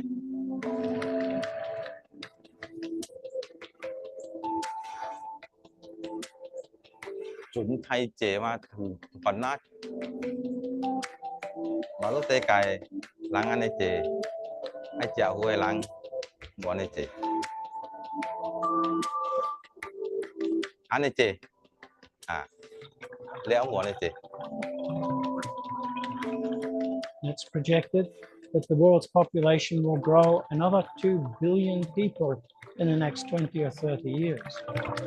These fish look in really good condition. The key thing here for farmers is to be able to produce enough fish to feed the population in his area, but also globally.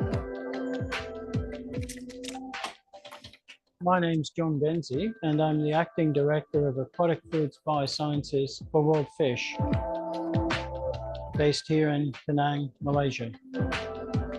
Fish are highly nutritious and in many parts of the world are the key components to people's nutritional security. It's important to produce more of these foods. One, because they're nutritious and they've been fed today. But secondly, because there's a huge demand for them that is not currently met. In this hatchery, we maintain the genetically improved farm tilapia strain known as GIFT. This fish now grows twice as fast as unimproved tilapia. Let's try. Yes. Yep. Okay, so let's go. When the fish are large enough, slowly, we take a small piece of the fin. Doesn't harm the fish at all. And we take that sample to provide to our research partners in the UK, Errolham Institute.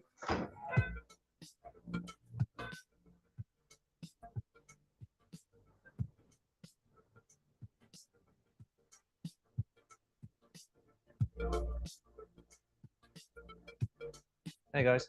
Hey, Torin. Where we come in as the Earlham Institute, You've got lots of nice amounts. what we do is we look to sequence the genomes of these fish. It's quite a small fish, and then annotate the functional and non-coding aspects of the genome to then better inform how they could then improve these fish further. We could utilize the ability of the Nile tilapia to grow particularly well and fast.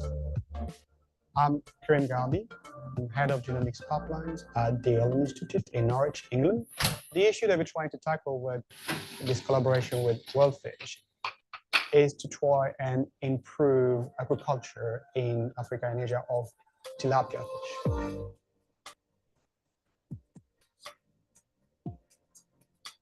To do this, we use state-of-the-art technologies to look at the genome as a whole, and in some cases, very specific areas of the genome that might be of interest and linked to these traits that the farmers are interested in. So the benefits of the NovoSeq for this type of projects are twofold. The first one is reducing the cost. The second benefit to us is the speed. What's really important there is that allows us to apply multi-omic approaches, which gives us better power to translate some of our findings to deal with my mission of improving food sustainability, but then also Earlham Institute's mission to also protect life on Earth.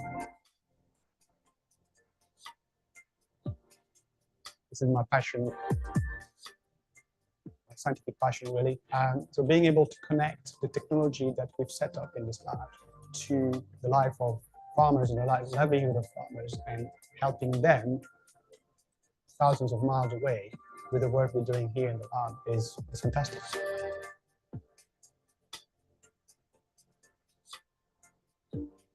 It's going to be important to produce not only organisms that grow faster and produce food more quickly, but also do so with less environmental impact. Feels like a worthwhile thing to do, and it's satisfying at the end of the day to think that you've made at least some small contribution to that process.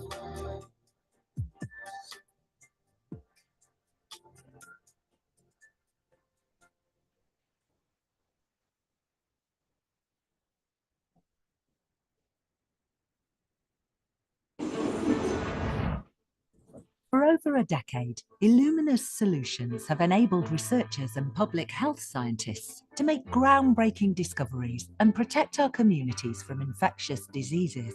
From enabling the adoption of whole genome sequencing to aid investigations of foodborne outbreaks, to more recently helping public health officials around the world track the transmission of SARS-CoV-2, Illumina has been dedicated to those studying the smallest and deadliest threats to human health. Today, we are proud to introduce two new library prep solutions built on the simple and affordable COVID-seq workflow that will help build global genomic surveillance capabilities and power impactful microbiology research. Illumina Microbial Amplicon Prep, or IMAP, is a unique library prep solution allowing researchers to use lab-designed or commercially available primers for targeted sequencing of viruses and select markers from larger microbial species. Ideal for One Health applications, the kit provides all the reagents needed to go from extracted nucleic acid to sequencing-ready libraries. Illumina Microbial Amplicon Prep Influenza A/B, or IMAP Flu, is optimized to provide extensive sequence coverage across both influenza A and B viruses, compatible with RNA inputs extracted from cultures or nasal swabs and washes. IMAP Flu delivers exceptional data quality, flexibility, and scalability for public health surveillance and high-impact influenza virus research. Both solutions seamlessly integrate with the Dragon targeted microbial app. This powerful app serves to simplify data analysis, making it easy to perform consensus genome generation, variant identification, and variant interpretation. IMAP and IMAP Flu, two exciting new additions to Illumina's portfolio of solutions for public health surveillance and microbiology research. Because in the genome era, infectious diseases don't have to be a disaster.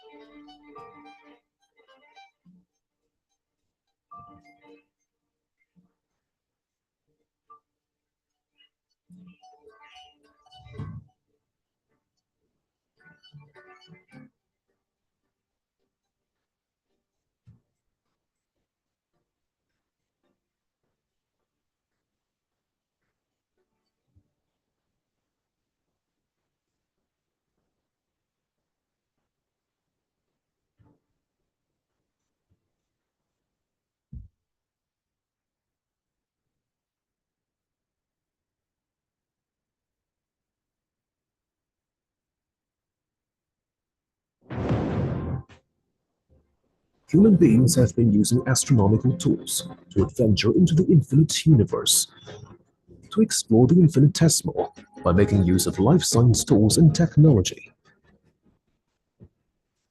Founded in 2016, headquartered in Shenzhen, China, MGI is committed to building core tools and technology to lead life science through intelligent innovation. MGI has established 7 international R&D and production centers and is mainly involved in 3 key business segments, including genetic sequencers, laboratory automation, and new business. Continuing heavy investment in R&D, MGI has developed a full range of patented technologies, including DMB-seq sequencing technology, patent array technology, and sequencer optoelectromechanical system technology. Gene sequencing has a very high barrier to entry as it involves multiple fields, including optics, mechanics, electronics, fluid dynamics, molecular biology, chemistry, nanoscience, and other disciplines. MGI is one of few companies in the world that have the ability to develop and mass-produce low, medium, and high-throughput clinical gene sequencers from GB to TB. Besides gene sequencing, MGI has also developed a series of core technologies, including library preparation and automated sample processing. Expanding into new business, MGI has developed multiple innovative life science tools and technology, including portable single-cell systems, remote robotic ultrasound systems, BIT products, and low-temperature storage products, with a strong focus on the upstream of the industry. MGI operates in more than 100 countries and regions, serving more than 2,800 customers to date, empowering the downstream customers in reproductive health, precision cancer diagnosis and treatment, infectious diseases, food security, agriculture, forestry, fishing, and consumer genomics. Since the establishment, MGI is driven to disrupt the status quo and accelerate the industry innovation.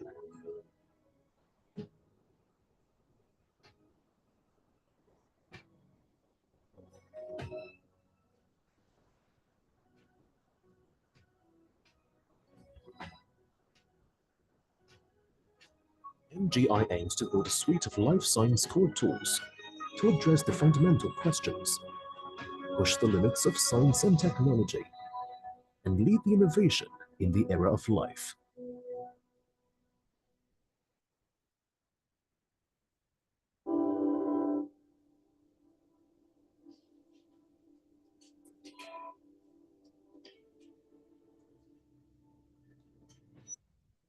Hey there, you're such a tiny thing, but you brought great to the world.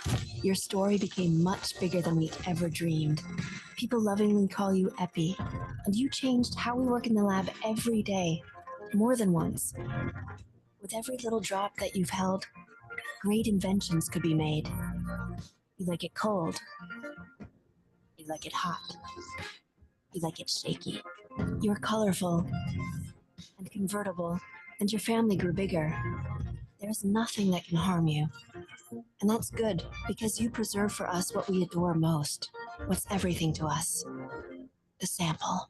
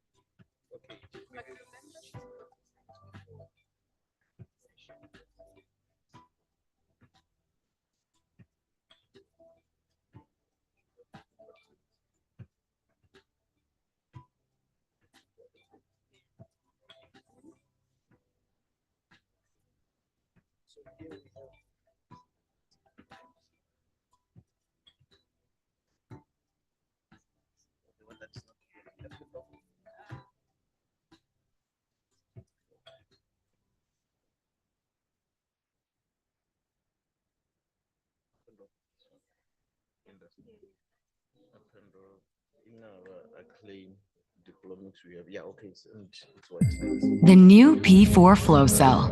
Experience more reads, greater accuracy, and the most cost-efficient runs on NextSeq 2000. Expand the utility of your benchtop system with 4 new run configurations. Maximize batching at scale for applications like exome, single cell, and spatial sequencing on the market-leading platform. Do more with P4 on the NextSeq 2000.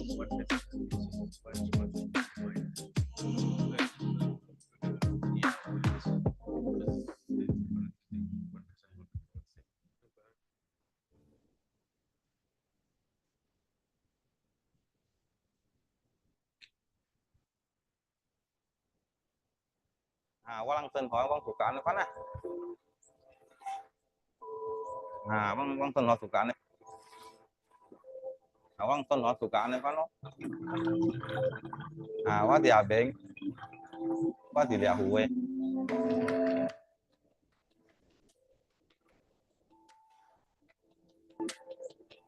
Cũng thay chế mà thủ phần nát. Bảo lúc tê cài lăng anh ấy chế. Ai chào huê lăng bọn ấy chế. Anh ấy chế. Lẽ ông bọn ấy chế. It's projected that the world's population will grow another 2 billion people in the next 20 or 30 years. These fish look in really good condition. The key thing here for farmers is to be able to produce enough fish to feed the Good afternoon, population. everyone. First of all, I'm not Prof. Linky Makhalela as indicated on the program. She is my boss. She could unfortunately not be here today. I'm Dr. Simon Lashmar, a researcher in animal breeding and genetics at the Agricultural Research Council's Animal Production Unit. So we've heard a lot of interesting talks on different projects using all sorts of exciting genomic data. So now it's the turn for some industry partners and service providers that actually provide us with these products and services that allow us to perform this research. So the first industry partner, NRF, could unfortunately not be here. So we'll firstly move on to the South African Council for Natural Scientific Professions, or SACNASP. So SACNASP is the legislated regulatory body for natural science practitioners in South Africa. And if their representative could please come up. Thanks.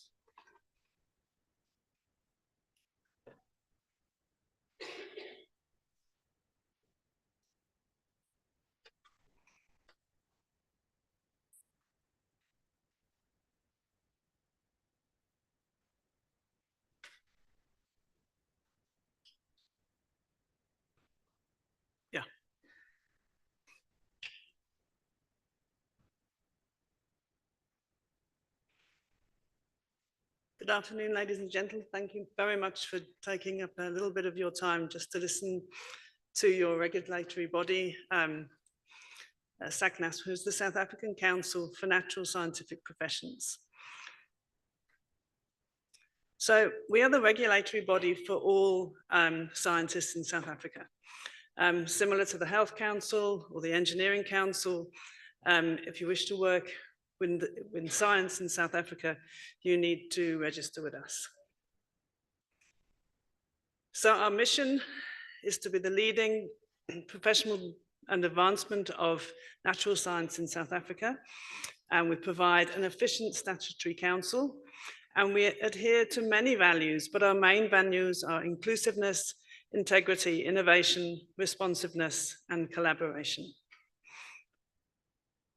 So SACNASP has grown over the years, and I don't know if many of you knew about us before, or even if you don't know about us now.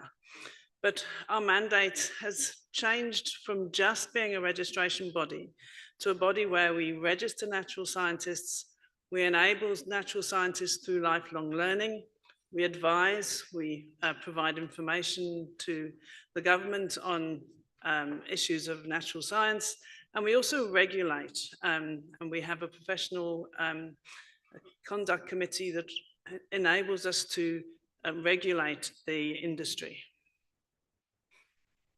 So I'm not going to go through all our objectives in details, but our 5-year strategic objectives all align to the National Development Plan.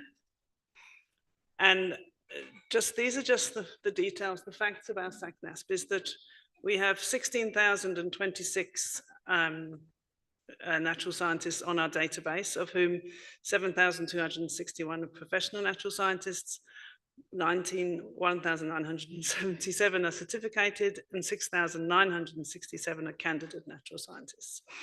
We support 24 fields of practice, and we have 47 voluntary associations that also support us. So the growth in our numbers is annually, year on year. We're registering in the region of 2,500 additional natural scientists every year. So the registration starts as a candidate. So when you leave university or your higher education, you will register as a candidate.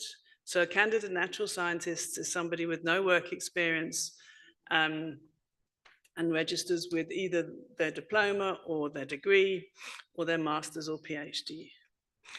A certificated natural scientist is someone who has a 3-year qualification and 2 to 5 years work experience, depending on the qualification.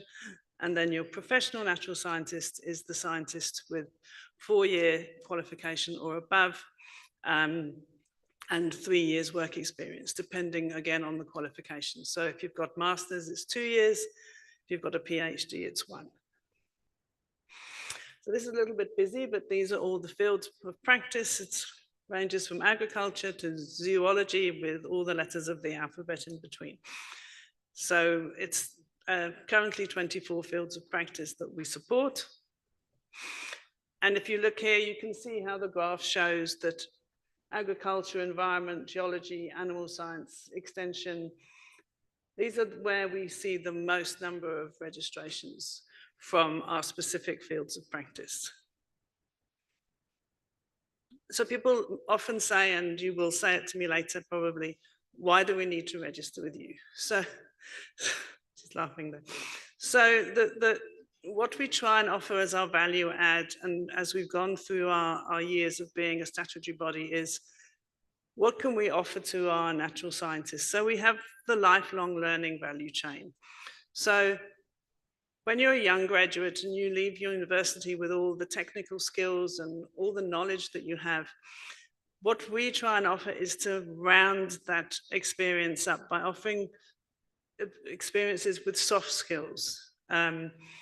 But I'll go into that into a bit more detail. So then after that, then you will go through, when you've completed and you've become certificated or professional, then you continue your lifelong journey through doing continuing professional development, which is known as CPD.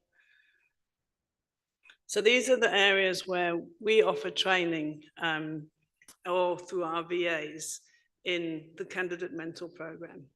So it's business management, emotional intelligence, legal and ethical training, technological and IT skills, and written and verbal communication. And though all of you come out of your higher education institute with all of these things, we just try to grow on them and enhance them. And what we found is where we've had this young graduates go through the candidate mentor program, many of them have come back and said, I gained employment because of this program. Now, we don't specifically run the program, we run it through the VAs, but we guide them on what the requirements are that the voluntary association needs to provide our young candidates. And so, for example, this year, we are taking a group of young scientists to China for this cross country collaborations so that young scientists can see how different countries operate. I mean, it's only going to be 4, it's not going to be very many, but last year we also had 3 young scientists go to China, and with ASAF, they're taking a group of young scientists to Russia. So there's a lot of international collaboration as well. So then when you go on to the continuing to professional development, it's just an enhancement of those skills. So it just honing in on the skills that you've learned, becoming better managers, learning more business, again, things like attention to detail, you become more involved when you're a manager in the financial side of running organizations. So we hold webinars, we support our voluntary associations, we give them a small amount of money to help with their webinars and their activities. Excuse me. And then we partnership with other organizations. So people that want to have their training courses, they can have them accredited through CPD points through us. So it's similar to how all, you know, like I said before, the Health Council and the Engineering Council operate. What we also do is we provide advice to national development. So we write reports. So the report that we just wrote was the pathways into the labour market for self-employment for natural science graduates. So it came out with a series of recommendations that we will then act on and follow through our annual report process and through our annual performance plan. Well, this document can be downloaded from our website, and the one we're currently working on with UP is the skills that would be required for the future scientist. As the science world is evolving, things will change. So what will be needed in the future? So that will probably be published at the beginning of next year. We also get guidance from the minister. We generally meet him twice a year, and he gives us things that we need to do, collaborations that we need to make. So these are just things like greater advancement with greater enhancement of relationship with the humanities. So the original report on the pathways to employment was in collaboration with HSRC. As I talked about, BRICS and Cuba, and also just working with TUT on journalism in South Africa and science journalism in particular, and how science is communicated to the public at large. We have an allegiance with the DSI, where we're working on projects with on the district development model, and how can IKS become more of a regulated industry within South Africa.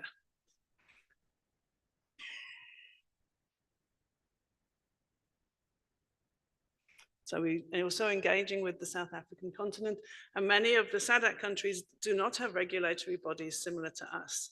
So we're working with some of those countries to help them either start up their regulatory bodies or enhance the bodies that they've got. And then finally, we talked about regulation. So we have a bill which was promulgated in 2003. This is now up for review, and it's going through the parliamentary process. It's still at the DSI, but we're hoping to have, with the new government now, have that bill gazetted probably more like 2025 now. So that's also in progress, which will strengthen our mandate and make it that people will need to be registered, and there will be stronger consequences for those who are not. So that is the end of my presentation. Thank you all very much for listening. And if you have any questions, please let me know. Are there any questions? Prof. Thank you so much for the presentation, and I'm hoping that the youngsters who are here will be able to register, those who are not yet registered, but they finished their undergrad. But I wanted to find out from you now, are you now expanding to SADC, or It is still within the country, or there are those initiatives or not? We're still within South Africa, but we are guiding other countries, but we will remain the South African Council. We won't go beyond those borders.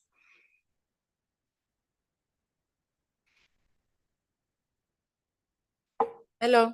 So there are currently challenges when either applying for SAGNASPs or getting invoices or upgrading your membership. Going forward, will there be an easier way of getting your application through? Are you looking at the different options? Because it's a pain. Yes. We've undertaken a very big project to completely streamline the whole process to make it a lot easier.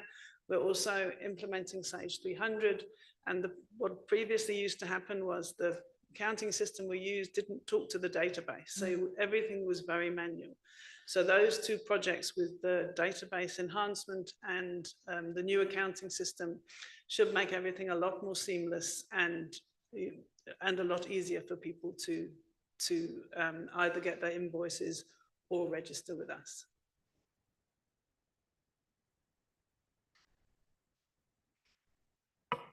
Hi, thanks for the talk. I just had a question about the registration process. So I've recently tried to undertake the registration process. I find it is very laborious on the user side of things rather than the institute itself or the council itself. So I just wanted to find out if there's been any changes to the process. So maybe regarding like the process of finding reviewers for your application, it's very like everything is done sort of on the user side. I don't know if you would like to comment on any changes or developments that's happened on that side. Thank you. When you say reviewers, do you mean referee? Your own referee? Yeah, referees, sorry. We do. A referee will obviously need to be someone that can be a referee on your behalf. So we would not be able to name a referee for a person, but the whole referee process is being a lot more simplified with automated messages to referees, us following up with the referees and trying to make sure that process, because that's the thing that delays most of the process, is that referee process, whereby finding the referee, them getting their reports in and then following up with them. But we are trying to streamline that so it is much more automated. It's all part of this project with I said to this other lady, whereby we're trying to make everything a bit more seamless.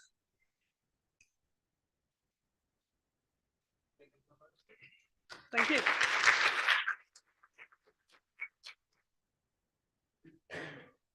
Next up, we have MGI Tech, which is a Chinese biotechnology company that provides a line of products and technologies that serve the genetic sequencing, genotyping, gene expression, and proteomics markets.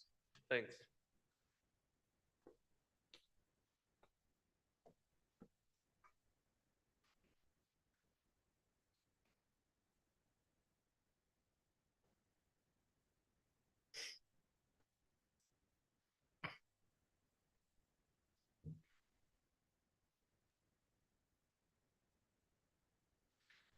Hello, everyone. Thank you to the African BioGenome Project for giving MGI an opportunity to come and introduce ourselves. And just to tell you a little bit about our company and how we are moving into the future of omics by leading life science innovation. So my name is Brett Verderman, and I am the Product and Marketing Manager at MGI. So just as in context, who MGI is. So we are part of the BGI Group. For those of you that are familiar, BGI Group is one of the world's largest genomics and life science organizations on the planet. And they have various subsidiaries. So BGI Group actually was founded based on being involved within the Human Genome Project. And since then have created various subsidiaries. They follow a genomics development model on research, production, and application, and have invested in huge amounts of resources to open up subsidiaries focused on these development models. So within this development model, we have MGI, which is the the subsidiary that helps to provide the products and core tools for life science and technology. So what's really nice about MGI is because we are involved in the BGI group, we have ties within the other subsidiaries like BGI Research, for example. And BGI Research, together with us, helps to create new technologies or new chemistries, new innovations, and we can bring these to the market. So for example, we now have the G99, which is now one of the fastest short read sequences on the market. We've created software development pipelines like pathogen fast identification, which is perfect for metagenomics. And also we are now the official distributor for StereoSeq, which now provides nanoscale resolution and unbiased spatial transcriptomics. So one of the technologies that MGI has been focused on is the DNB-seq technology. So DNB stands for DNA nanoballs, and the sequencing technology takes place on chip arrays. So by combining the low error accumulation of DNA nanoballs and the high signal density on these patented arrays, it helps to improve the accuracy of sequencing as well as cutting the costs. So us as MGI, we're very proud to be a part of cutting the costs of sequencing. So as most of you are familiar with the Human Genome Project that took place in 1997, it costed $3 billion. And now when we fast forward to 2023, last year, MGI announced the first sub $100 genome using the T20. So over many years, we've always been talking about when are we getting into the $100 genome era, and we are right now living in this. So this video has actually been showing quite a lot, so, but we've had lunch, so and it also just gives you a nice introduction to MGI and what our capabilities and our field of focuses are. Human beings have been using astronomical tools to adventure into the infinite universe, to explore the infinitesimal by making use of life science tools and technology. Founded in 2016, headquartered in Shenzhen, China, MGI is committed to building core tools and technology to lead life science through intelligent innovation. MGI has established 7 international R&D and production centers and is mainly involved in 3 key business segments, including genetic sequencers, laboratory automation, and new business. Continuing heavy investment in R&D, MGI has developed a full range of patented technologies, including DNB-seq sequencing technology, patent array technology, and sequencer optoelectromechanical system technology. Gene sequencing has a very high barrier to entry as it involves multiple fields, including optics, mechanics, electronics, fluid dynamics, molecular biology, chemistry, nanoscience, and other disciplines. MGI is one of few companies in the world that have the ability to develop and mass-produce low, medium, and high-throughput clinical gene sequencers from GB to TB. Besides gene sequencing, MGI has also developed a series of core technologies, including library preparation and automated sample processing.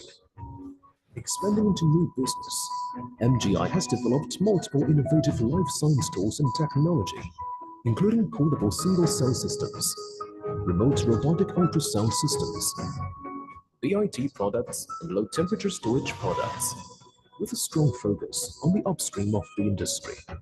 MGI operates in more than 100 countries and regions, serving more than 2,800 customers to date, empowering the downstream customers in reproductive health, precision cancer diagnosis and treatment, infectious diseases, food security, agriculture, forestry, fishing, and consumer genomics.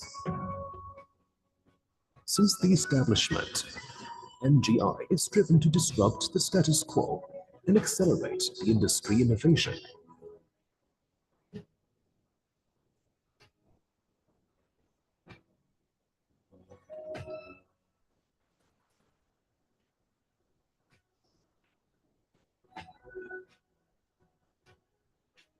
MGI aims to build a suite of life science core tools to address the fundamental questions, push the limits of science and technology, and lead the innovation in the era of life.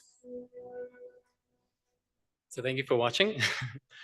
So basically, as you saw, MGI is involved in various different areas of life science. But if we're looking within specific workflows, like within molecular or genomics workflows, we have solutions for each step of the workflow, not just within the sequencing part.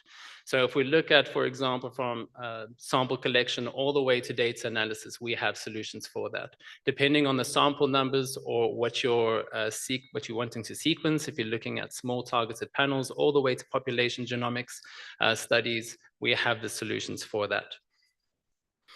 Also, we understand the importance of working with third-party companies and making our platforms available for customers that are utilizing other brands. So for example, in your lab, if you have a current workflow with a specific supplier and you don't want to change, but you would like to get the benefits of DMB-seq technology with cutting the cost of sequencing, you are able to do that.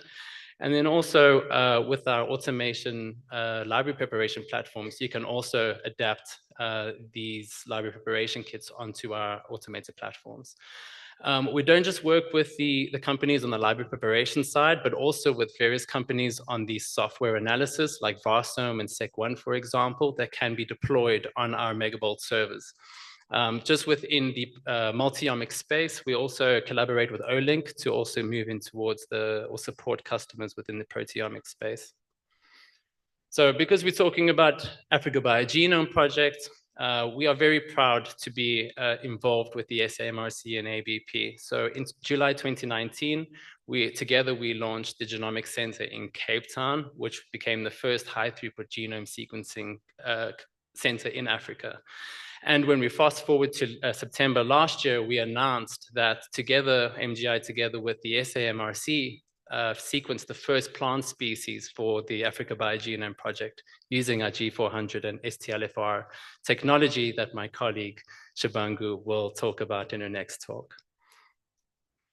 So with regards to the collaboration with the SAMRC, we also have these collaborations and trying to drive a win-win ecosystem to multiple consortiums or institutes across the globe. So we want to invite many partners here to try and join the ecosystem with us. So this is my last slide, just a quick snapshot of MGI, just to show that we are in fact a global company with over 2,800 employees, where 33% of these employees are actually research and development employees. So it shows our commitment to trying to drive the innovation and research. Within Africa and Europe, over 70% of the employees are engineers and technical specialists. So if you are having any issues with your projects, our support team can be there to support all of you. We have over 4,500 sequences installed across the globe to date, and over more than 7,500 papers that have been published in high impact journals. One thing that's really nice is that we have a customer experience center now that's available for the entire African and European market. So if any customers are not able to run let's say sample numbers in-house and they want to leverage off the technology or the infrastructure that we have at MGI, you're more than welcome to contact us and we can support you on that. We can also offer trainings, even product testing or pipeline testings for you as well. So that's it. I don't know if we're over time, but my email address is there if you have any questions. We also have an exhibition outside. You're more than welcome to contact us. And we also have a competition. So if you guys are really keen to win a panda and a bunch of other goodies, please come and enter into our competition. Thanks. Thank you so much. Are there any questions? None for now. Thank you so much. Thank you.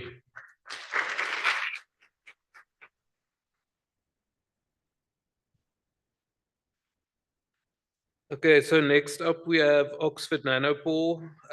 Oxford Nanopore is a company which develops and sells nanopore sequencing products.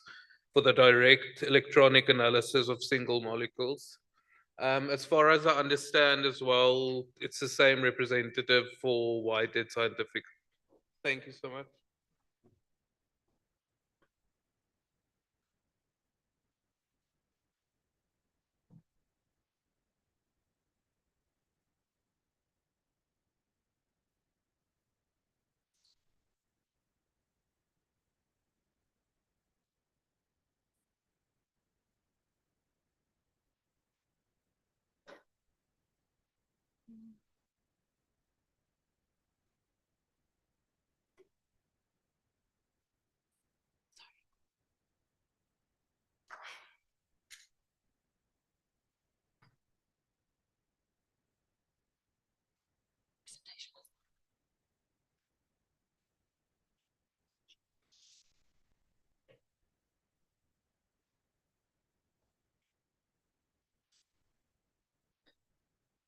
It's not up here.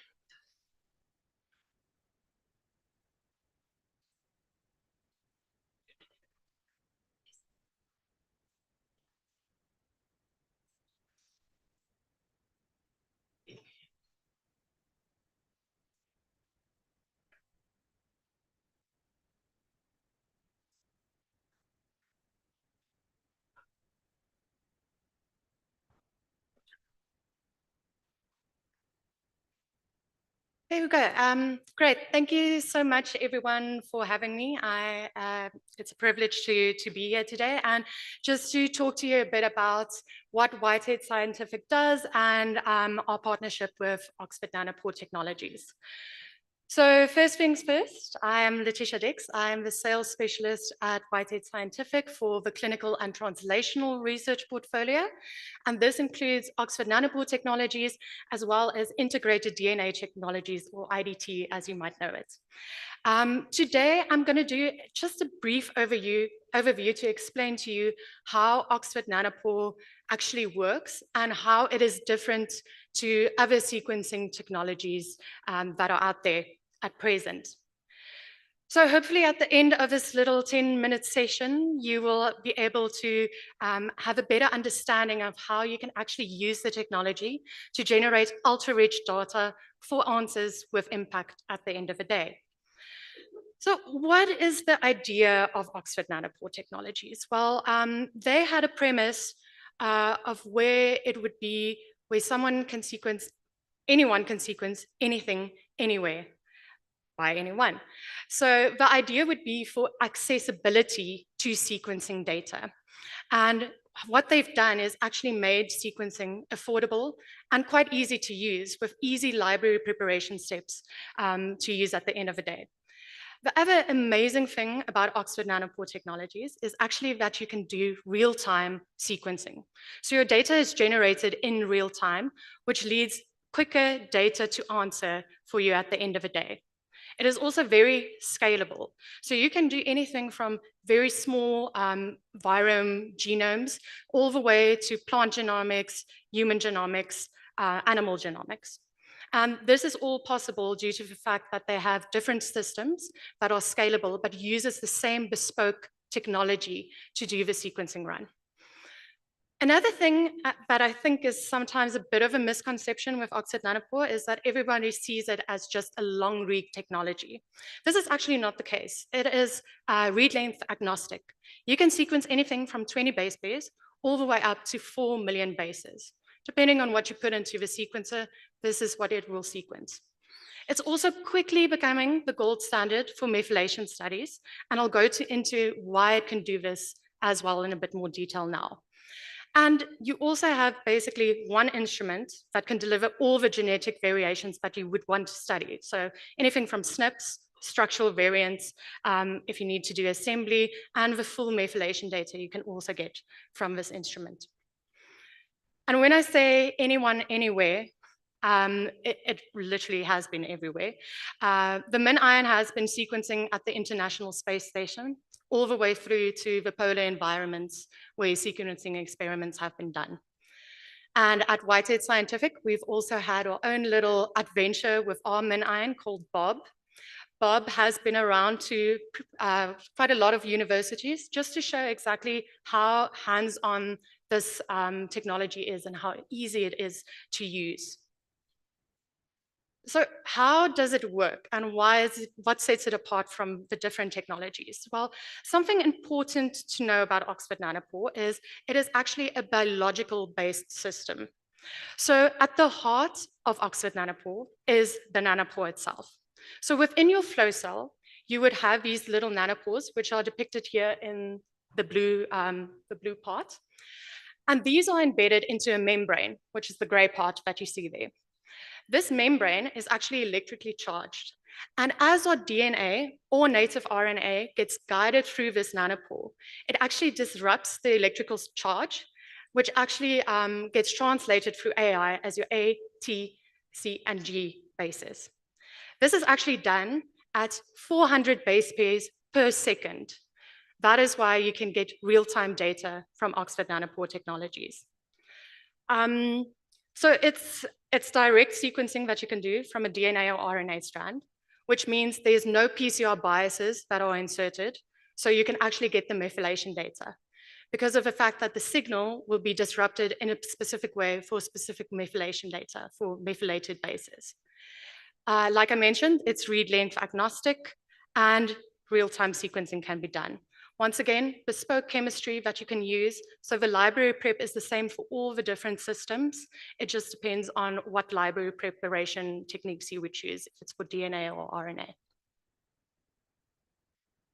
Yeah, so this is basically just the overview of how you can have one sequencing platform to actually give you SNP and indel information, methylation data, structural variation, phasing assembly.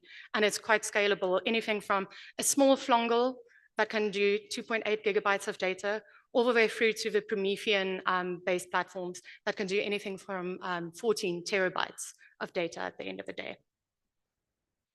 So a question we get a lot is accuracy. So for simplex accuracies, we're looking at 99.6% accuracies. Simplex accuracy is basically where one DNA strand moves through the nanopore. You also get duplex accuracies, which is at a Q31 score. And that would, that's the raw read data. So that's also important to remember regarding this. But if we look at the consensus accuracies, anything from the assembly accuracies, bacteria, we're getting Q50 plus data. So it really is a good technology to look into. Then I quickly mentioned the library preparation kits that you have. We have for DNA and RNA separate library preparation kits. You have basically two options. The one would be the ligation-based sequencing kit, which uses a ligase to add your adapters and your motor protein. And then there's also something called the rapid kit, which used to be the in-field sequencing kit. And what sets this kit apart is it actually uses transposase to add your adapters and your motor protein. And then we also have a 16S barcoded kit workflow as well, where you can multiplex up to 24 samples onto one flow cell. Another thing that's worth mentioning is the flow cells can be washed and reused as well, which sets this apart from other technologies. So this is just a bit to give you an idea of a scale of what is on offer. I think everybody knows of the MinION sequencer, which is a very small sequencer, almost half the size of your cell phone, which can generate anything practically with a MinION flow cell up to 25 gigabytes of data.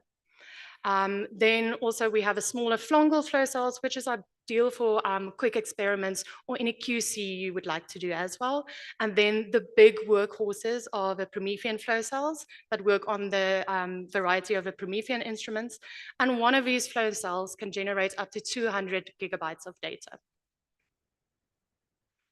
I always like including this slide just because it actually shows you the scalability of Oxford Nanopore and the fact where flongle, the MinION, the grid ion system, and even the Promethean would fit in. And there you can see with the Promethean, it would mostly be for your human genomes, plant genomes, animal genome sequencing, the higher genomes, the bigger genomes that you need to sequence. Then to touch base on another unique feature from Oxford Nanopore, which I find fascinating is something that they call adaptive sampling. Now, with adaptive sampling, you can actually enrich or deplete for regions of interest by including a bed file into your Minnow software. And what actually would happen on the system is, as it's reading those 400 base pairs per second, it will actually tell you if this is a region that's the reference to the bed file that you included or not. And what would happen if it's not that region that it wants to sequence? It would actually reverse the current, shoot out the DNA strand, and not sequence it any further. You can also do that for enrichment technique as well, not just the depletion technique. Like I said, flow cells can be washed and reused. And another amazing thing is if you have a library prep and you see the library is still a bit dirty and you still want to do a few cleanup steps, you can always take up the library from your flow cell, do a few cleanup steps, and then reload it onto your flow cell again. So it's very adaptable and very easy to use in that sense. Then data analysis. I know most of us are sometimes wet lab scientists and we are terrified of data analysis. But luckily there are endpoint data analysis files that you can use with the Epitome software, which is included with the MinION sequencer. So these are point and click type of workflows that we have developed for 16S workflow, SARS-CoV-2, and all of the bigger structural variant analysis as well. You also have guided analysis guides that you can use on the Epitome software. And if you're feeling lucky and you know how to do a bit more bioinformatics than the rest of us, then there's also some sites on GitHub where a lot of community members share their data and what pipelines they use. So you can actually use it as a user as well. So hopefully that gives you a bit more of an idea of what the technology is. And I know there's going to be quite a few practicals the next 3 coming days on Oxford Nanopore. So at least this would give you a bit of an idea of how and what you can expect from it, and then to see how the hands-on would go. And then also, I just wanted to mention from Whitehead Scientific side, we also have an online web shop. You're more than welcome to scan the QR code. You're welcome to generate your own quotes to see what our stock availability is and what the range of products is that we supply. And then also we do have a stand outside. So if you have any questions regarding Oxford Nanopore technologies or even IDT and what we have to offer, you're more than welcome to stop by and just chat to me about it. Thank you so much. Thank you so much. Any questions? Yes. Yes, I know that some species don't do as well as others in getting sequenced to the pore or something else. And particularly one of my favorite types of species, birds. And so I'm wondering if you know the latest information about what can be done about getting some species with higher coverage than we normally do, like with birds or others that have difficulty getting through the pores. Yeah. They have introduced additional cleanup steps and additional troubleshooting techniques for these difficult to sequence species. One of the things they also suggest is the ultra long read kits that you get from Oxford Nanopore, and trying to use that as well, because sometimes the pores do get clogged.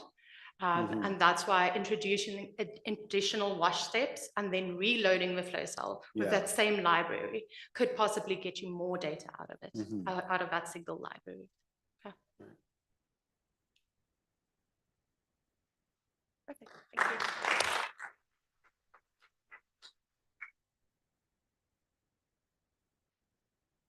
Next up, we have Eppendorf, provider of instruments, consumables, and services to laboratories globally. Can we have the representative from Eppendorf?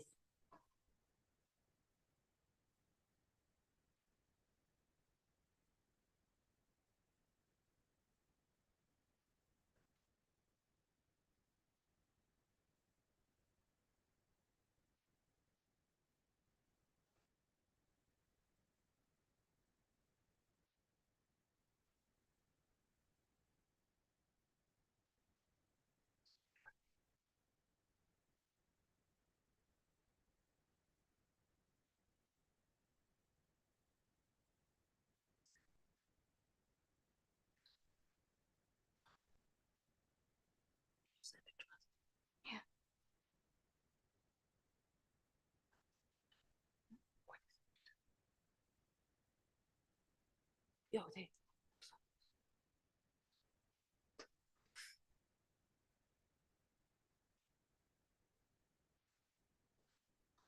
then.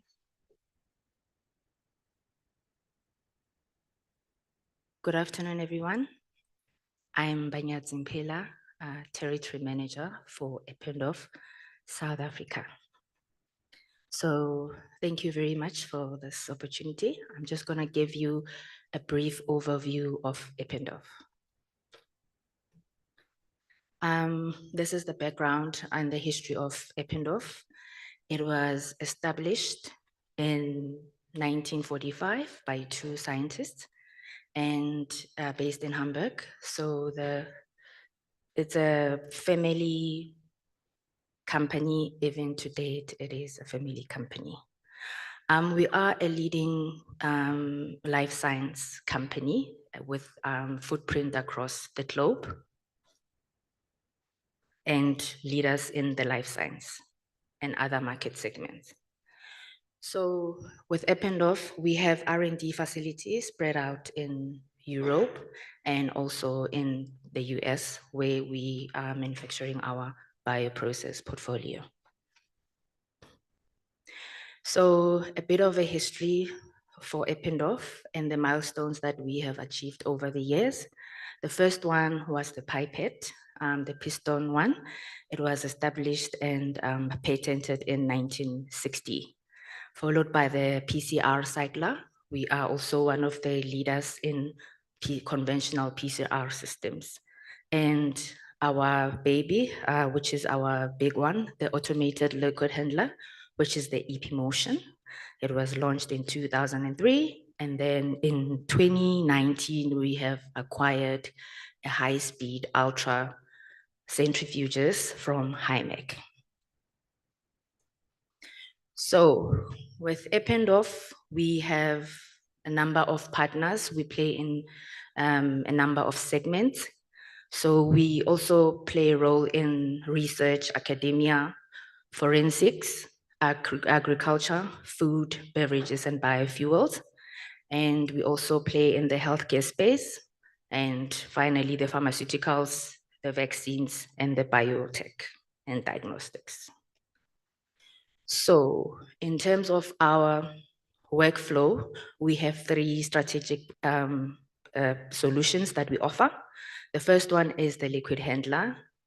We start with the manual liquid handling, your normal pipettes, consumables, tips, bottle top dispensers.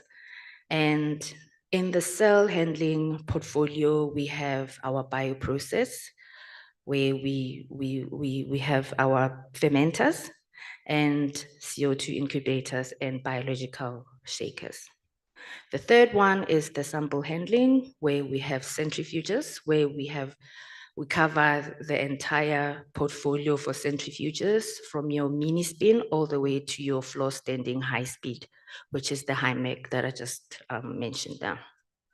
And we also have offering the ultra low temperature freezers, thermomixers, and I've mentioned the consumables as well. So until this year, 2024, there was no office. So we recently launched and opened an office at Waterfall Park in Midrand. So the reason for the opening of the office is to ensure that our customers, get the support that they need in terms of our products. In the facility, we've got the customer experience center. We've got this pipette calibration and also the training center. And we have a service workshop on site. So these are the pictures just to give you an idea what the office looks like. We have the world-class training center where we invite our customers, for trainings on our products. And yeah, so that's what we offer in terms of capacity building through training. So these are the facilities. And we also have a customer experience center where we bring our innovative products to the customer so that the customer, when they want to have an experience about our products, then you are welcome to come through to our office in Midrand just to have a look and feel of our products. So this is part of the products that we have. It's the Customer Experience Center and the Training Center. So this is the Experience Center with all our products. And I've mentioned that we have pipette calibration. So we do have a pipette calibration center that we opened up. Currently, we have a standard of ISO 8655, and we are in the process of being SANAS accredited. And the plan to be ISO certified 17025, it's planned for Q1 in 2025. So currently, we're just doing standard calibration and servicing of all our Eppendorf products with support and collaboration with our 3 channel partners that are based in South Africa. So in terms of the model, we are still collaborating with our 3 channel partners in South Africa, including our biotech. So thank you. That's all for me. Thank you.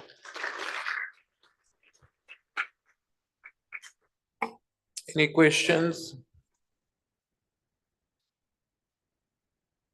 No, thank you. I think you do have an exhibition stand as well, right? Yes. Okay.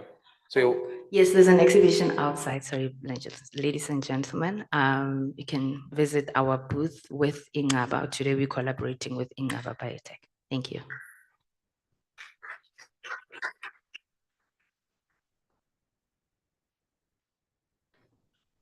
next up, we have Ingaba Biotech, a unique South African genomics company started in 2002, and they provide various products and services ranging from oligosynthesis to short and long read sequencing.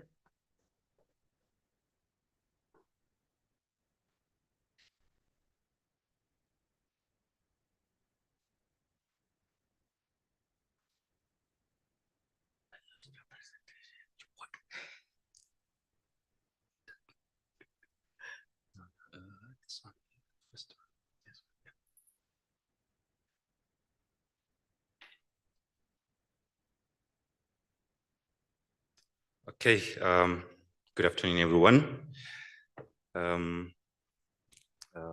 Very much happy to share with you. I'm not going to go through the presentation of how the technology works, but just to give you an update and what has been happening behind the scenes between us as Ingaba Biotech, as well as, and I'm happy to say now, UNISA, in terms of the sequencing platforms. So as you can see there, my name is Clay Mwila, and I'm the application specialist for Ingaba Biotech genomic services, as well as the PacBio portfolio. And as I've mentioned, some of you would have known or seen through the social media platforms that we have recently announced as well the winner of the African BioGenome Project challenge that we run alongside AfricaBP, where the researchers across the African continent would submit and their project, as well as motivation as to why they should receive free sequencing on our PacBio platforms. And as you can see there, thank God as well, shared the winner, which was the sequencing of a horsefly by a group at, I believe, Northwest University. So we already have the samples, and that is also in the pipeline of prep. We should have some Hi-Fi data by next week or so.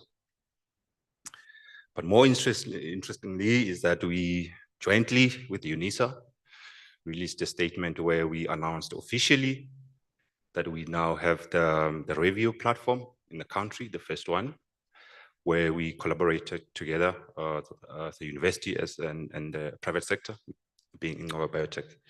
This has been quite under the wraps for quite a while. It was hard to keep the secret, but eventually we had to announce it together.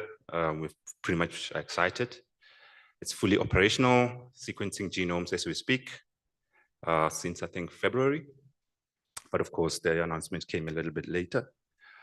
And then, of course, we did some, this actually our lab where it is now.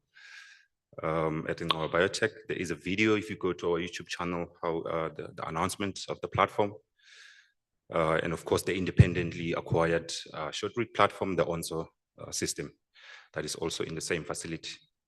And of course, we had some network news network channel visiting our facility as well, just to look at the platform, kind of put it out there as to what did this means for Africa BioGenome Project in general, but also the importance of university as well as private sector collaborations in such spaces. So, like I said, this is now available. As we speak, is busy running genomes, and you're more than welcome to come to our facility to visit the facility as well to see the platform. And of course, those that will be doing Hi-Fi practical session will have first-hand experience. Of course, now I just want to give you a breakdown of what the difference is between this and the previous system that we used to run our samples on, the SQL2E.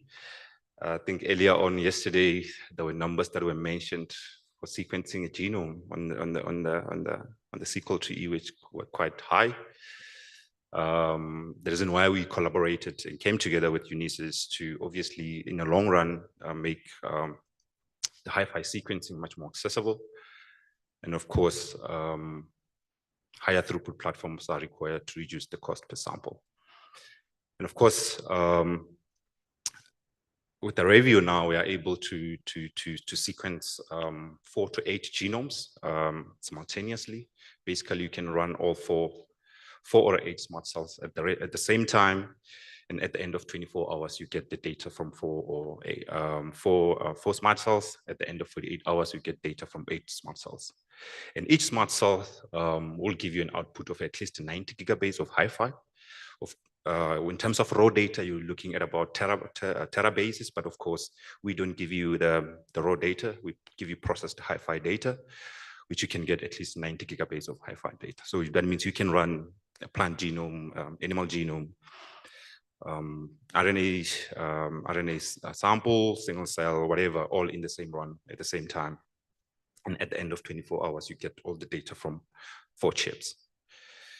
Of course, the underlying technology is pretty much the same as before between the 2 technologies. Of course, the difference is the smart cell output.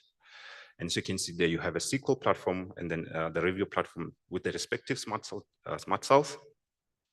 The difference, like I said, is the throughput of each smart cell, with the SQL having about 8 million of the sequencing wells. We call them zero mode waveguides, and then the review has about 25 million zero mode waveguides. And each smart cell, as you saw in the previous slide, you get about 30 times coverage worth of data from a single smart cell, whereas with the SQL2E chip, you pretty much get about 30 gigabases, so about 10 times coverage. So that is a huge difference there. Of course, like I said, at the core of the Hi-Fi sequencing is the smart cell. So this is a very tiny chip, or well, that when you shine the lights through at the bottom of the chip, the well is so tiny that the visible light doesn't pass through. But what it does is it creates a small detection volume right at the base of the ZMW, where you can see them highly concentrated light there. And this is where we observe the incorporation of nucleotide in real time. And then as you can see there, we have the polymerase binding covalently to the bottom of the ZMW, and you have this molecule just running through the polymerase with each incorporation cycle. And then as I've mentioned, in total across 4 smart cells, we have about 360 gigabytes of Hi-Fi data, and ideal length is 15 to 25 kilobases in terms of reinsert sizes, and you get 90% of the data in Q30. And of course, we are able to detect epigenetics in real time. And as I mentioned, the runtime is reduced from a week if you were running 4 smart cells on a SQL2E to rust 24 hours for 4 smart cells, because they sequence simultaneously all, because the review has 4 sequencing independent stages. And then you've sure heard a lot about Hi-Fi sequencing, but how do we generate this Hi-Fi data or Hi-Fi reads? Basically what we do is we take your high molecular weight, which is key to start off with. You need a very high molecular weight. So you don't use your bead-based extraction methods if you want to do long read sequencing. And then you take your genomic DNA, you share it to the approximate sizes, in this case, 15 to 25 kb long fragments, and then you ligate this looped adapters. They can be barcoded or unbarcoded depending on whether you're doing the multiplexing or not. And then these adapters have sequencing primer annealing site as well as the polymerase binding site. And once we have this complex here, the bottom, and then we load that complex into the SMART cell. And what happens during the SMART cell is you have a polymerase basically, as it sequences the molecule, it opens up the molecule or the construct, the library, if you want to put it that way. And basically that library just goes through that polymerase over and over again, sequencing both forwards and reverse multiple times. And of course, as we know, the nature of polymerase, it's not perfect. It will introduce random errors there and there and there, and this is what you see if you're able to see there's some red dots there in those sub-reads. But because you're sequencing the same molecule over and over again, and these errors are random, not systematic, when you take all those sub-reads and generate a consensus read, you are able to flush off all those errors, and what you end up is really, really high quality Hi-Fi data. And what is the major difference now with the Revio platform is that it has PacBio has collaborated with Google to introduce the Google Deep Consensus to the platform, which further uses what we call the gap-aware sequence transformers to further kind of polish the Hi-Fi reads. And then, as I've mentioned, we are able to detect methylations in real time as we sequence the molecule. And this is the data that you just get for free. You don't get charged for this as part of the sequence data. But how do we do that? How do we detect these epigenetic modifications? So polymerase, when it encounters or incorporates a normal base, it has a certain speed that it goes or progress in. And then when it encounters a methylated base, it takes quite a bit of time to move away from that base, the methylated base. And as you can see here, a methylated A, there's a stretch of like a distance, a time taken that the polymerase will take to move away from that methylated base. And then the system looks at that interpulse duration to be able to pinpoint the position of the methylation and the type of the methylation in the genome. And then when we give you the data, you also get the methylation files. That is part of the data. You don't get charged for that. And then, of course, in terms of the pipelines that are available, obviously, some of the pipelines in the PacBio SmartLink are more geared towards the human genome applications. But of course, you can, there are other, for those that organisms that are kind of highly sequenced, or there's more information about that, you get those information as well. But you have pipelines that will allow you to SNP analysis, small indels, structural variation, and segmental duplication, phasing, and all that. And then basically, what you move from in the same software browser, you go to SmartLink analysis, and then you just import your BEM file into SmartLink analysis tab, and then you just select the type of analysis that you want, and then you run it from there, from your laptop or desktop computer. So all of these pipelines are within the SmartLink, which you can get for free if you don't need to have the Revio or PacBio platforms. If you have compatible computing power, you can get SmartLink, and you can work around that. And one thing that I just want to touch on as well is the new product that have been introduced for RNA sequencing, which I think will really revolutionize how we do RNA sequencing. So we call them the Kinetics product family. This is basically the kits that are based on the mass-seq approach, which concatenates small amplicons or cDNA into one large fragments for sequencing. And this can be applied to your full-length RNA, where if you want to do total RNA there, or single-cell RNA, or 16S for metagenomics. There's been question here about RNA sequencing, whether it's an application that AfricaBP should go. There is a new way that we do it now. Obviously, with long reach allows us to read the entire transcript in one go, and therefore allows you to capture those splice isoforms or splice events, basically. And how we do that is that we would generate cDNAs from multiple tissues. You can have different tissues of an animal, and then you generate cDNAs from that, and then at the end of the day, you concatenate all those cDNAs into one big one long fragment. And this is where the power of Hi-Fi comes in, because the longer the fragments you have, the more data you generate. If you have a shorter fragment, you're going to get the highest quality of data, but the output will be less. So concatenating all these cDNAs from different tissues or different samples allows you to generate this one long fragment that allows you to also get the maximum output out of a smart cell. And this also what allows you is that the amount of data that is produced by this chemistry is that you can now do expression analysis from full-length transcripts, transcript. So it don't necessarily need to capture the start or the end of the molecule to do the counting exercise.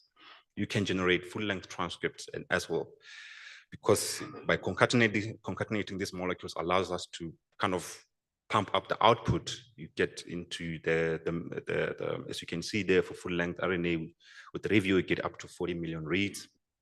Single cell will get up to 100 million reads, and so forth. So this will allow you to do not just get a full view of RNA architecture, but also do the expression analysis from full-length transcripts.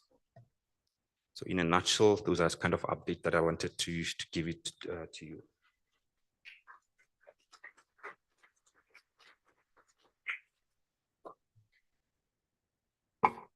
Yep, Eric.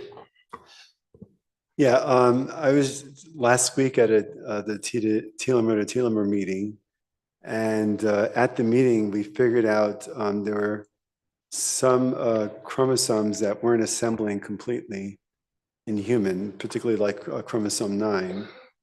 And we figured out what was going on. And what is happening is the 24-hour movie wasn't getting through some difficult regions of the genome, but the 30-hour movie was. Yep. And so, and fortunately for a lot of the human genomes and BGP going forward, we're doing 30-hour movies now at Rockefeller and elsewhere. But you put up 24-hour here, yes. I'm just going to say, but that little note, adding that few extra 6 hours makes a difference in some hard regions to sequence through. Maybe the enzyme gets through it, not the enzyme, but maybe. Yes, actually, they have a nice kind of table which would guide you as to when you run the 30-hour movie and when you run the 24-hour movie. And which is something that we also did in our lab. So we had a fragment that was up to 25 KB long fragments, which then automatically kicked in the 30-hour movie time. But you can change that runtime either way, whether you have 25 KB long or 18 KB long, but you can always push it to 30-hour movie. So that is the max runtime that you can do. Yeah. And actually, I just remembered how we were pretty confident about this. It was Sergey Koren who actually noticed it, but it was a bunch of us talking. Is that we had something like 20 genomes with the 24-hour movie and 30 genomes or whatever, with the 30-hour movie. All 20 genomes didn't have chromosome 9 completely assembled, whereas all 30-hour movies did. Right. Yeah. I think that's a very good information and something to take away for us as well as AfricaBP as also to be mindful of something like that. But yeah, the maximum time you can run is 30 hours, but also that 30 hours, as I've mentioned before, you run 4 smart cells all finish in 30 hours as well. Yeah. Thanks, Acclaim.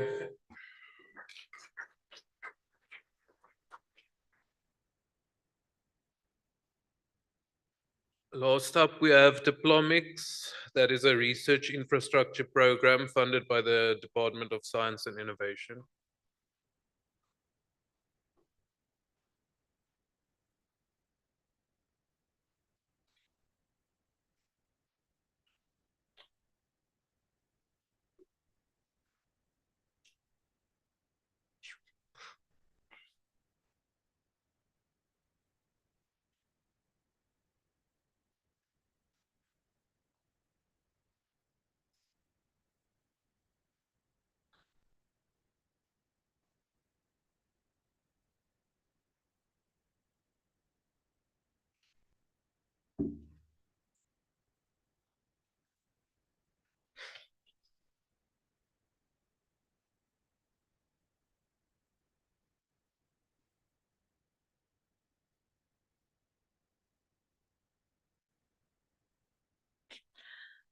Hi, everyone.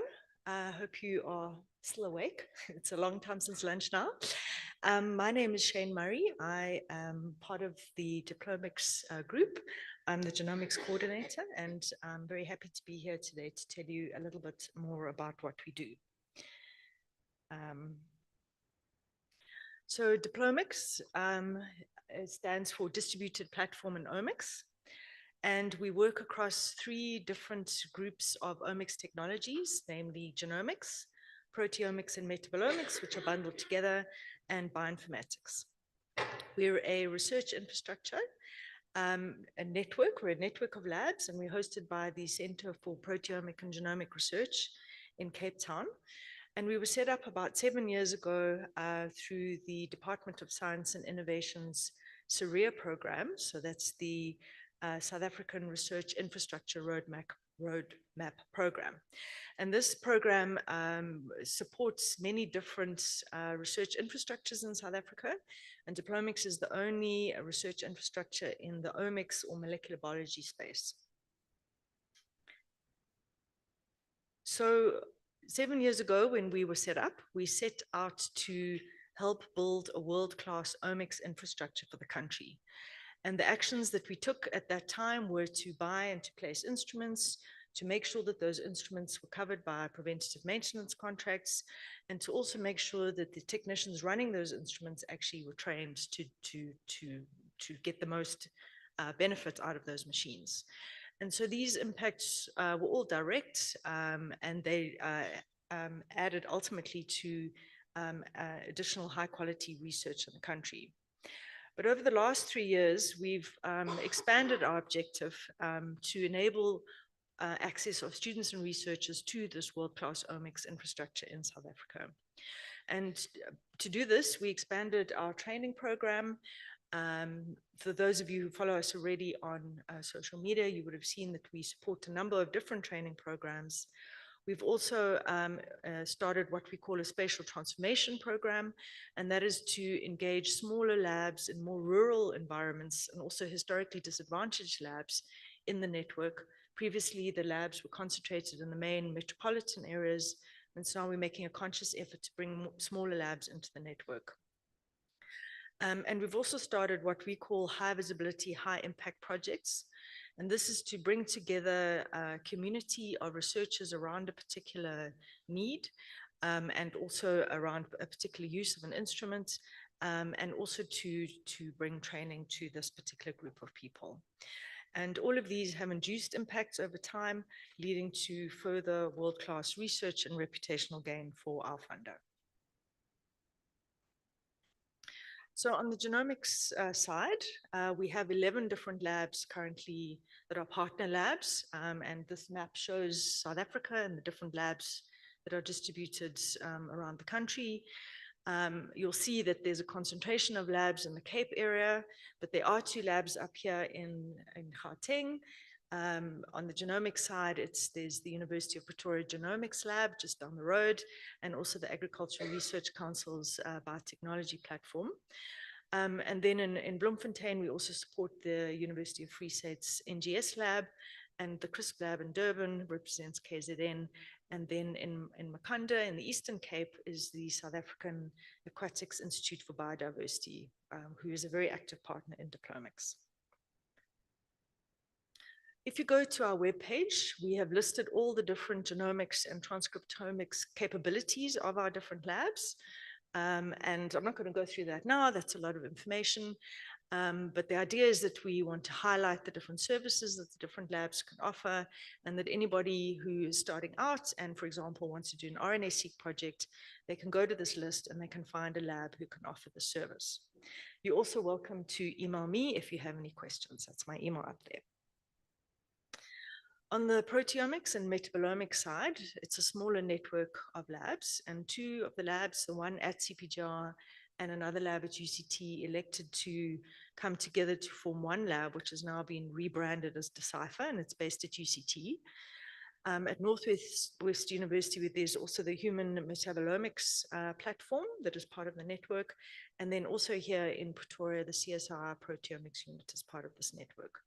And if you have an interest in running a proteomics or metabolomics experiment, your first port of call should be the lead coordinator for diplomics on this side, Liam Bell, and his email is up here on the screen. On the bioinformatics side, there aren't labs necessarily or units that are affiliated to diplomics. We do have a very active advisory group on the bioinformatics side that is led by Nikki Mulder. We have established a service which we call Clarity, and this is for people who maybe are unable to run their own bioinformatics analysis and they require some assistance. They can reach out to Clarity. Clarity has a number of different bioinformatics consultants on the books, and Clarity will then match a bioinformatics consultant to the scientist. And a free online consultation is set up by Patricia Swart, who's the bioinformatics coordinator for Clarity. Her email address is up here on the screen. And following that, the consultant will basically draw up a project. Clarity provides a discount to the value of the cost of that project. But it also obviously creates jobs for bioinformaticians. And it was launched about 2 years ago and is really starting to pick up, and more people are starting to make use of the service. So please tell your colleagues about it.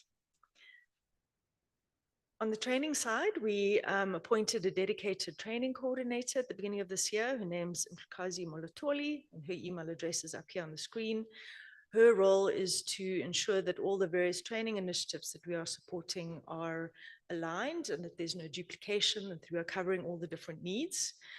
And what I've done here is I've just included some of the upcoming training events that Diplomics is supporting. Two of these are being offered by SIAB. One of them is offered by the University of the Western Cape, and two of them will be offered by the University of Pretoria. We've also collaborated with the ensemble team out of EBI. They will be visiting South Africa later on in September, and the ensemble are going to be running 3 different workshops across the country. Most of these courses are already full. We have a sign-up system, so please watch our social media for the adverts for the upcoming courses, and please sign up if you're interested. I'm going to finish off by just saying a little bit more about one of our high visibility, high impact projects. And as I mentioned earlier, we came up with this concept of having high visibility, high impact projects in order to bring together the equipment needs, the needs of a community around for training to use that particular piece of equipment, training around analyzing the data, and then also generating data resources that can be used by a bigger community as well. Strongly linked to that, sorry, is method development. A lot of the labs have been telling us that they lack the funds to develop new methods that can be used for service projects. And so we can use these high impact, high visibility projects to also develop methods. And so the one that we launched earlier in March this year, we are calling 1KSA, which stands for 1,000 Genomes of Biodiversity Importance in South Africa. And 6 of our genomics partner labs are involved. They are listed over here at the top of the slide. At the start of the project, we were able to negotiate a bulk discount from Oxford Nanopore to place a series of different PromethION instruments. We have one PromethION 24, which is in the Diplomics training lab, and then the other labs all received a P2 Solar, which is the smaller PromethION instrument. So we were able to set that up through a bulk discount agreement with Oxford Nanopore. This is our webpage for 1KSA. We record on this webpage the species that have been nominated to 1KSA for sequencing, the number of samples that have been sequenced. We have also set up, and this has been part of our method development, the sort of a draft assembly pipeline that we run on the CHPC, and then we also back up the data on DORISA. And so this gets updated on a monthly basis after our steering committee meeting. So please refer back to find out more information about how the project is going. So you're probably immediately thinking, how can we get involved in 1KSA? The first port of call is to go to the website where you'll be able to find out more information about the projects. If you are interested in being a partner in 1KSA and you would like to nominate your special species of interest for sequencing, there is a short species nomination form that you can fill in on the website. This then gets evaluated by the steering committee, the 1KSA steering committee, and if you are successful in your motivation, you then send a sample submission form. We do request that the sample submitters submit DNA, and that can be very challenging, as we all know, as we've all heard multiple times already over the last 2 days. But we do provide some guidance and support for extracting DNA. We use REDCap to gather all the information together around the sample. The sample submission form is quite extensive. We require information around the locality of where the sample was collected and all the permission documents as well for that sample collection. After the DNA sample is delivered to the lab, and as a sample contributor, you can choose your lab or where you would like to have it sequenced. DNA quality control is carried out, and library prep. We've got 2 different library prep methods that we use, Oxford Nanopore methods that we use, depending on how many samples we're combining on a flow cell. Whole genome sequencing takes place, and then the data is moved to the CHPC for the draft genome assembly step. Following that step, we gather quality metrics along the way, which we record in REDCap as we go. After that step, the data is then curated and stored on DORISA, which is part of the NICA system in South Africa. We're in the process now of setting up a data access committee for sharing of that data beyond the sample contributor. The sample contributor receives the data back straight away. But we have already seen that there are multiple situations where another scientist in South Africa is interested in receiving that data. And so the Data Access Committee has setting up a set of policies and guidelines to allow other scientists to have access to that data before it's published through a data transfer agreement. I have a lot more to say about 1KSA, but due to time, I'm going to keep it for a longer presentation that I'm going to give to the people who are going to be attending the ONT Diplomics second part of the workshop in the next 3 days at the University of Pretoria.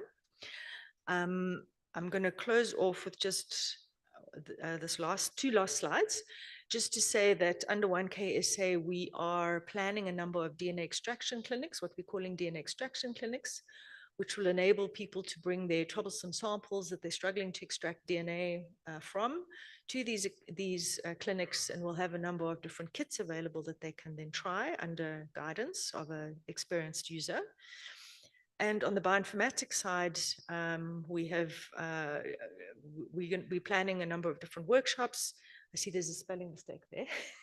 It's REDCap, about how to use REDCap, how to move the data around using Globus Connect, how to access the CHPC, because that can be quite challenging sometimes. And then also just in terms of running the genome assembly pipeline that we've set up, the different quality control metrics that need to be collected as you go along, and how do you evaluate that draft genome assembly. This is going to also be covered in the workshop from Wednesday to Friday. Raksha isn't here from ONT, so I'm actually just going to use this opportunity to just say a little bit more about that workshop. So the participants will be working with real-world 1K samples, and they are going to be taking those samples through library prep, and then QC of the library, and then sequencing on the P2 Solo at the University of Pretoria, followed by sort of evaluation of the first sequencing reads that will come off the sequencer on Friday. If you've got any questions about the workshop, my colleague Anya is outside at the Diplomics table, and she would be very happy to talk about it in more depth. So I'm just going to finish off then with this QR code. This will take you to a link tree with a link to all of our different social media platforms. We're very active on X and on LinkedIn. So please follow us to find out more about what we're up to, especially about the training opportunities. And thank you very much for your time.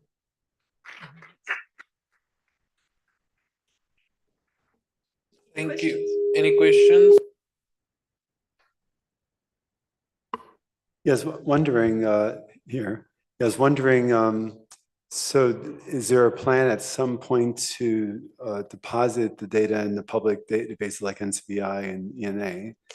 And I'll ask the second part in a minute. Go ahead. Yeah, go ahead. Yeah. Go ahead. Yeah. Oh, okay. Yes. So our plan, the policy that we're kind of formulating at the moment, is that we want to give the South African researchers a chance to analyze the data. And in many cases, it's a PhD student who's been involved. Mm-hmm. And so for 3 years, we want to allow that students who analyze the data to learn the skills, to repeat the draft genome assembly, to add additional data sets such as RNA-seq or Hi-C, or whatever question that the sample contributor, the PhD student, is wanting to answer with that data. But our requirement is that if they haven't published at the end of that 3-year period, and we would like them to then put the data up on ENA as part of that publication process, we will then put the data on ENA at that point. Okay. Yeah. Yeah, 3 years is a little bit on the longer side, but I understand it takes time for students to do work. Yeah, we had lots of debates around the time point. Some people asked for 5 years, but we thought that was definitely too long. And 3 years is typically the time of a PhD project. So, yeah. Now, just so you know, at least NCBI, they won't annotate the genome unless it is in their database, public. Yeah. So the other part of that is, what if not a student within South Africa, but let's say a collaborator in Australia or US or somewhere else in the world wants to add Hi-C and Hi-Fi data and so forth to make it a fuller, assembly with the high QV value. What do you do in that case with the publishing?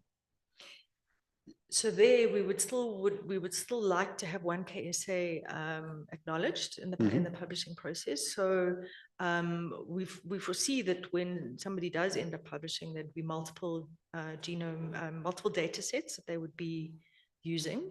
And so as long as 1KSA was acknowledged in that process. Well, it makes total sense, their knowledge. That is what we would be looking for. Yeah. But yeah, we want other people to be able to do more data sets and to take it further. We are trying wherever possible to link the sample from which the DNA was extracted to a voucher specimen that could go into a biobank, or use a biobank sample as well, so that if anybody wants to do additional research on that exact sample, they'd be able to access it as well. Thanks. Speaking of hard to extract the tissues, have you tried or have you looked into extracting DNA from museum specimens so that museum specimens that I've said sitting in collections can be somehow used for other studies? Yes. So I must admit, we have figured pretty early on that what Eric mentioned as well is that if you freeze the material straight away, you get the best yield. And so we're trying to apply that. We haven't tried plant specifically from museum samples. We've tried a few insects and we've had some success. Thank you so much.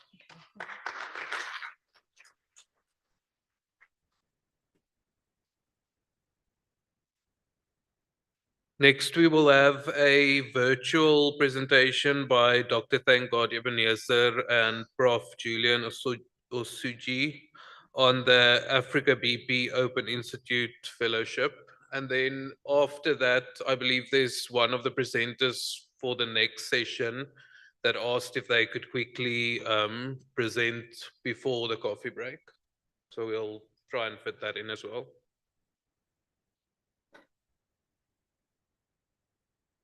Right. Thank you very much. I welcome you all to this presentation on the AfricaBP Open Institute Fellowship.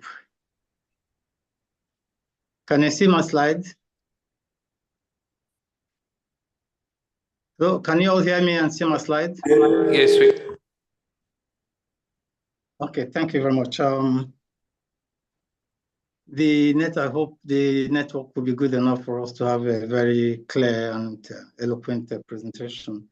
All right, so we all know that biodiversity is very significantly threatened worldwide, and in Africa, the case is not different. And we also know there's a group actually in response to this has called Alliance for Zero Extinction, has actually mapped out the locations globally where the pressure of extinction of species exists. What we see here is the global site of extinction of species. And this group is made up of 93 institutions drawn from 37 countries. And there are different approaches to prevent the increase in the extinction of species, so that's the extinction pressure. And part of the effort is the effort of Africa BioGenome Project, BioGenome Project to sequence DNA from all complex life on Earth using massive genome sequencing of known species. And the BioGenome Project is a consortium of other BioGenome projects like Africa BioGenome Project, the Canada BioGenome Project, the European Reference Genome Atlas, BioGenome Columbia Project, etc. And the Africa BioGenome Project, considering conservation and restoration of biodiversity through genomics, as a paramount important, has been of paramount importance in genetic to show up genetic erosion and sequence and safeguard genetic diversity of African plants and animals, was established in 2021 with the goal of sequencing 100,000 genomes in 10 years, thereby generating approximately 203,000 gigabases of DNA sequence data. And this is in consideration of the fact that the best approach is to support the sequencing and analysis efforts on the continent. Hence, there is a need to develop and empower African scientists to do this through the Open Institute. Let me leave this. The Africa BioGenome Project actually has to achieve this through the technology development, knowledge exchange, and industry grant challenge. This grant challenge forms the background within which the Open Institute for Genomics and Bioinformatics was established. And the reason for this is capacity building. The Open Institute fellowship program is targeted at this capacity building and is supposed to help or expected to help in the training of graduates, the young genomics leaders, and even senior genomicists in new techniques and technologies. The fellowship takes an international exchange fellowship structure and involves a partnership structure that is tripartite with AfricaBP and African institutions and partners, which could be physical facilities in institutions and corporate bodies. With this tripartite structure, the drive for capacity building is anchored or achieved.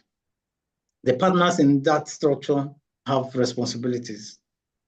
The Africa BioGenome Project has the responsibility as a coordinated Pan-African effort to build capacity, generate, analyze, and deploy genomics data for the improvement and sustainable use of biodiversity and agriculture across Africa. And the partners have various responsibilities also, like promotion of homegrown and regional research networks for human capital development in Africa, especially through partnerships and the research network of higher institutions. They provide funding for tuition and research expenses. Recognize the capacity of AfricaBP for assessing regional students in biodiversity genomics, and then commit to joint calls for fellowship.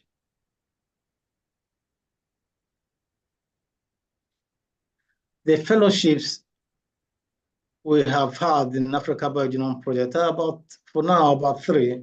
The first was the fellowship anchored in Mohammed VI University African Genome Center, along with AfricaBP. And this fellowship had 10 scholars from 10 African countries as beneficiaries. They had to go to the Africa Genome Center with a target of sequencing a selected plant species, which they did. And then we have another fellowship that that has these 4 beneficiaries here. And then this particular one is anchored under the partnership with the University of Illinois and then University of Port Harcourt. There are 4 beneficiaries who are actually, after the first month in Africa, are leaving this week for Illinois, where they are going to work on several genome sequencing projects. We also have a current one that is anchored between INCABO and IITA. And this other fellowship here, which you are seeing the poster, is also targeted at getting people to be trained. And the training will involve sequencing of selected species, organisms. People have now applied the selection processes has reached an advanced level. We are expecting more people, actually, more corporate bodies and institutions to indicate interest in anchoring some of our fellowships. And each fellowship is actually expected to generate a paper in a strong journal. And each group that is involved in the fellowship will work together to go through the various orders of the procedure that gives us genome sequence data.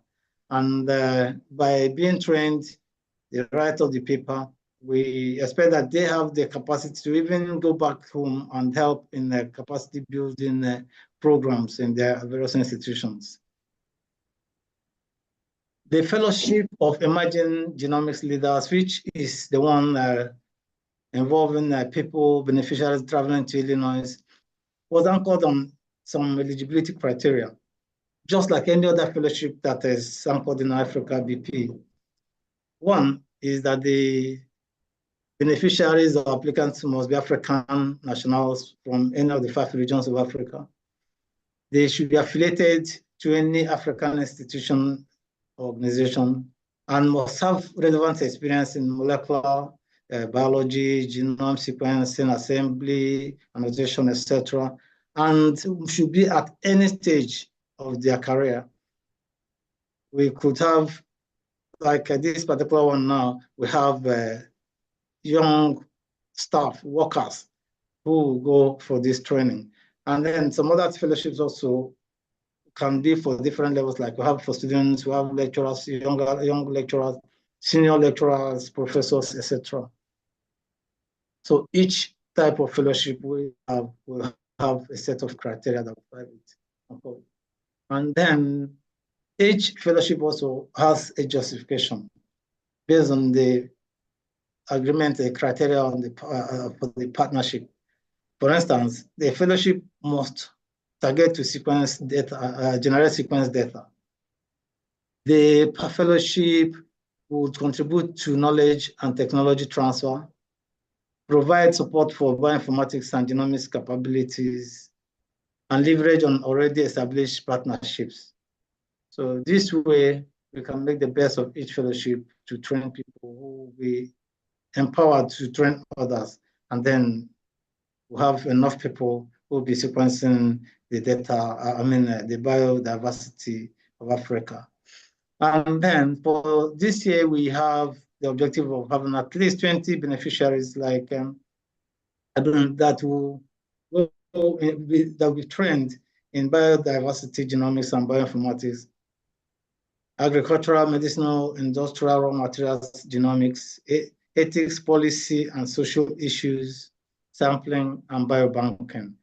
So all these are the objectives of each fellowship, that the people who benefit from a fellowship must actually be exposed to these. And then we have responsibilities for the home institution of the people who are applying, responsibilities for the prospective fellows who have been selected from the applicants, and the fellows also have, and then we have the AfricaBP also has, AfricaBP has its own responsibility here.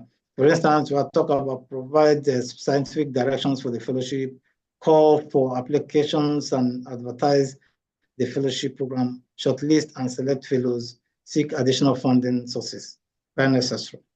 So each of these participants or groups here, stakeholders, each has a set of responsibilities. And we have a funding structure that demands that an African institution or center of excellence that is involved should take care of the home tuition or the tuition for the home country for the fellows, the accommodation costs, research and living expenses within there. And then the AfricaBP partner, for instance, in this case of University of Illinois, the University of Illinois will take care of the cost of the cost in countries of affiliation like in the US, the research costs, accommodation, and living expenses for the period the awardees will be in the US. We have expected outcomes from each fellowship. And the outcome is dependent on the set objectives of each fellowship. For instance, this last one that's going to the US, they should be able to develop curriculum for genomics and bioinformatics programs in their various institutions across Africa at the end of the fellowship.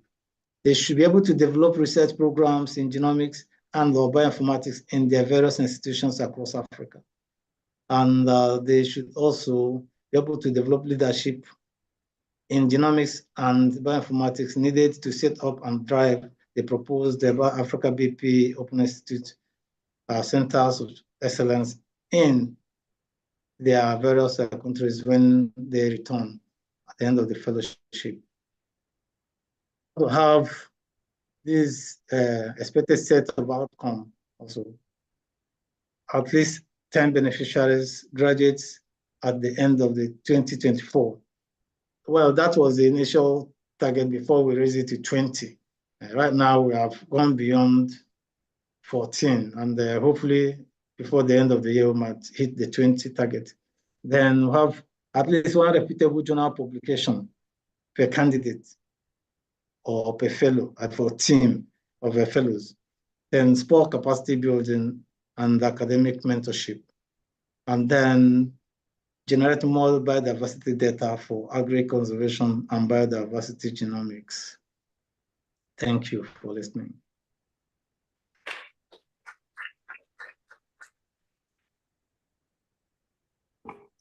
Thanks for the presentation, Prof. Are there any questions from the audience?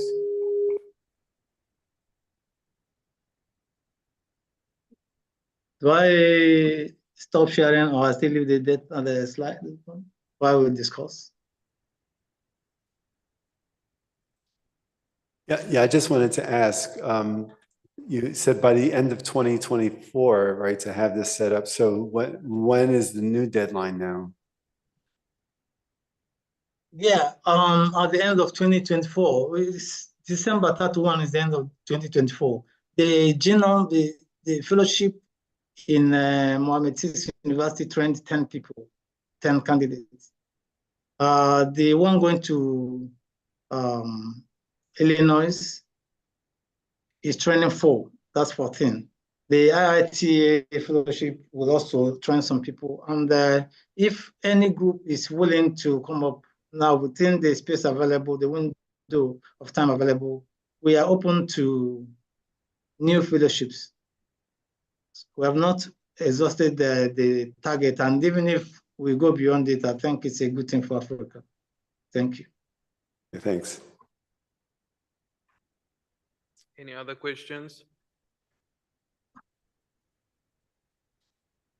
No more questions, Prof. Thank you so much.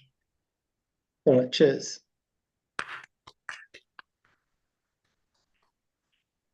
Okay, so the last presenter for this session is Ms. Mokgokong.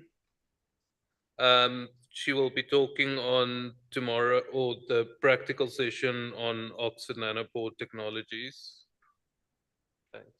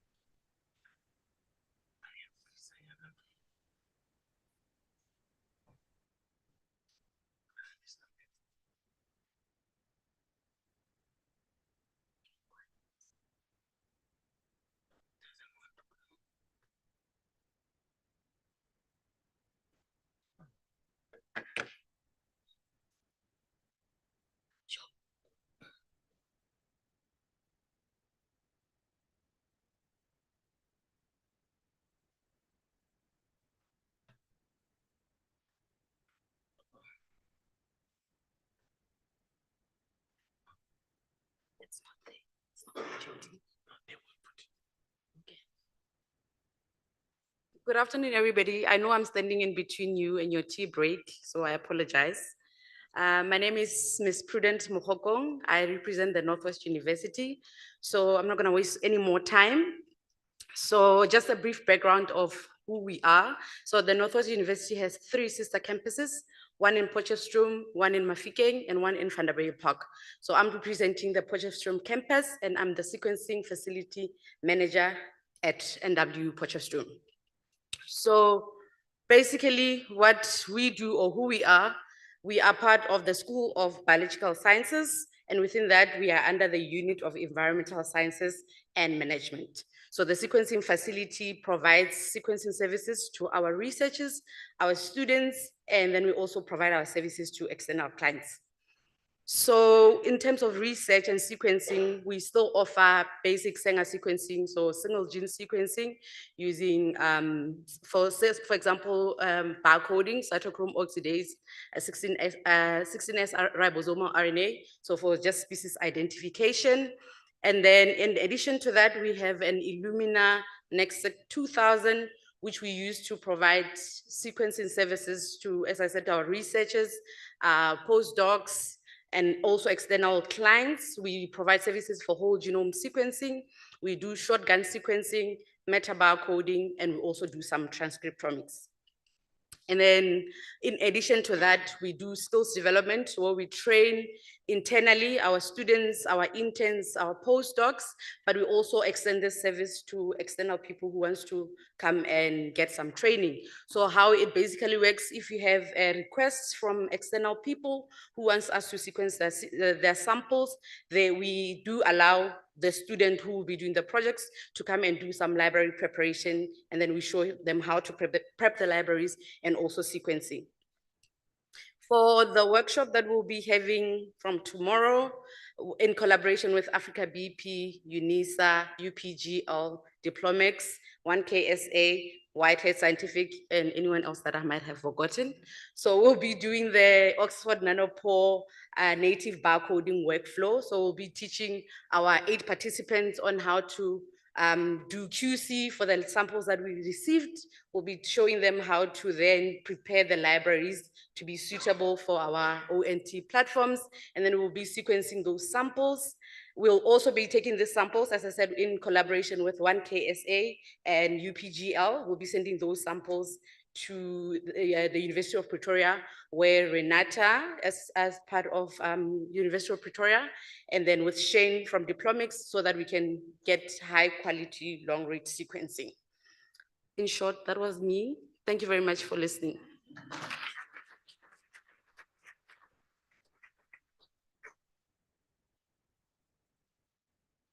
Any questions? No, thank you so much. And with that, we conclude this session. Thank you very much to all the speakers for contributing to a great session, and we can have a quick coffee break now. Thanks. In his area, but also globally. Just 10 minutes. My name's John Benzie, and I'm the Acting Director of Aquatic Foods Biosciences for World Fish, based here in Penang, Malaysia. Fish are highly nutritious, and in many parts of the world are the key components to people's nutritional security. It's important to produce more of these foods. One, because they're nutritious and they've been fed today, but secondly, because there's a huge demand for them that is not currently met. In this hatchery, we maintain the genetically improved farm tilapia strain known as GIF. This fish now grows twice as fast as unimproved tilapia. Let's try. Yes. Yep. So let's go. When the fish are large enough, Slowly. we take a small piece of the fin, doesn't harm the fish at all, and we take that sample to provide to our research partners in the UK, Errolham Institute.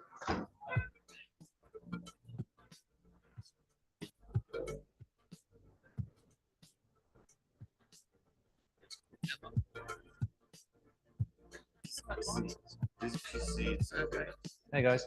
So where we come in as the Earlham Institute, we've got lots of what we do is we look to sequence the genomes of these fish. It's quite small fish, and then annotate the functional and non-coding aspects of the genome to then better inform how they could then improve these fish further. We could utilize the ability of the Nile tilapia to grow particularly well and fast. I'm Prem Garbi, Head of Genomics Pipelines at the Eppendorf Institute in Norwich, England. The issue that we're trying to tackle with this collaboration with WorldFish is to try and improve aquaculture in Africa and Asia of tilapia fish.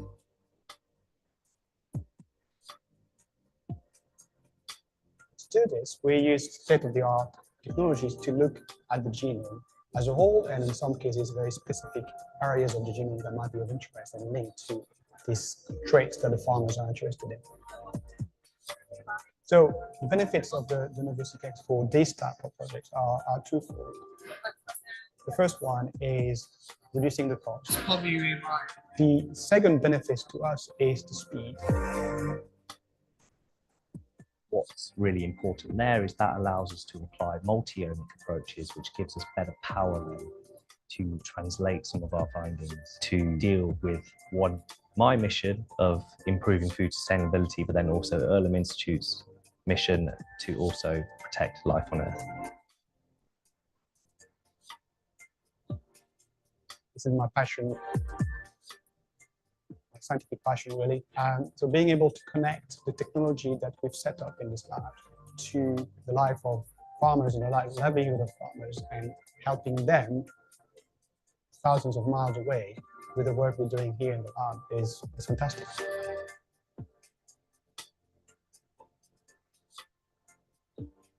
It's going to be important to produce not only organisms that grow faster and produce food more quickly, but also do so with less environmental impact. Feels like a worthwhile thing to do, and it's satisfying at the end of the day to think that you've made at least some small contribution to that process.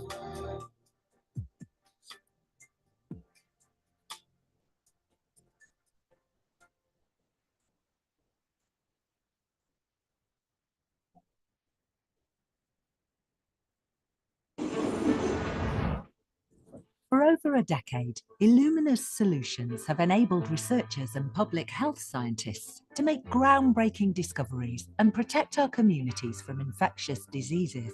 From enabling the adoption of whole genome sequencing to aid investigations of foodborne outbreaks, to more recently helping public health officials around the world track the transmission of SARS-CoV-2, Illumina has been dedicated to those studying the smallest and deadliest threats to human health.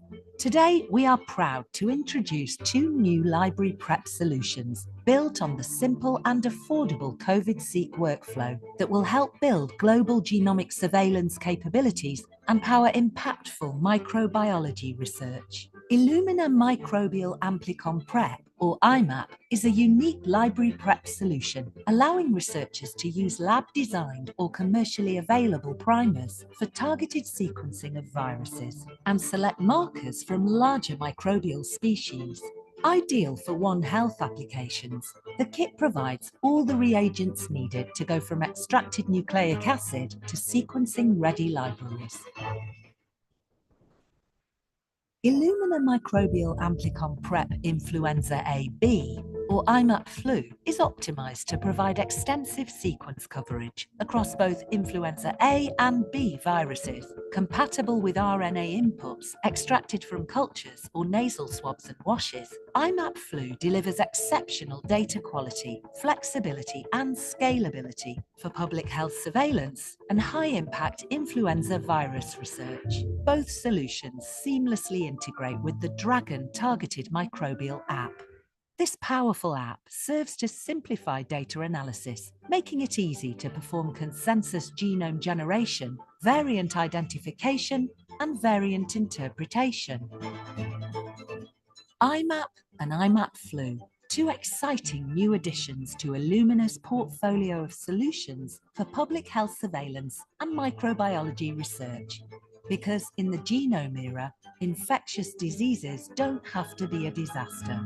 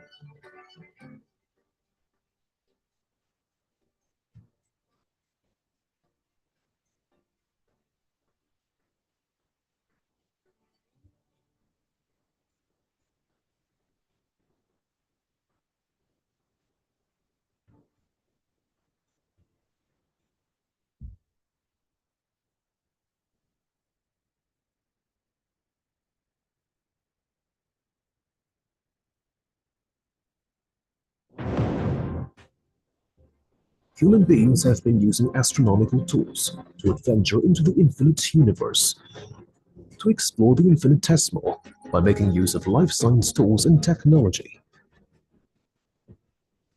Founded in 2016, headquartered in Shenzhen, China, MGI is committed to building core tools and technology to lead life science through intelligent innovation.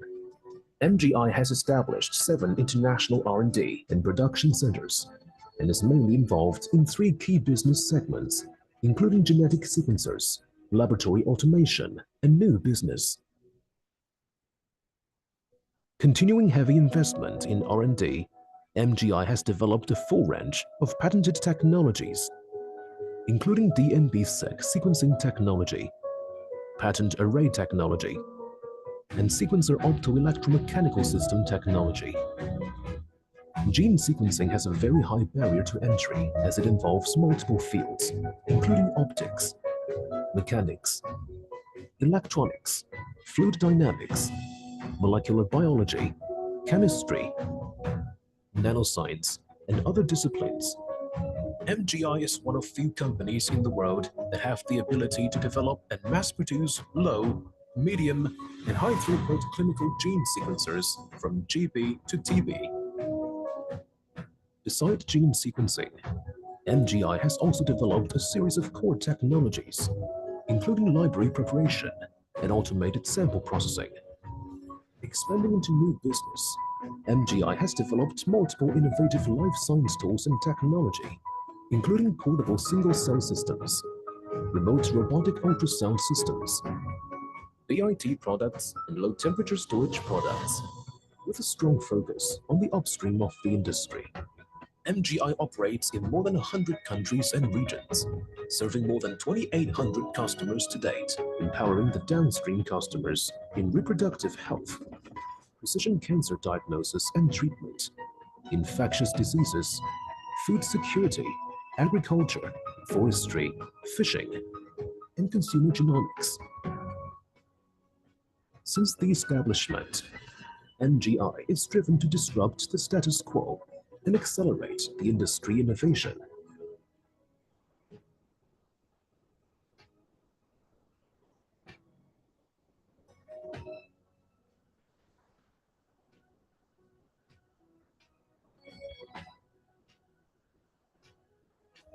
MGI aims to build a suite of life science core tools to address the fundamental questions, push the limits of science and technology, and lead the innovation in the era of life.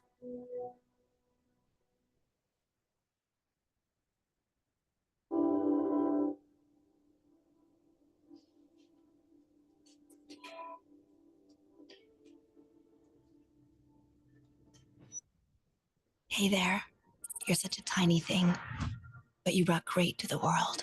Your story became much bigger than we ever dreamed. People lovingly call you Epi, and you changed how we work in the lab every day, more than once. With every little drop that you've held, great inventions could be made. You like it cold. You like it hot. You like it shaky. You're colorful and convertible, and your family grew bigger. There's nothing that can harm you. And that's good, because you preserve for us what we adore most, what's everything to us, the sample.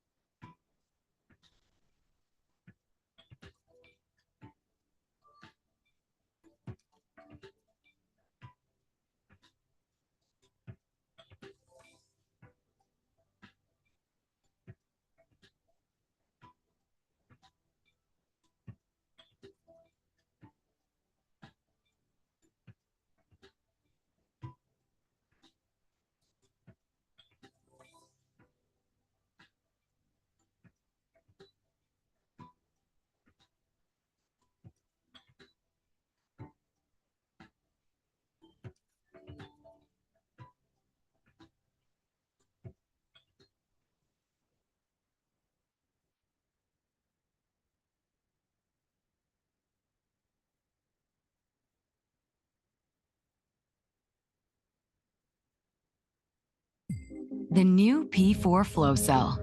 Experience more reads, greater accuracy, and the most cost-efficient runs on NextSeq 2000. Expand the utility of your benchtop system with 4 new run configurations. Maximize batching at scale for applications like exome, single cell, and spatial sequencing on the market-leading platform. Do more with P4 on the NextSeq 2000.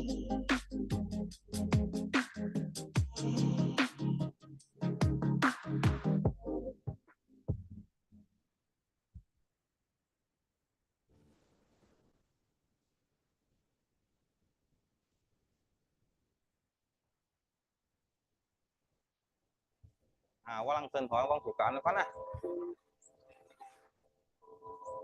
Vâng tên hỏi thuộc cả này.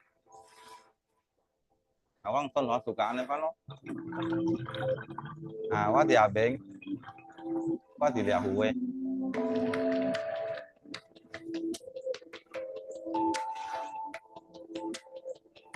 Chúng thay chế mà phần nát. Mà lúc tê cài lắng ăn chế. Ai chào hùi lắng bọn chế. Ăn chế. Leo bọn chế. It's projected that the world's population will grow another 2 billion people in the next 20 or 30 years. These fish look in really good condition. The key thing here for farmers is to be able to produce enough fish to feed the population in his area, but also globally.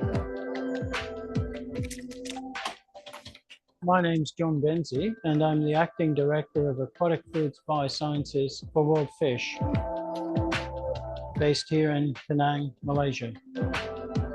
Fish are highly nutritious and in many parts of the world are the key components to people's nutritional security. It's important to produce more of these foods. One, because they're nutritious and they've been fed today. But secondly, because there's a huge demand for them that is not currently met. In this hatchery, we maintain the genetically improved farm tilapia strain known as GIF. This fish now grows twice as fast as unimproved tilapia. Let's try.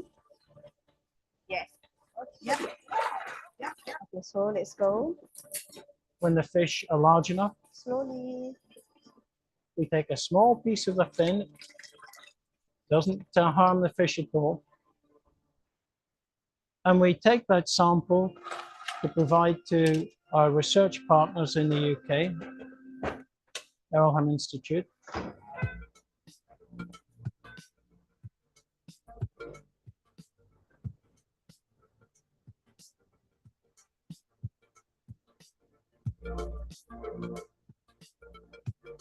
Hey guys.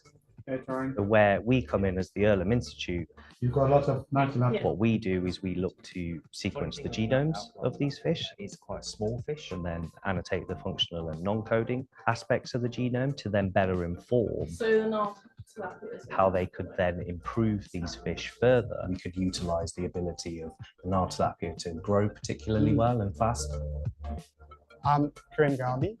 I'm head of genomics pipelines at the Illumina Institute in Norwich, England. The issue that we're trying to tackle with this collaboration with WorldFish is to try and improve agriculture in Africa and Asia of tilapia fish.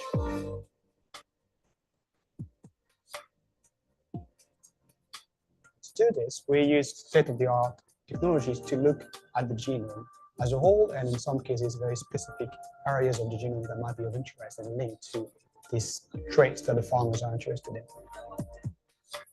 So the benefits of the Genomics for this type of projects are twofold. The first one is reducing the cost. The second benefit to us is the speed.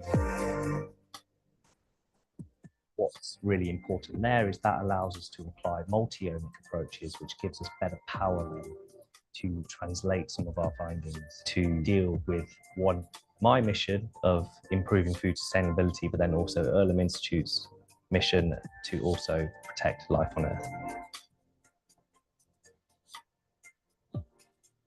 This is my passion, my scientific passion really. So being able to connect the technology that we've set up in this lab to the life of farmers and the livelihood of farmers and helping them thousands of miles away with the work we're doing here in the lab is fantastic.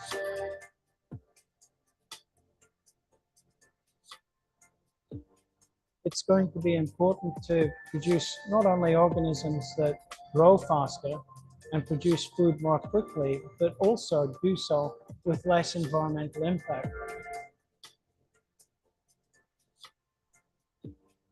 Feels like a worthwhile thing to do, and it's satisfying at the end of the day to think that we've made at least some small contribution to that process.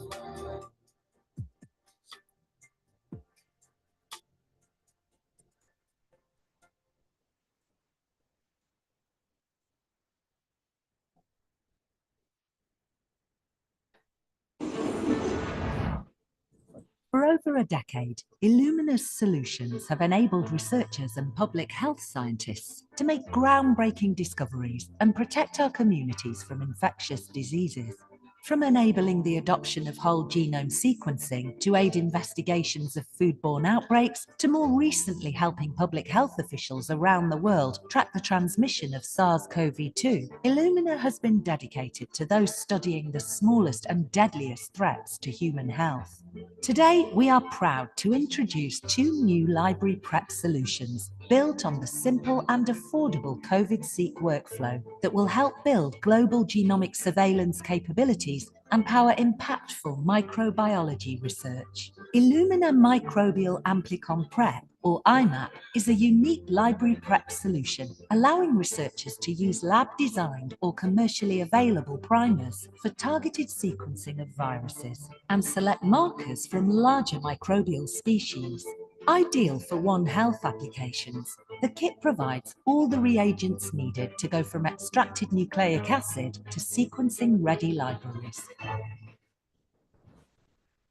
Illumina Microbial Amplicon Prep Influenza A/B, or IMAP Flu, is optimized to provide extensive sequence coverage across both influenza A and B viruses, compatible with RNA inputs extracted from cultures or nasal swabs and washes. IMAP Flu delivers exceptional data quality, flexibility, and scalability for public health surveillance and high-impact influenza virus research. Both solutions seamlessly integrate with the Dragon targeted microbial app.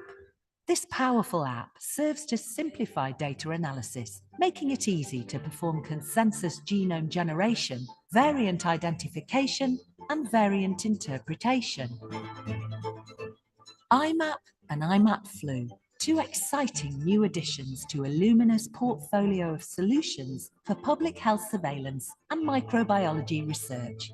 Because in the genome era, infectious diseases don't have to be a disaster.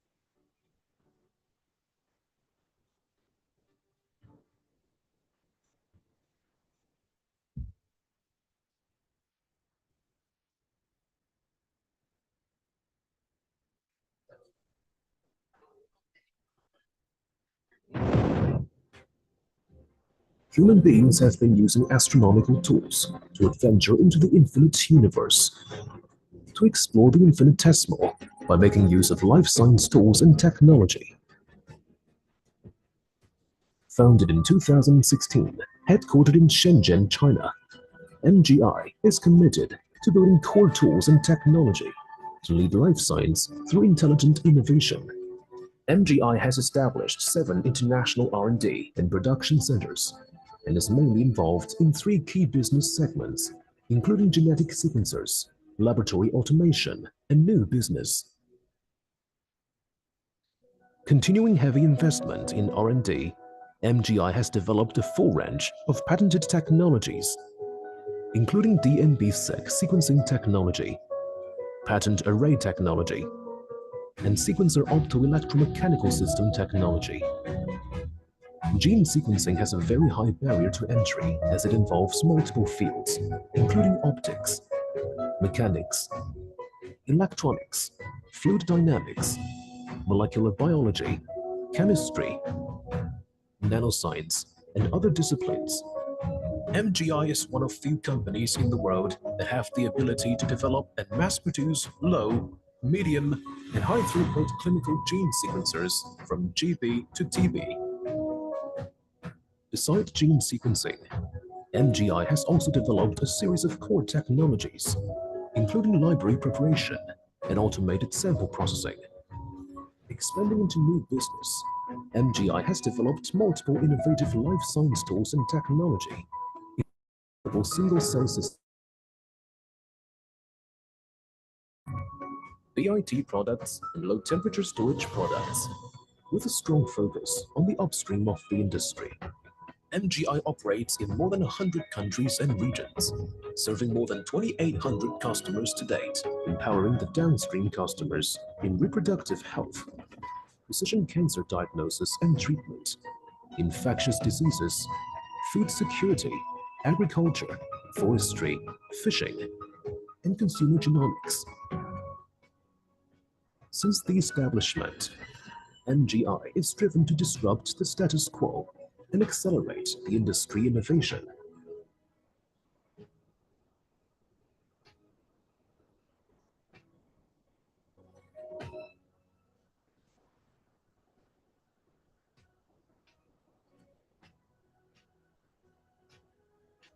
MGI aims to build a suite of life science core tools to address the fundamental questions, push the limits of science and technology, and lead the innovation in the era of life.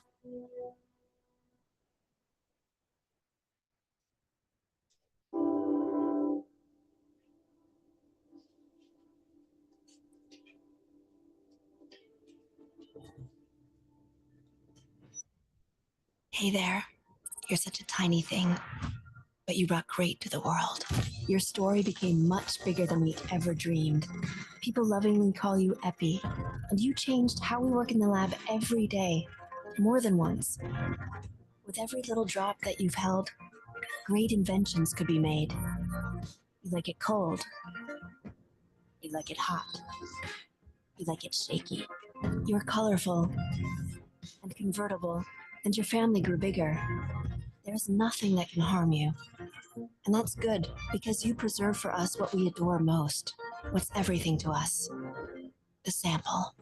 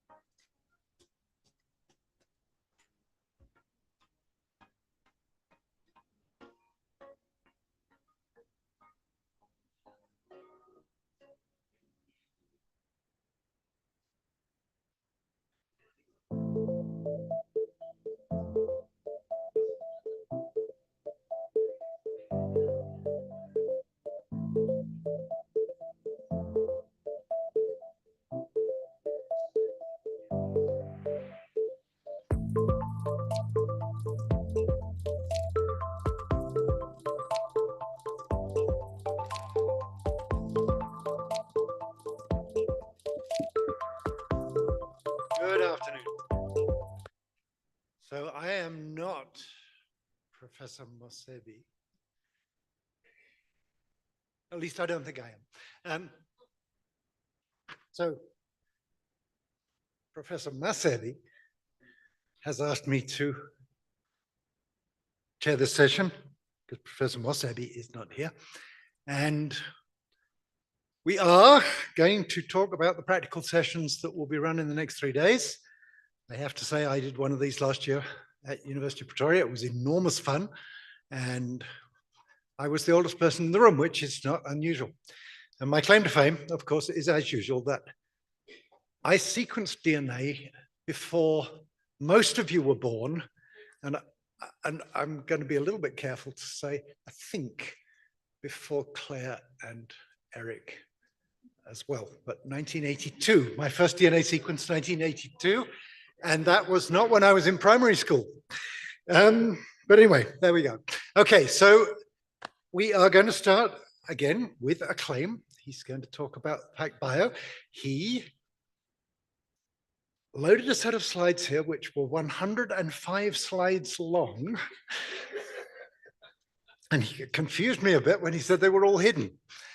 So I don't know if you're going to slow slides or not slow slides, but if you're going to slow slides, he's not going to show 105 slides. And if he tries to, we'll stop him after about slide 5. But okay, over to you.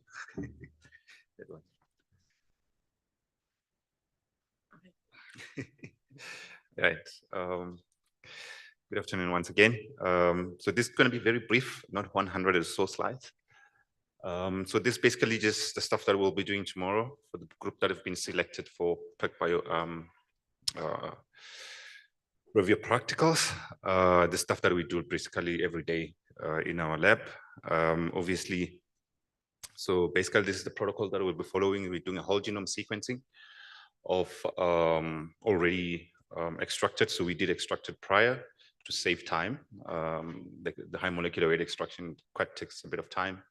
So we did that already. So the guys will just get there and get the genomes ready and then start with QC. And then why it's important when we say we need a high molecular weight, what's different? How does it look when you say high molecular weight compares to the normal genomic DNA extraction? And then that would be the protocol that we're going to use. And of course, these are basic steps that we're going to go through as well. Like I said, we're not going to do DNA extraction. We'll start with DNA QC and fragmentation using the Megaraptor for DNA sharing, of course, and then using the PacBio SmartBell prep kit 3.0 for the entire workflow until we generate the library prep at the library cleanup and size selection step. And if there's a need, depending on how the sharing was, we'll do the size selection with the blue pippin. And of course, these will be the kits that they will be using. We have the SmartBell Prep 3.0 as a library prep kit. We have two options to do size selection depending on the quality of the shared library. They can either use the bits for size selection just to remove the small fragments, or do the entire size selection with blue pippin. And then of course the sequencing reagents, that includes the polymerase.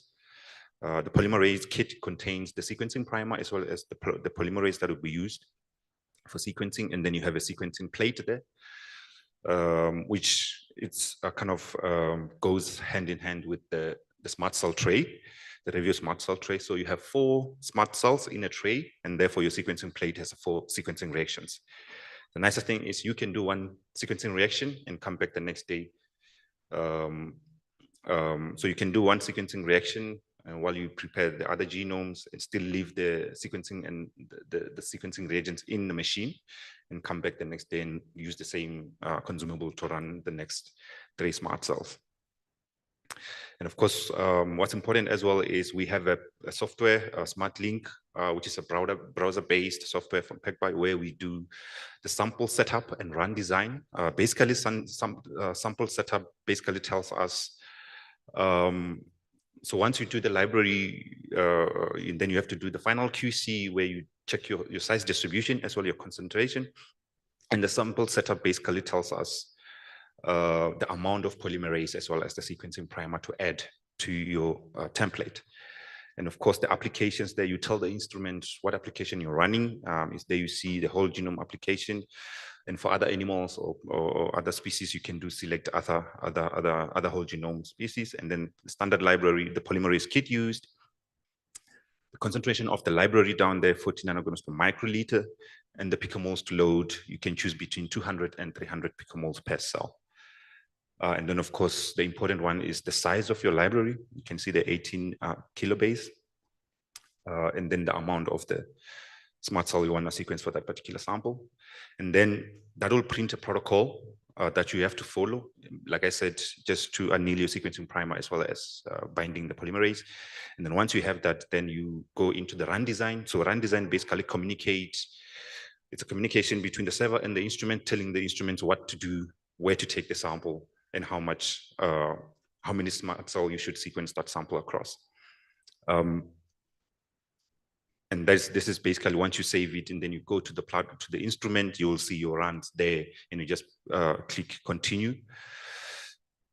This hopefully will be on Thursday because the library prep will probably take the most of the day, tomorrow. And then on Thursday we do the run, and hopefully by Friday we can do the SmartLink software assemblies, and we go through that. Again, just to explain that, what have been said, I think we have about 9 people that have confirmed out of a list, a long list. But unfortunately, due to space, we can only accommodate so little. And then, yeah, just the program, obviously, we're going to start early in the morning throughout the day with presentations, just to go through the protocols with them, and then they will go full time into the lab. And then the next day will be as well, just to go through where we are, where we ended the previous day, and then more depth presentation on this sample setup and run design. And then we loaded the system at the end of the day 2. And then hopefully when we come in on Friday, the run would have completed. If not so, then we can just redo, do analysis using similar genomes, assembling cells and stuff like that. Yeah, I hope to see everyone that have been selected tomorrow. Okay, that's it for me.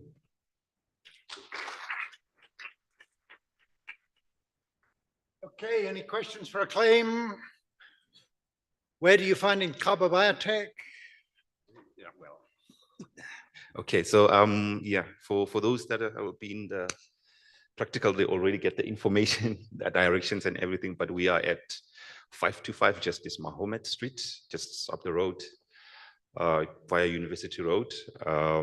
Obviously, you can't miss us, we just there, the signs are there and everything, but 525 Justice Mahomet Street here in Maklanek. Thank you very much. You know that cartoon where they have a couple of scientists and they're writing on the board, and then in the middle they say, magic happens in a big black box. So magic happens in the big black box called the Revio. Okay, so Raksha is not here with us today, but Shane talked to the ONT course, and that leads us to Ms. Shabangu, who is from MGI. And I'm guessing that you are Ms. Shabangu. Well done. I would be very surprised if you hadn't. And Lucky is going to break the PC.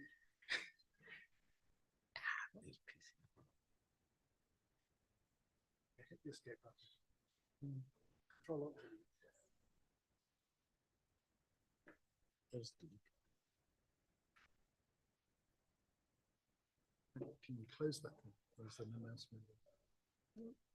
I don't know why people don't work on this. That's really. Yes.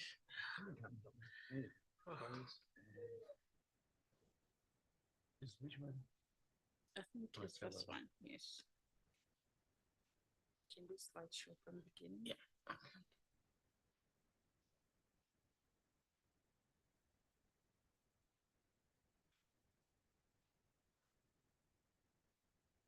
Good afternoon. And thank you, everyone. On behalf of MGI, we're really grateful to be part of this interesting and dynamic institute that integrates scientists across Africa to serve as a vehicle to solve African-based issues on the continent. So as MGI, as leaders in life science innovation, what I'm going to share with you today is a solution that I feel throughout the discussions you've been having since yesterday is going to help you resolve the issues that you've been discussing. So I termed this presentation the perfect genome because it's quite important for you to have an error-free based genome assembly to be able to interrogate any kind of questions that you could have, especially when you're having or working with African genomes that are not sequenced enough globally. So the current issues that we have with whole genome sequencing has been described and discussed greatly in this platform. When you're working with obviously short read sequencing, there's issues in terms of obtaining haplotype information, obtaining high resolution of phasing blocks, designing or constructing assembly for pseudogenes. Although this information is accessible with long read sequencing technology, it was quite interesting after Claim's discussion prior to this session, when he spoke about the perfect resolution that they've obtained with long reads.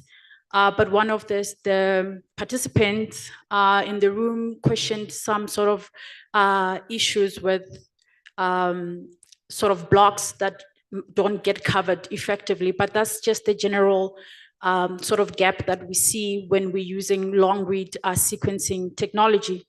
So this is often encompassed with using short reads to fill these particular gaps that you get when you're working with long read sequencing solutions. So as MGI, we've been at the forefront of trying to address these issues. And as early as 2018, our CSO came up with a solution that helped us bridge the gap that I've discussed in detail using what we call pseudo-long read sequencing technology that is based on synthesizing subfragments that can get co-barcoded and help you obtain what we call a near perfect genome at the end. So what can this help you with? So this particular solution or approach can help you in obtaining a much more improved genome information by enabling exceptional genome de novo assembly, structural variation identification, identification of pseudogenes or haplotype constructions, and ability to obviously obtain high coverage of phasing information that would not be obtained necessarily when you're working with traditional whole genome sequencing methods. So an illustration of this good performance is displayed on the screen, where you're seeing that one of our competitor X did not manage to fill the gap that is being identified on this particular genome. But in using this co-barcoding solution, which basically marks every subfragment that is obtained from a long genome molecule, you are able to map it back and fill up the existing gaps that you could obtain. So it's quite interesting because in a lot of publications and work that was done on this particular solution, there's been reference to how this solution has revealed parts of the genome that were not found in the reference genome. So how does this work? So we use a high molecular weight genomic DNA, then we do transposon insertion all around the molecular DNA. I think the details of this particular step in terms of the experimental design will be discussed in detail, or those that will be taking part in our 3-day workshop. Then you're going to introduce, we have a very high diversity clonal barcoded bead library that gets introduced and attached to, that attaches subfragments to this particular transposon inserted DNA. And after attaching the barcoded bead library, then the DNA will form a secondary structure around the bead. Once it has formed a secondary structure around the bead, we're then going to introduce barcodes to ID. Then we're going to remove the transposons, releasing the long molecular weight DNA from the transposon complex. So this will result in subfragments that are not necessarily fragmented based on fragmentation step. So a second adapter ligation step will be done, then it will be followed by a normal PCR or PCR. So in instances where you're not doing PCR, then you'll move straight into our, for those that are similar or familiar with our MGA library construction, we do not end with a double-stranded template, but we go further and synthesize a single strand from the double-stranded template. Then we use that particular single strand to generate what we call a DNA nanoball. So After you've generated the DNA nanoball, you'll then sequence on our DNB-seq G400. Then the obtainable sequencing output will be a FASTQ file that can be analyzed using our STLFR version 1.1 software that is available freely on GitHub. And for those that are interested in having a hardware-based solution, we do provide a megabold-based solution that can potentially accelerate the analysis. And in addition to this, you are open to use open software platforms such as maybe Supernova or Sentient, but all the parameters that you need to sort of manage this data are also available for you online.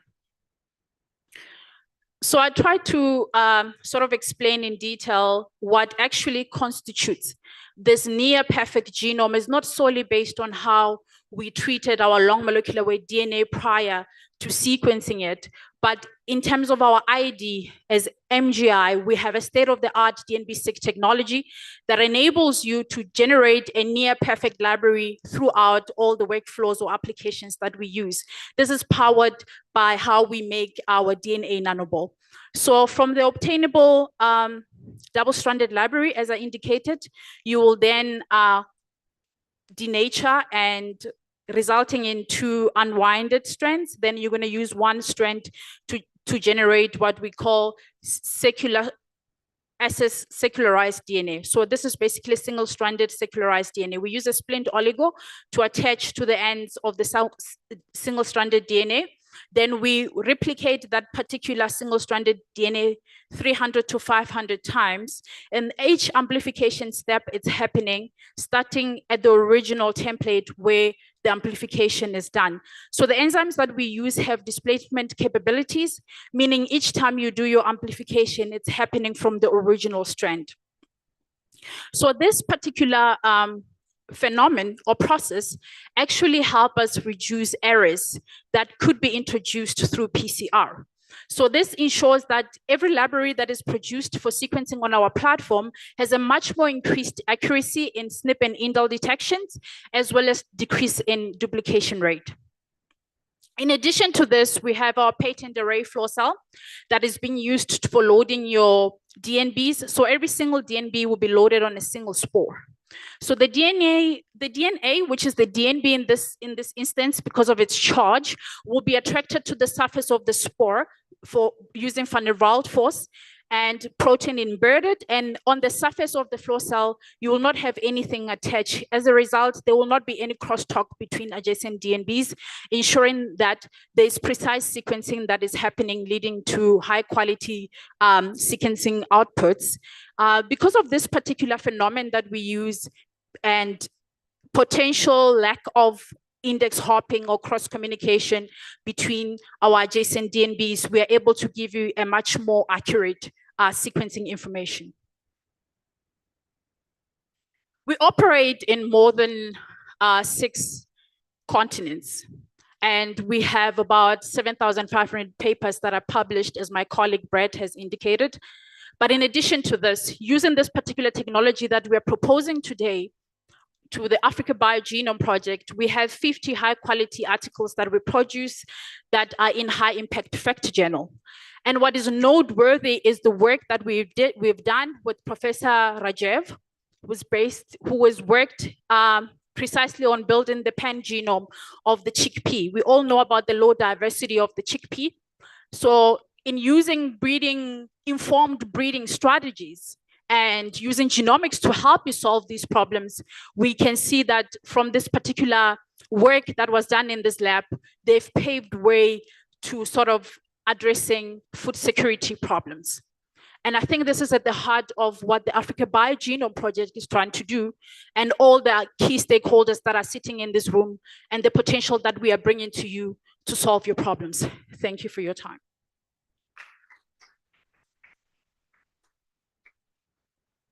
Thank you. Are there any questions?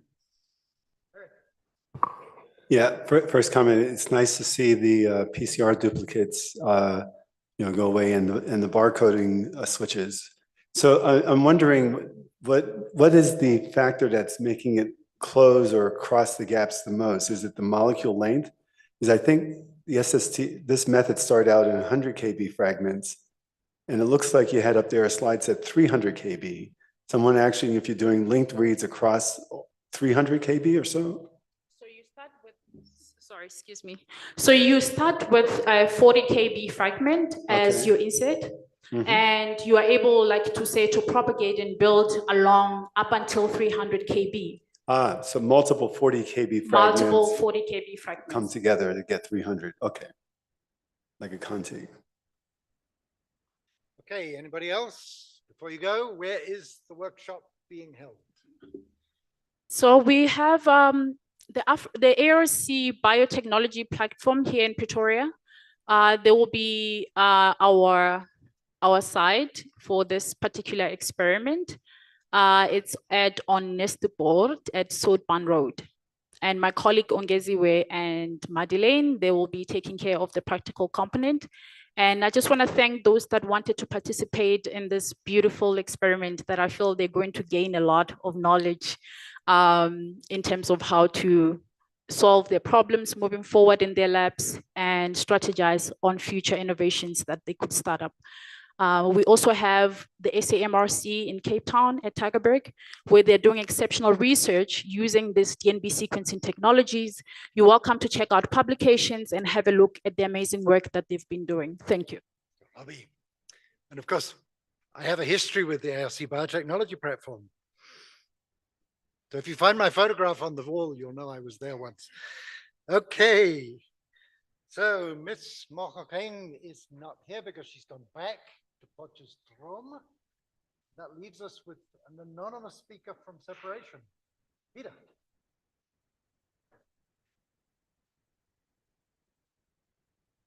Peter is going to talk about the training they're going to do on Illumina platforms.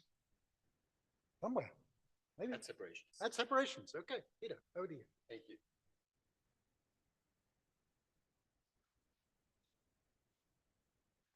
There it is. Second from the bottom.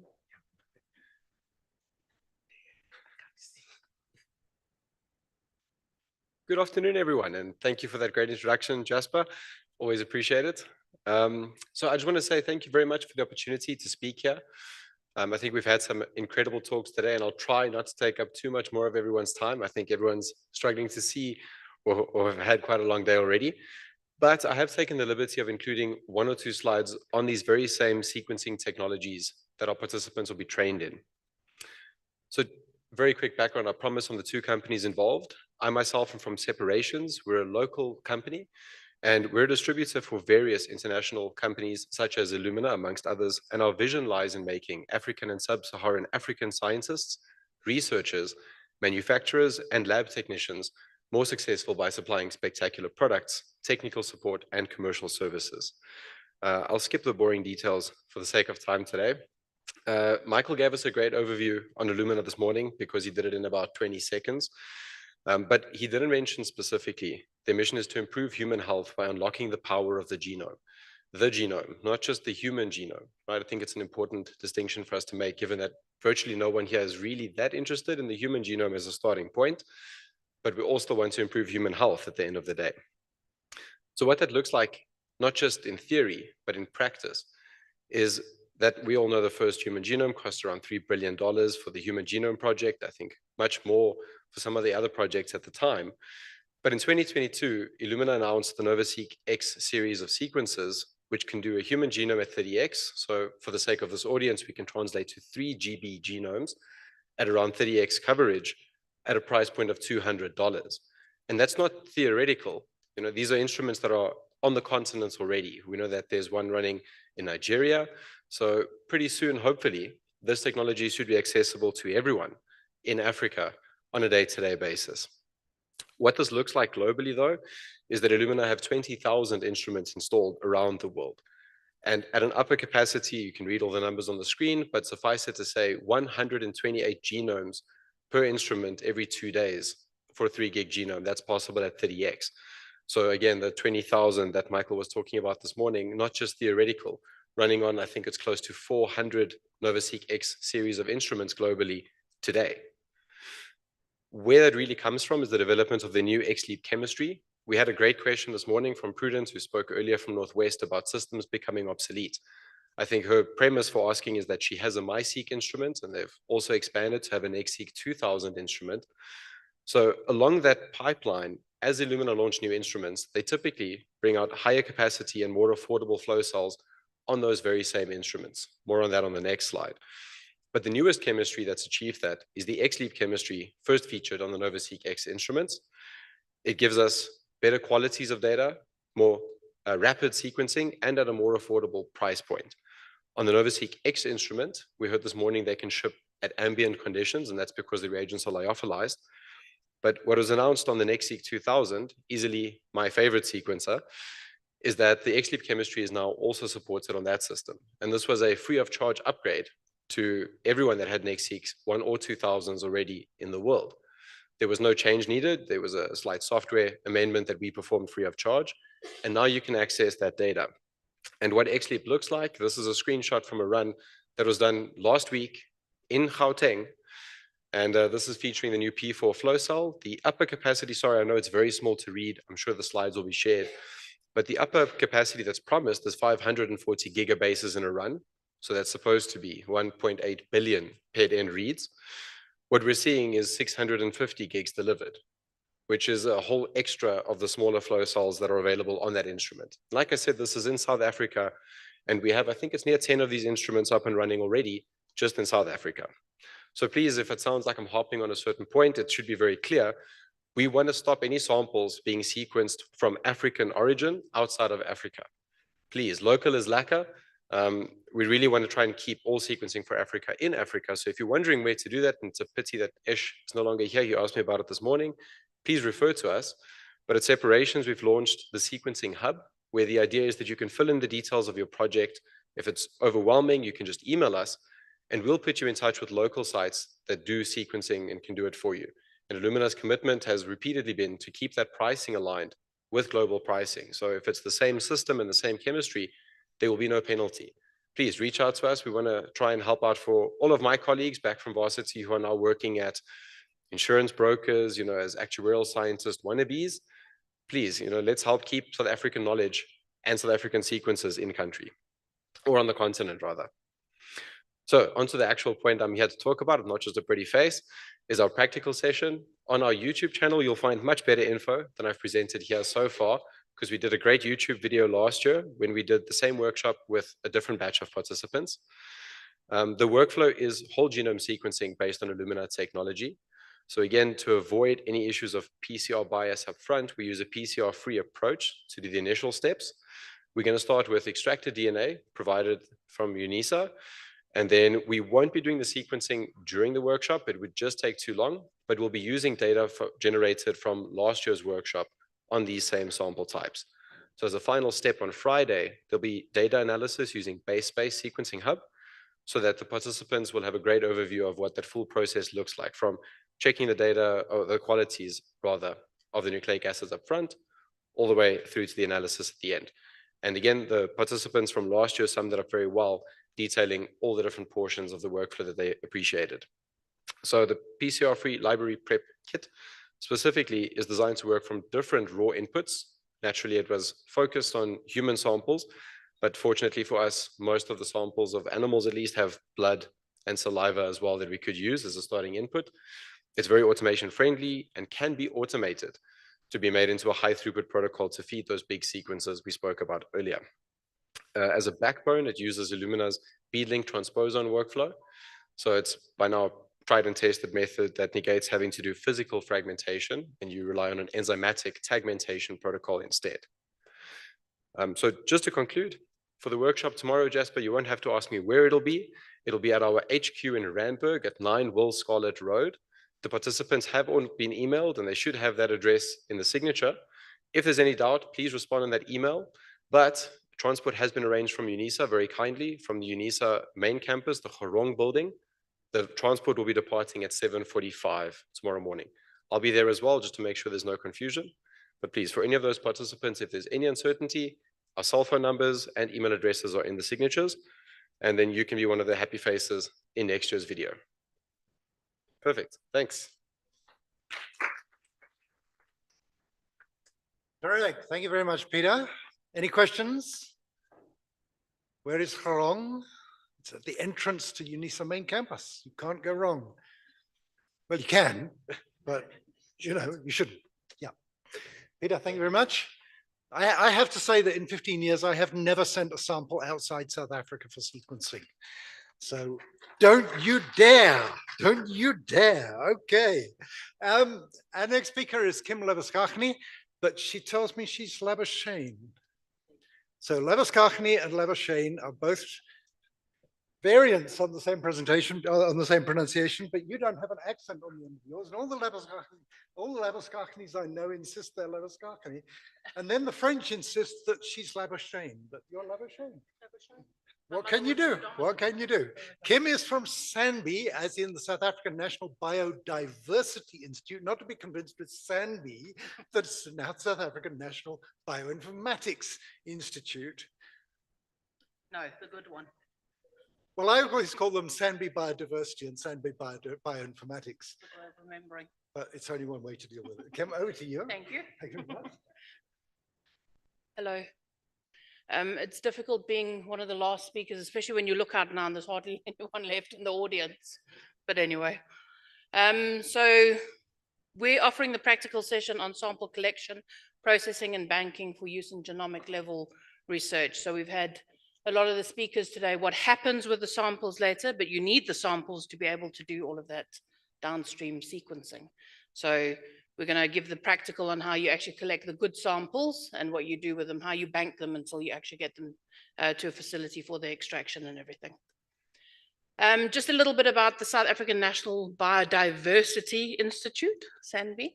The SANBI leads and coordinates research and monitors and reports on the state of biodiversity in South Africa. The Institute provides knowledge and information, gives planning and policy advice, and pilots best practice management models in partnership with stakeholders. SANBI engages in ecosystem restoration and rehabilitation, leads the human capital development of the sector, and managing the National Botanical and Zoological Gardens as windows to South Africa's biodiversity for enjoyment and education. So the biobanks, and I've put biobanks, plural, we fall under the Chief Directorate of Foundational Biodiversity Science under Collections Management. And there are now 5 collections within the Foundational Biodiversity Sciences, 3 herbaria. They're situated in Cape Town, KwaZulu-Natal, and 1 here in Pretoria. We are the SANBI Wildlife Biobank, so I manage all of the wildlife tissues. And recently, we've actually started the plant DNA biobank as well, based at the herbarium in Pretoria. Also within the Foundational Biodiversity Science, a lot of my colleagues, which are scientists and technicians, will also be offering the practical course within the next 3 days. Our biobank was established around about 1994. We've got about 250,000 samples from 95,000 individual animals, representing 250 families, 800 genera, and this is from over 1,200 species. And it's from 46 different countries around the world as well. We haven't been to 46 different countries. That would have been good, but we do have a lot of stakeholders depositing the samples for long-term curation. So the sample collection workshop, just the program. First of all, the value of biodiversity biobanks and collections. Okay, it is on. So that's about how you actually put these samples in these collections for long-term preservation and what they can be used for. Sampling for genetic analysis. What do you do downstream? So also the good quality samples that you want to collect and how you're going to preserve them. Forensic sampling. This just adds another level of why you're taking samples using a chain of custody approach. What we do a lot of the times is we set up reference databases to be used for illegal trade or species ID, which is your barcoding. An ethics and compliance session. So a lot of the permits and everything that need to be in place, and South Africa is quite permit heavy. You've got to be very compliant with your collections and also your labs. Section 20 brings a head shake of horror when people know that you have to have it to do any research on animal tissues in South Africa. An introduction to taxon sampling. So this also shows the different taxa and what is valuable to look at when you're actually sampling from the different taxonomic groups, and also the value of photographs to add value to your original sample and use them in reference databases. And then we'll have Dr. Muzuli Movanga, who is leading up the Plant DNA Biobank, and she'll talk about the Biodiversity Biobank South Africa project, which is a network of different institutions around South Africa that have now joined forces to make sure that these biodiversity collections are managed to international standards, but also that they're going to be around for a long time to come. Okay, that was me earlier this morning, sorry. And then endo and ectoparasite sampling, because you're able to get the DNA from a lot of the internal and external parasites. We've also got our parasitology department giving lectures. An introduction to biodiversity data and minimum data standards, just so that in addition to the good quality samples that you're going to be collecting, it's also the data that goes with them that has become very, very important. And then also the bold database management. So where are all of these sequences being stored, especially for projects like the Jeff7, or which is a continuation of the Google Barcode of Wildlife program. Plant sampling for DNA herbarium collections. So we're not only dealing with animals, we've got a very strong colleagues are going to come and give their presentations about the herbarium and how to sample plants, how to preserve them as well. And then of course the practicals. Goodness gracious. So the practicals, how to take a voucher photograph and add value to the sample, as I said just now. So how to sample from an animal. So these are your different taxonomic groups, and then also the plant sampling. And acknowledgements is mainly for the SANBI team, because there's quite a few of us that are actually going to be participating in the practical workshop. Of course, AfricaBP, and then SANBI and Biodiversity Biobanks. And before I get asked, we are based at the National Zoological Garden in Pretoria, and that's at 232 Boom Street. So you can go in the staff entrance, and it's going to be held in the bioinformatics building.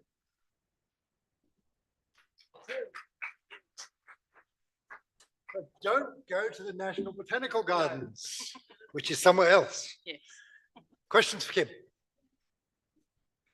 What time are they leaving? They didn't mention. I don't know. We've actually asked them just to meet at the zoo. Oh, okay. Yeah. What time? At 9. We start at 9. Registration is from 9 until 9:30. So don't think you start at 9:30. Think you start at 9. Yes. So we just heard a comment about making sure that what is captured here in South Africa, particularly Africa, gets sequenced in Africa. But your biobank has samples from around the world, and I'm wondering how is that looked at in terms of any kind of bilateral exchanges or not in terms of samples as well as sequences? Are the permits different for sampling versus sequencing? Importing versus exporting? Depends on the species. So if it's CITES, then you're going to need your CITES permits. Our collection being established so long ago as well, it was also pre-CITES, so pre-convention. We've got a lot of those samples in the biobank, but we still disclose it to DFFE when we're applying for permits. And we're very, very strong. Our position is very strong on benefits remaining in the country where the sample originated as well, especially with Nagoya and everything. So permits, yeah, import, export, re-export, all of those quite difficult sometimes. Okay, Kim, thank you very much. Have a wonderful time. Our next speaker could well be from Eppendorf, Dr. Jafar Ali.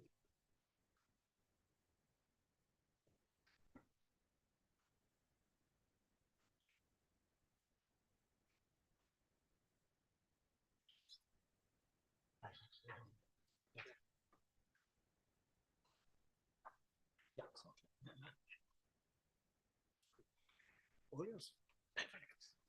Any second now. Awesome afternoon. Yes, it's tricky post-lunch and post-coffee break to attract interest and attention. Biologically, brains do comprehend a continuous lecture is going to be a difficult thing, but I could make it much faster. It's a simple thing because I could see a lot of industry partners and scientists presenting on the objectives and research outputs, more speaking about the final data, the sequence and sequence reads to answer their questions. But I come from a company, Eppendorf, more into a sample handling and a processing portfolio. So that makes it pretty relatively easier, but at the same time, I believe scientists would really appreciate that the intactness, the quality of your sample is a rate limiting factor to give you the final expected data, clarity, reliability onto that. So with that in mind, and in Africa BioGenome's objective of capacity building across the continent, in collaborating with one of your strategic partners, INCABA, we have planned for the 3-day workshop. It's going to happen 2 days at Eppendorf Customer Experience Center at 23 Magua Crescent, Waterfall City in Johannesburg. And the 3rd day would be the final session about sessions on the sequencing data analysis, which is going to happen at INCABA Biotech in Pretoria. So it's Arif going to do that now for the next few minutes to just go through what is an agenda that our participants are going to experience. So we have got 18 registrations across a few provinces, and we are going to engage with those 18 participants, maybe our faculties, scientists, and the senior scholars into it. So not a complicated sophistication that we all heard from other industry partners. It's more about, to continue with what Kim spoke about the sample collection and how we're going to document that would be the first topic, which is going to start with a sample, and then going to speak about the science of pipetting, because that starts from there. Because what all kinds of experiments are going to pursue is all about setting up a reaction, which is going to involve different classes of liquids.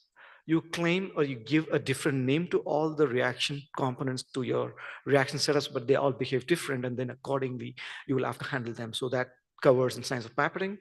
Followed by that, we're going to have to discuss more about the kinds of extraction principles that are available in the market and on what basis the scientists are going to choose that.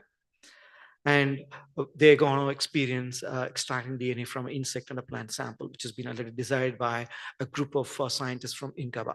So that ends up the first day. The second day is more on the quality checks of the extracted nucleic acid and what basis they're going to decide the quality of it, how they're going to quantify that.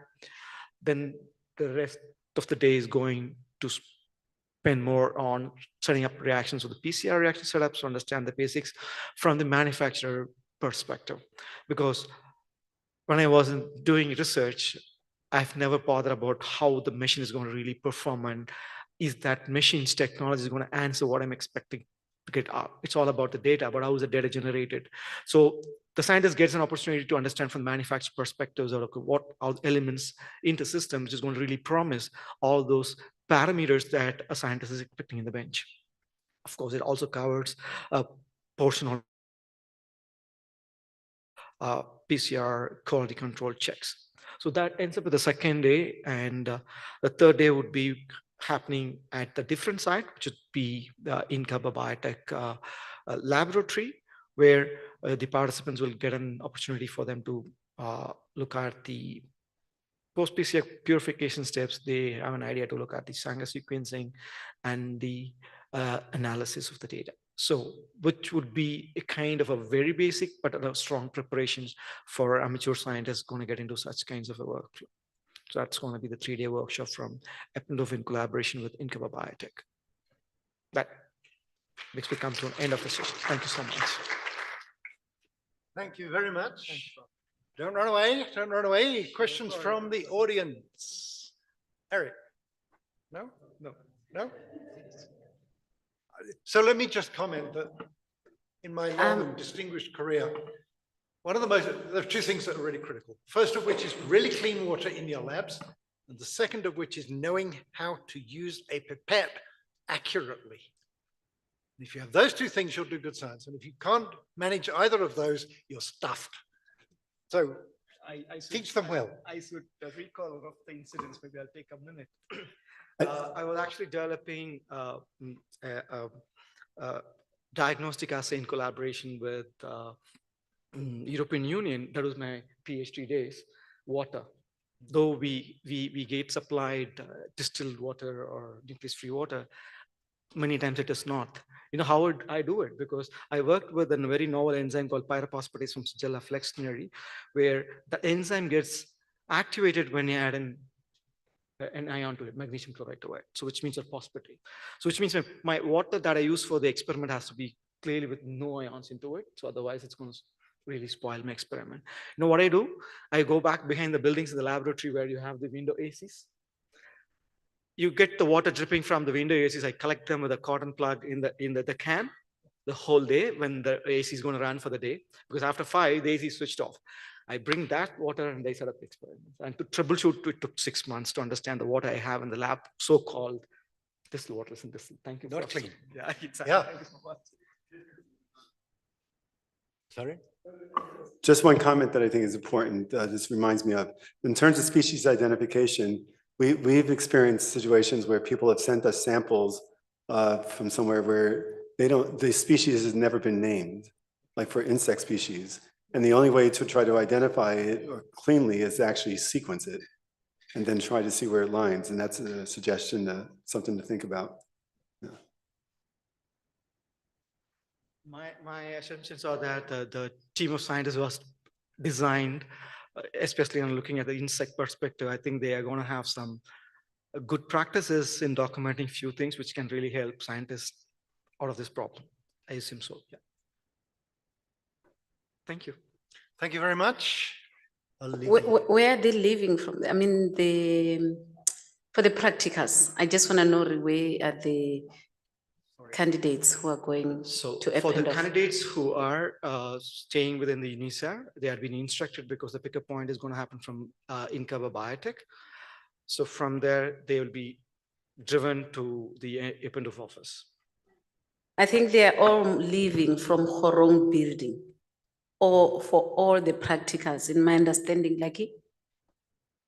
Prof, for Eppendorf, they've made arrangements to be picked up from Imraba. Yeah, this has been communicated to the participants who's moving from here. That's good. Yeah, That's it's been individually communicated. It's been called and individually communicated. Yeah. Thank you. Okay, thank you very much. Okay, our next speaker is a virtual speaker. That's not the virtual speaker. Dr. Nel van Sale is in Stellenbosch and will be put online any second now. Hi, can you hear me? We can hear you, we can't see you. I've got my slides shared to save some bandwidth. Okay.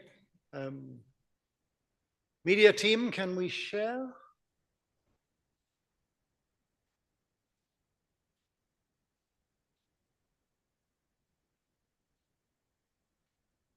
Stop photographing me. Thank you very much. Okay.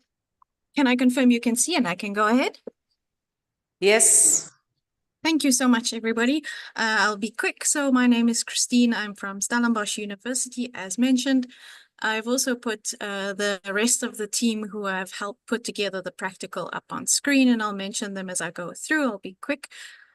So our practical is titled From Sample to Sequencing, Metagenomic Sequencing on the ONT Long-Read platform.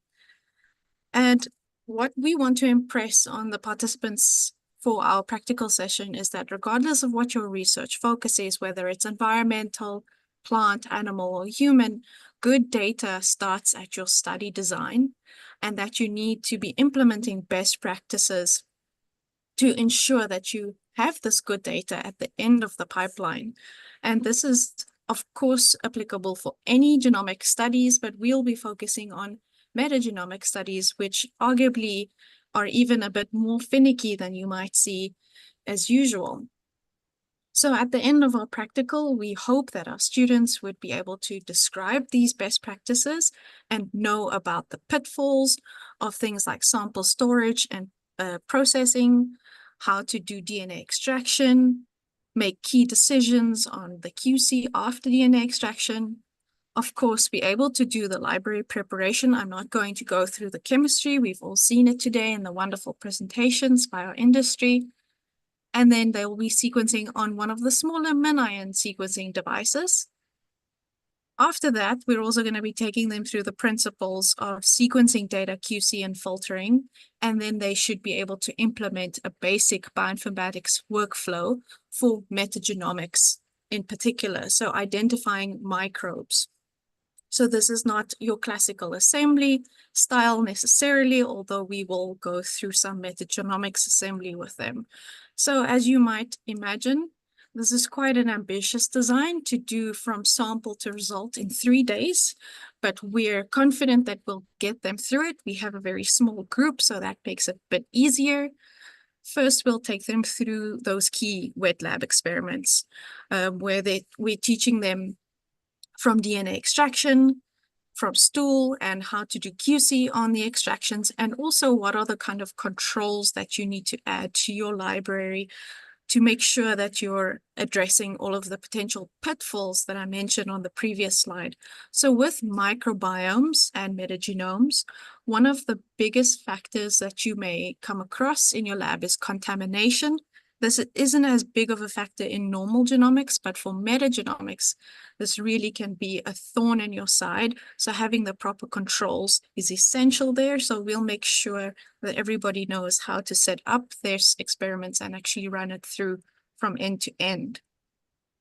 We'll also do the library preparation and hopefully on the second day start our sequencing run so that we actually have some real-time data. As you heard, ONT can do real-time data for them to analyze on the last day of the practical, but we do have some backup data in case things go wrong. As you all know, science can be a fickle mistress.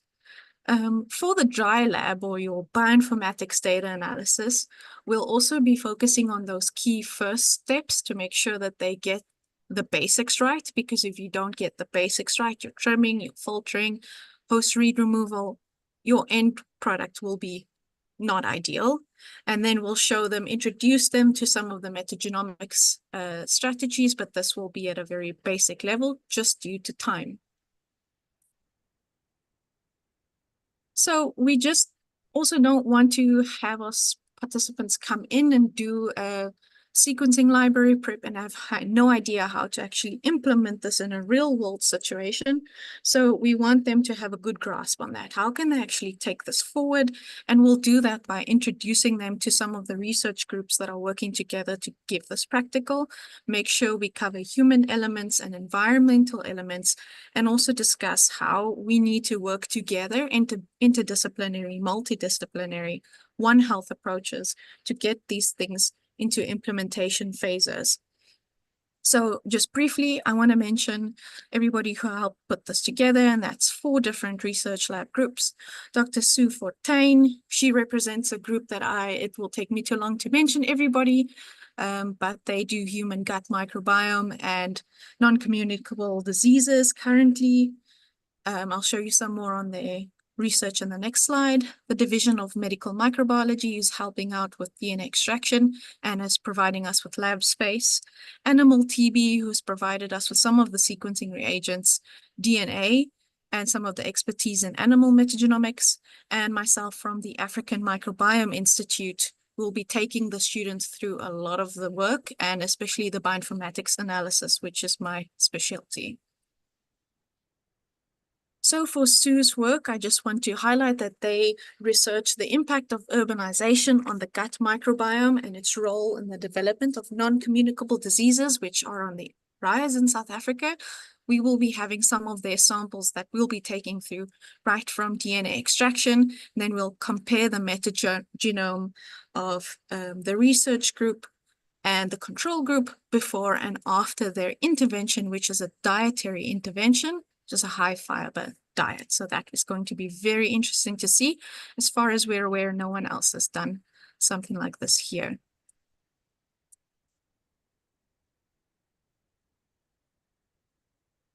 Then I just also want to show that they do have a big collaboration of lots of different institutes, names that you might be familiar with, that you've seen throughout today, that are all working together to make this happen.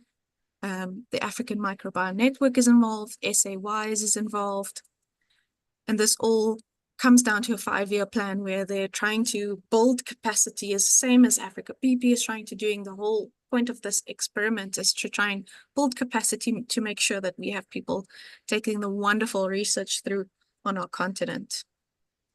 The next group, the Division of Medical Microbiology, they are working on another metagenomic study where they are trying to see whether they can predict the pathogens and the antimicrobial resistance patterns in our hospital environment by metagenomic surveillance of the environment.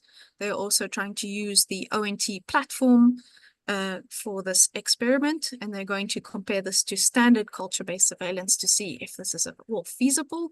I've put, again, the contact details for them up on screen. I'll also put my email at the end of this presentation in case you miss anybody else. And then, of course, we'll be getting some DNA from animals, which I think is probably the most interesting to most of the crowd in today's session, from the Animal TB Research Group led by Prof. Faidan Goosen. They are also moving into a One Health approach to this, and they're also doing more and more microbiome-based studies. They've started a lion microbiome project recently, which is really interesting. They've also done some work on African elephants, so it's not just TB. They're moving into more of a bigger genomic sphere. They also investigate host genetics and immunology, pathogen biology, genetic diversity, and they work with diagnostics. So this group really does a lot. I'd recommend you getting to contact with them if you're at all interested. And then myself, I mentioned I'm from the African Microbiome Institute, and our core activities include networking events where we bring together people in scientific media, meetings, symposia. We do education through workshops like this one, or consultation-based training, data analysis consultations, and grant writing. And I'd also like to take the opportunity to invite you all, because I feel like this is a definite applicable crowd for the 3rd African Microbiome Symposium happening in November. The link to the symposium is on screen right now, although for sake of time, you can just email me after the presentation if you missed that link. So thank you again. I know this was very quick. Thank you to our practical sponsors in particular, and for the rest of the team making this happen. I want to emphasize that we want to take the students through all the way from sample to the end product. And although that's a big ask in 3 days, we're going to try our best. Thanks, everybody. Kristen, thank you very much indeed. Do we have any questions either from the audience here or right online? If not, you haven't told us where you're going to run this. I'm guessing it's on the Tygerberg campus in Stellenbosch. Yes, I was waiting for that question since you seem to like asking it. It will be on the Tygerberg campus of Stellenbosch University, and we'll be at the pathology research facility. Terrific. And I remind all the participants who are going to participate that this is in Stellenbosch, which is 1,600 kilometers away. You will not leave in a bus from Karong building at 7 tomorrow morning. Okay, thank you very much indeed. And our next presentation is from the University of Venda, and I believe that's online as well.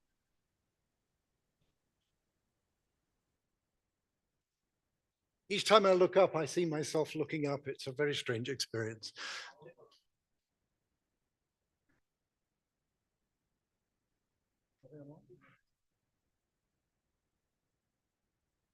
Oh, they said they'll do it in the house.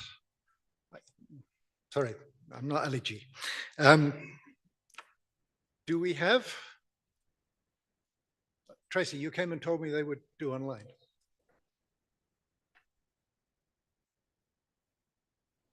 We have confusion as to whether Venda is going to be with us or not. Okay, she is online. That's definitely not her. Can we get her up? Bring some slides. I can't look up at the screen again in case it's still me. Hello, good evening. Okay, there we are. Good evening and welcome.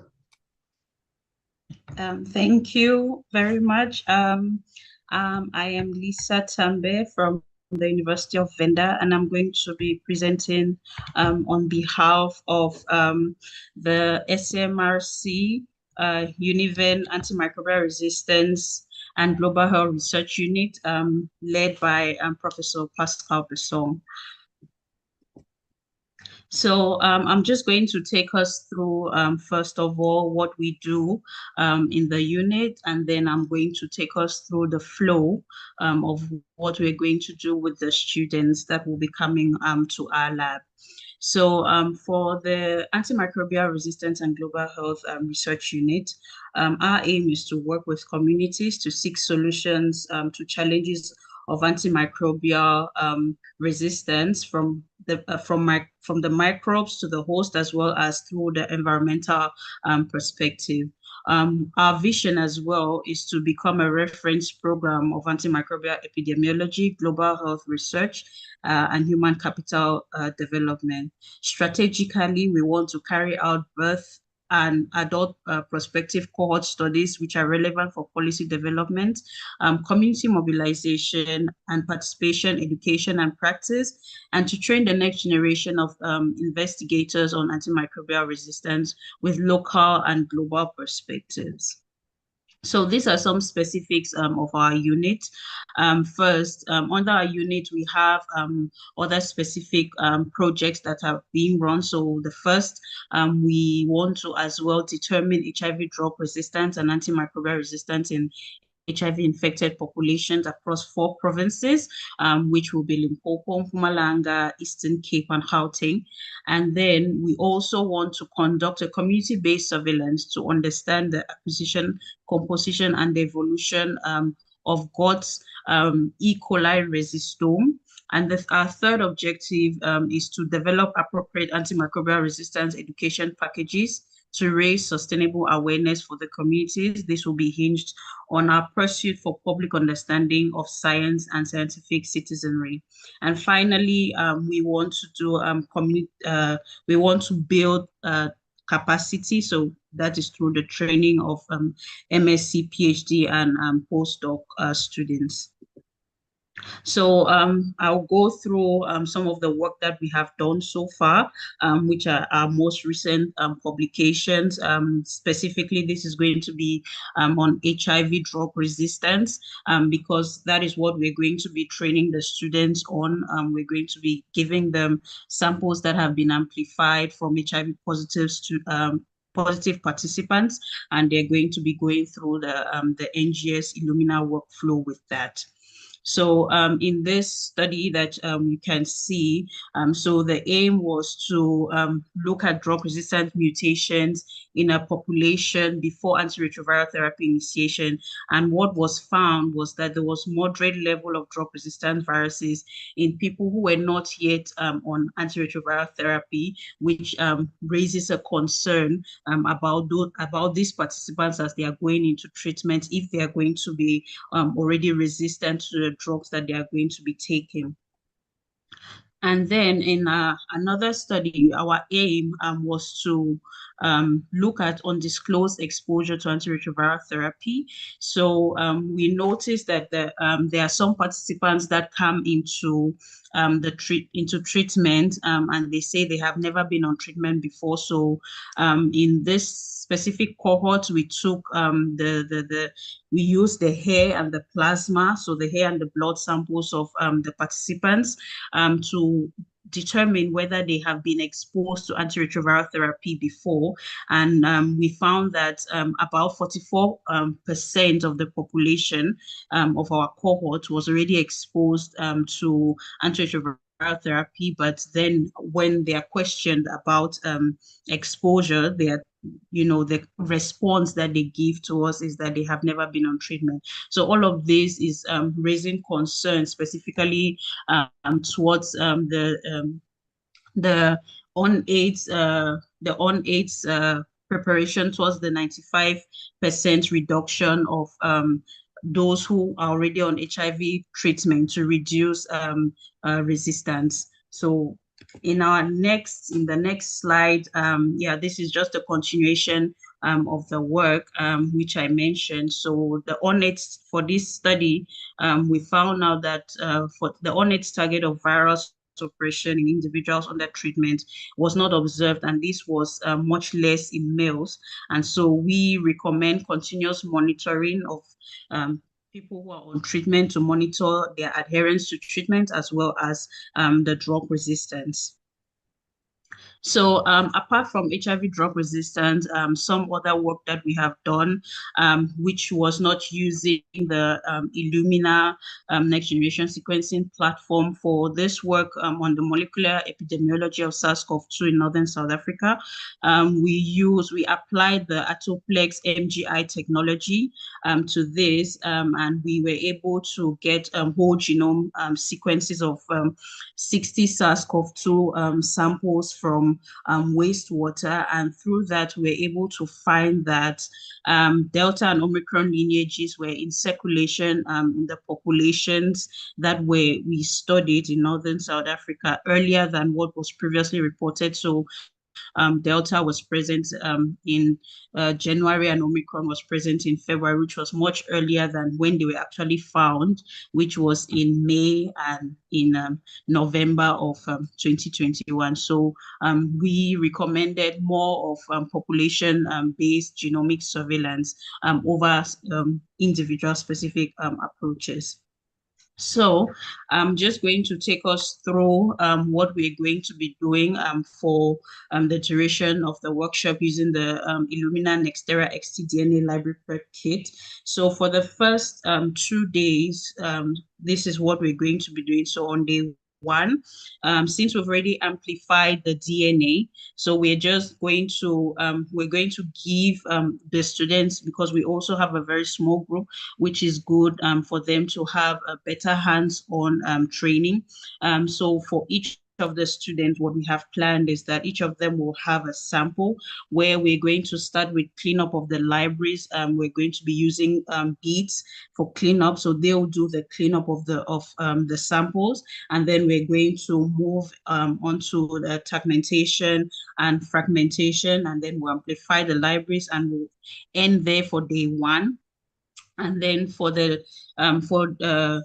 next day, which is day 2 of our wet lab, that will be on Thursday, we're going to move to cleanup of the libraries, normalization, pooling, and then we're going to run that. So we're going to train the students that are going to be with us on, all of this, of the denaturing and dilution of the libraries using 5x pooling, and all down to the sequencing. So we have a mini-seq in our lab, the Illumina mini-seq. So we are going to be using that. The venue of the workshop is going to be in the New Life Science building at the University of Venda.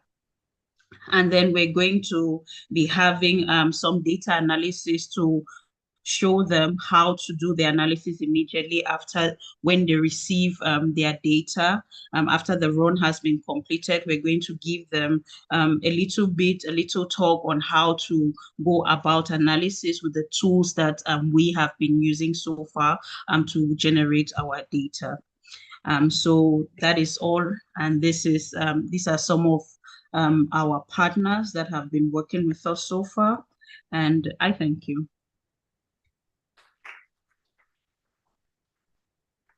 Thank you very much indeed. And any questions? Questions, Gray? Anything online? He looks, he checks, he shakes his head. Thank you very much indeed, and have a wonderful, wonderful training. I know you're all training your internal people at Univen, but I'm sure you're going to have a tremendous time. Thank you. So at UNISA, we like to pretend to be other people. So I'm pretending to be Professor Masebi, and this is not Dr. Bottas, but Dr. Nesingani. But he's going to speak in place of Dr. Bottas. Okay, thank you. Unfortunately, Dr. Botes can't make it. She sent her apologies. So I will just, I didn't prepare the presentation on the ethics side. I'm not an expert in that field. So I'm just gonna give a brief update specifically for the ethics participants who are going to participate in the practicals. The practical venue will be at the main campus, Horong building, at the second floor in the breakaway room. I'm sure they say the information have been communicated to all the participants. The information will be in the emails. Please make sure that you go through the emails and read everything that they shared with you in preparation of the practicals in advance. And yeah, the practical schedule and the workbook has been distributed to participants. I will be not taking the questions. It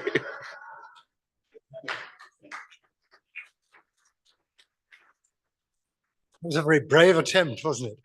And that brings us to the end of our session on the practicals tomorrow. And in the spirit of pretending to be other people, Dr. Masebe is not going to be Dr. Masebe. She's going to be substituted in pretending mode by Professor Mapoli. So Professor Mapoli is the Deputy Executive Dean of the College of Agriculture and Environmental Sciences at the University of South Africa.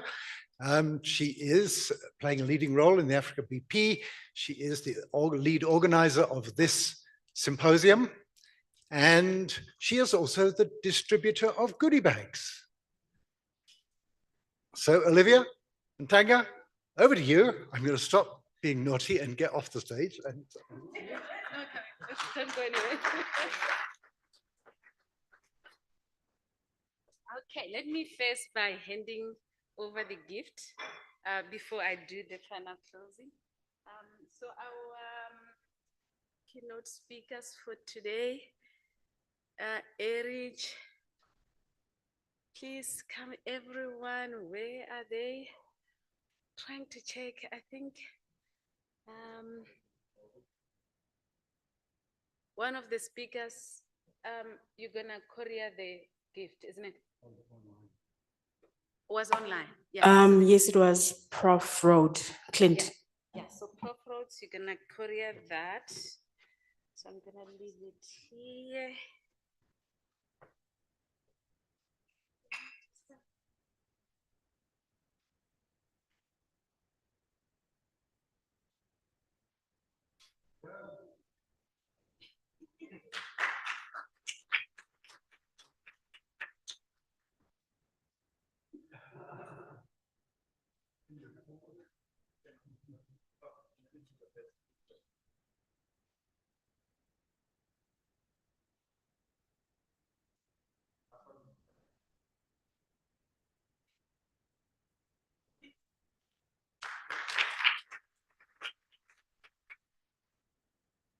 Okay, what a long workshop, ne? I mean, I believe everyone is so tired because it's a long day, 9 to 6 or 9 to 5:30 every day. But I really want to thank everyone. I know that yesterday we started with a lot of hiccups a bit in terms of the media, especially because in the Southern Africa we use Teams. So when you're moving into the Zooms, it becomes a little bit of a challenge, but we're really thankful for our media team that managed to set it up right. And then we managed today to go ahead without any challenges. And also for having the good audience here. So for the one online, I just want to thank you so much for all of you who came here and those who are in virtual space for attending this workshop. This is our second workshop, and I believe it's growing every time. So the AfricaBP in the last year, we decided that we were going to start to give this kind of workshop, and with the idea that it would help everyone to learn and be able to do the practical space of understanding the sequencing or the next generation sequencing or the bioinformatics. And that was the idea. So I'm glad that now, if you look at what happened last year and what happened this year. This year, you have more practicals in the regions.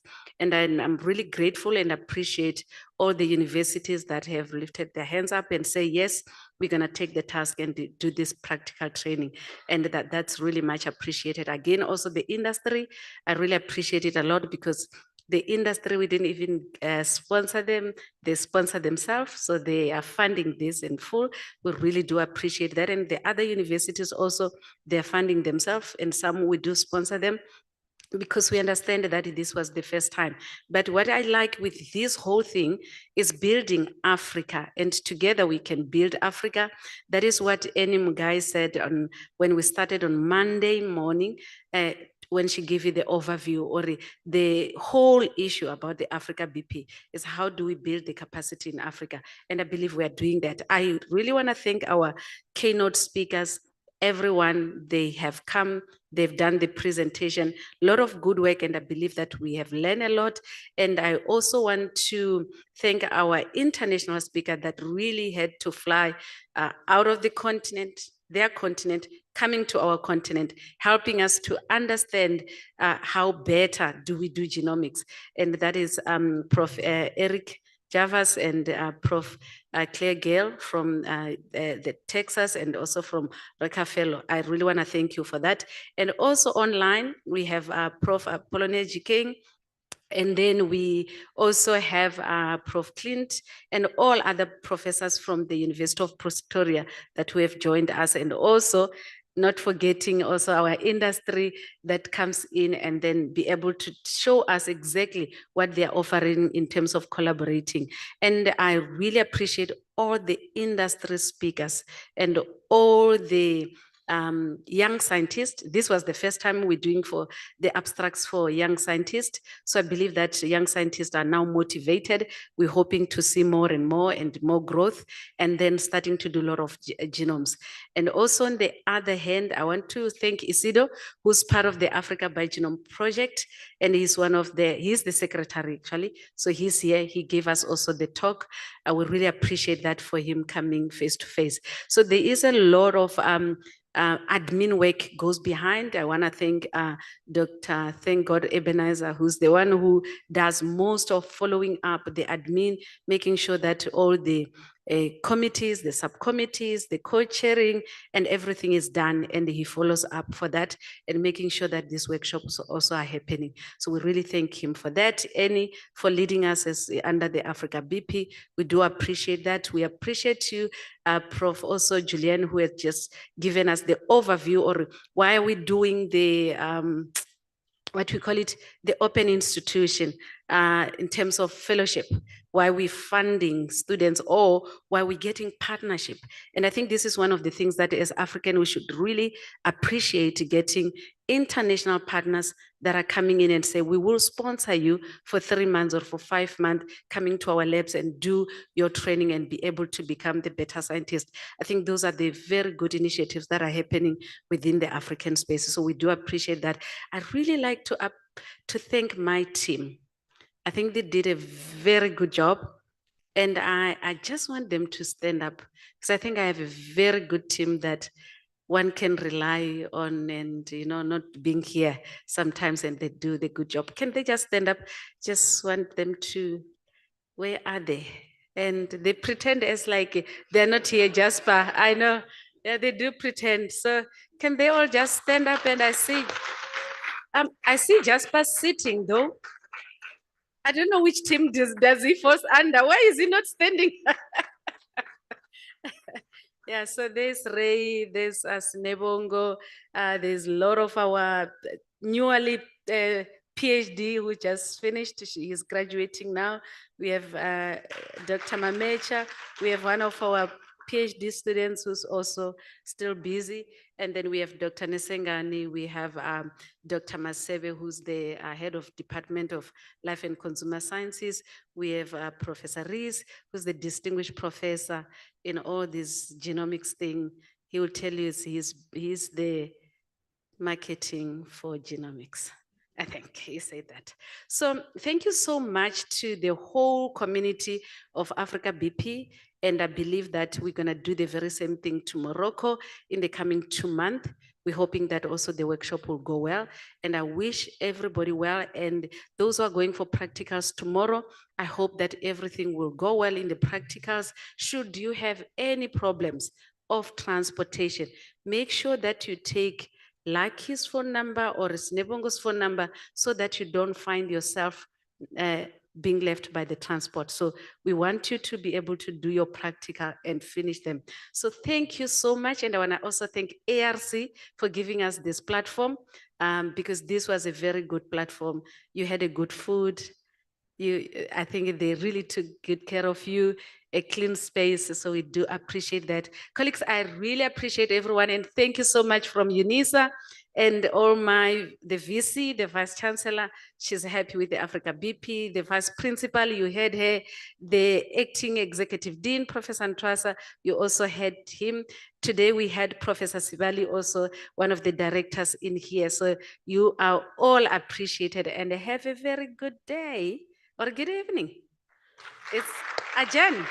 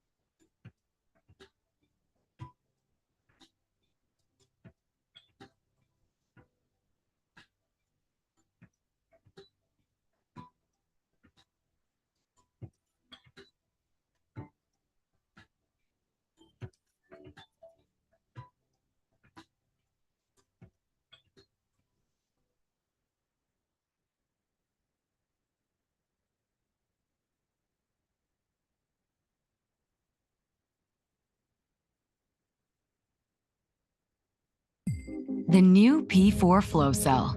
Experience more reads, greater accuracy, and the most cost-efficient runs on NextSeq 2000.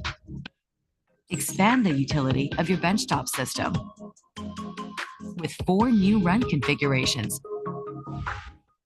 Maximize batching at scale for applications like exome, single cell, and spatial sequencing on the market-leading platform.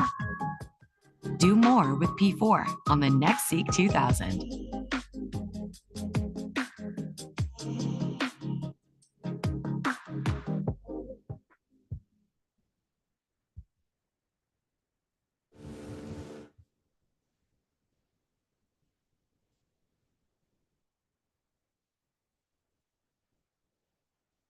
Quang tên hỏi quang thuộc cả nó phát này.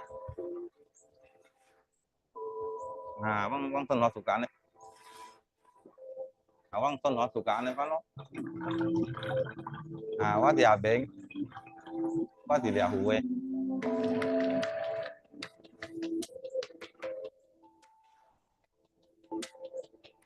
Chúng thay chế mà còn nát.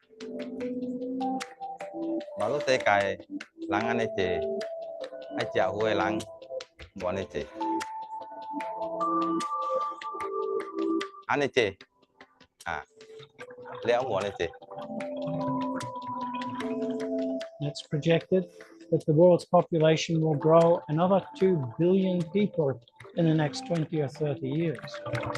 These fish look in really good condition. The key thing here for farmers is to be able to produce enough fish to feed the population in his area, but also globally. My name's John Benzie, and I'm the Acting Director of Aquatic Foods Biosciences for World Fish, based here in Penang, Malaysia.